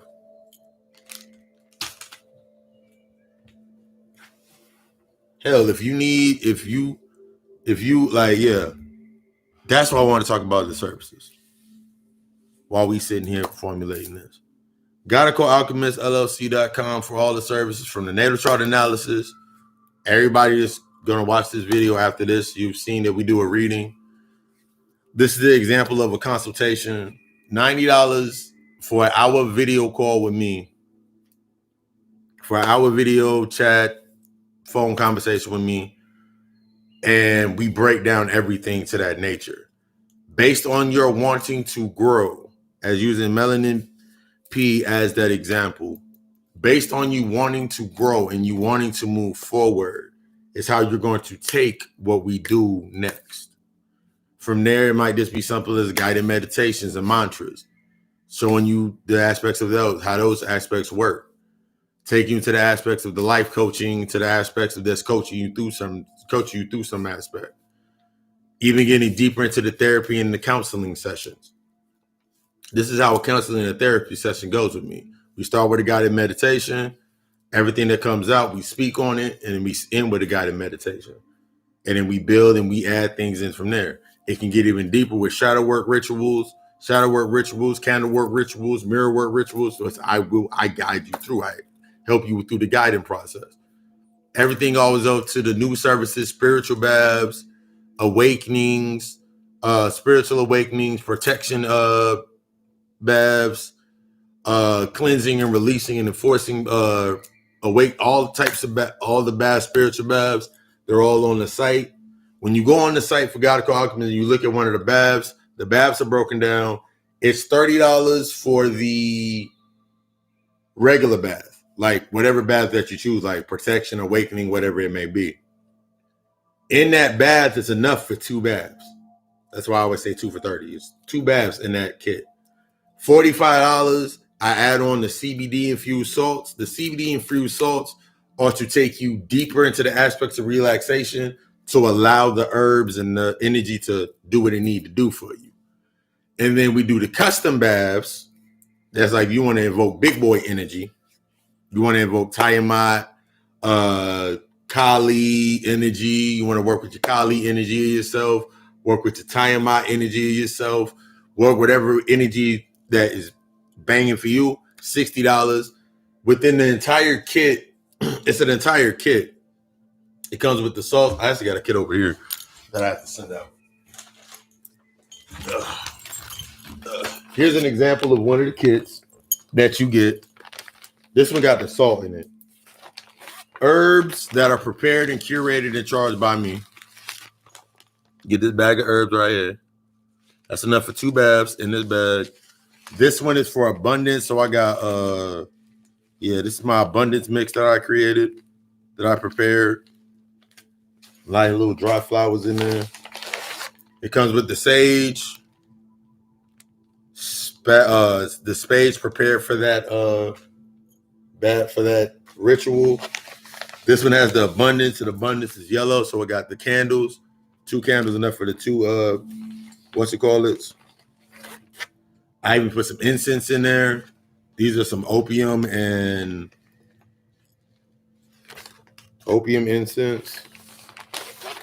The charred salts.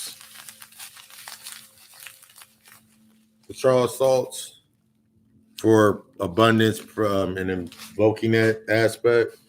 And then I also put in there, this is the one with the CBD salt, the one for 45. This CBD salt right here. This one has I'm drawing a blank on my salts. Yeah, the salts in this is infused with the CBD aspects that I've infused into them. Pink Hawaiian salt, Himalayan salts, different salts in there. That's to up the ante on your bath. And that's what we do over there. Everything from this to the spiritual baths.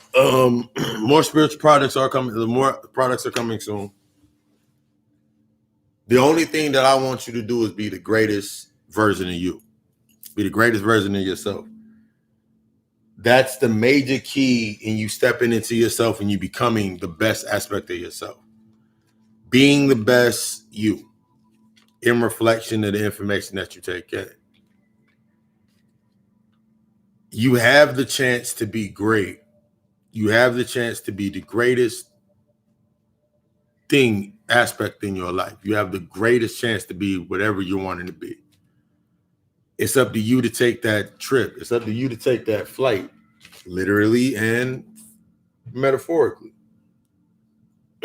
Where you go is made up to you. You got to create that space, but you got to create it up here first. You got to create that entire space up here first. And you need that separation to be able to create that space. This physical aspect, when we talk about conjuring, this physical aspect plane or mirror of this plane reflects your spiritual plane. So if you're not able to see what you need to see up here, you're seeing things based on the intellectual level that connect to it. Those aspects that come out are meant to bring these mirrors into balance. And this is also the Ka sign for your Ka, for your energy. So you're seeing these spaces like this, and that reality of yourself coming into balance of yourself. As you bring them into balance, everything comes out as it needs to be seen. Let it come to the light. Let it do what it need to do to make you the best you. Yeah. Readings, natal chart analysis, everything else. You got to call alchemistllc.com. If it moved you, it resonated with you. In the description is the Cash App link. If you're interested in a reading, a more deeper analysis reading, going to a deeper reading, hit the number 910-777-7708. You can hit my inbox on Facebook at Ra Carlo Nietzsche's, R-A, capital R-A, space, capital C-A-R-L-O, space, capital N-E-G-U-S. I'll be changing my name pretty fucking soon on there because I needed to be Papa Lucy. Just needed to be. Instagram, follow me at Papa Lucy _666. That's the number 666. Twitter at GuyKing84. It just be great. Be the best motherfucking you. Period. It's been another episode of the Friday Night Lectures. I appreciate y'all. Y'all can be anywhere in the world right now, but you're here with Lucy. To Melanin P, take that flight. Don't let nothing stop you. Take that flight. If you need the protection and invoking and awakening bath, you know where the site's at. You want to go deeper into the conversations of breaking away from the paradigm of what you were used to. This is what I do this for. I love y'all. We love us. Ashe.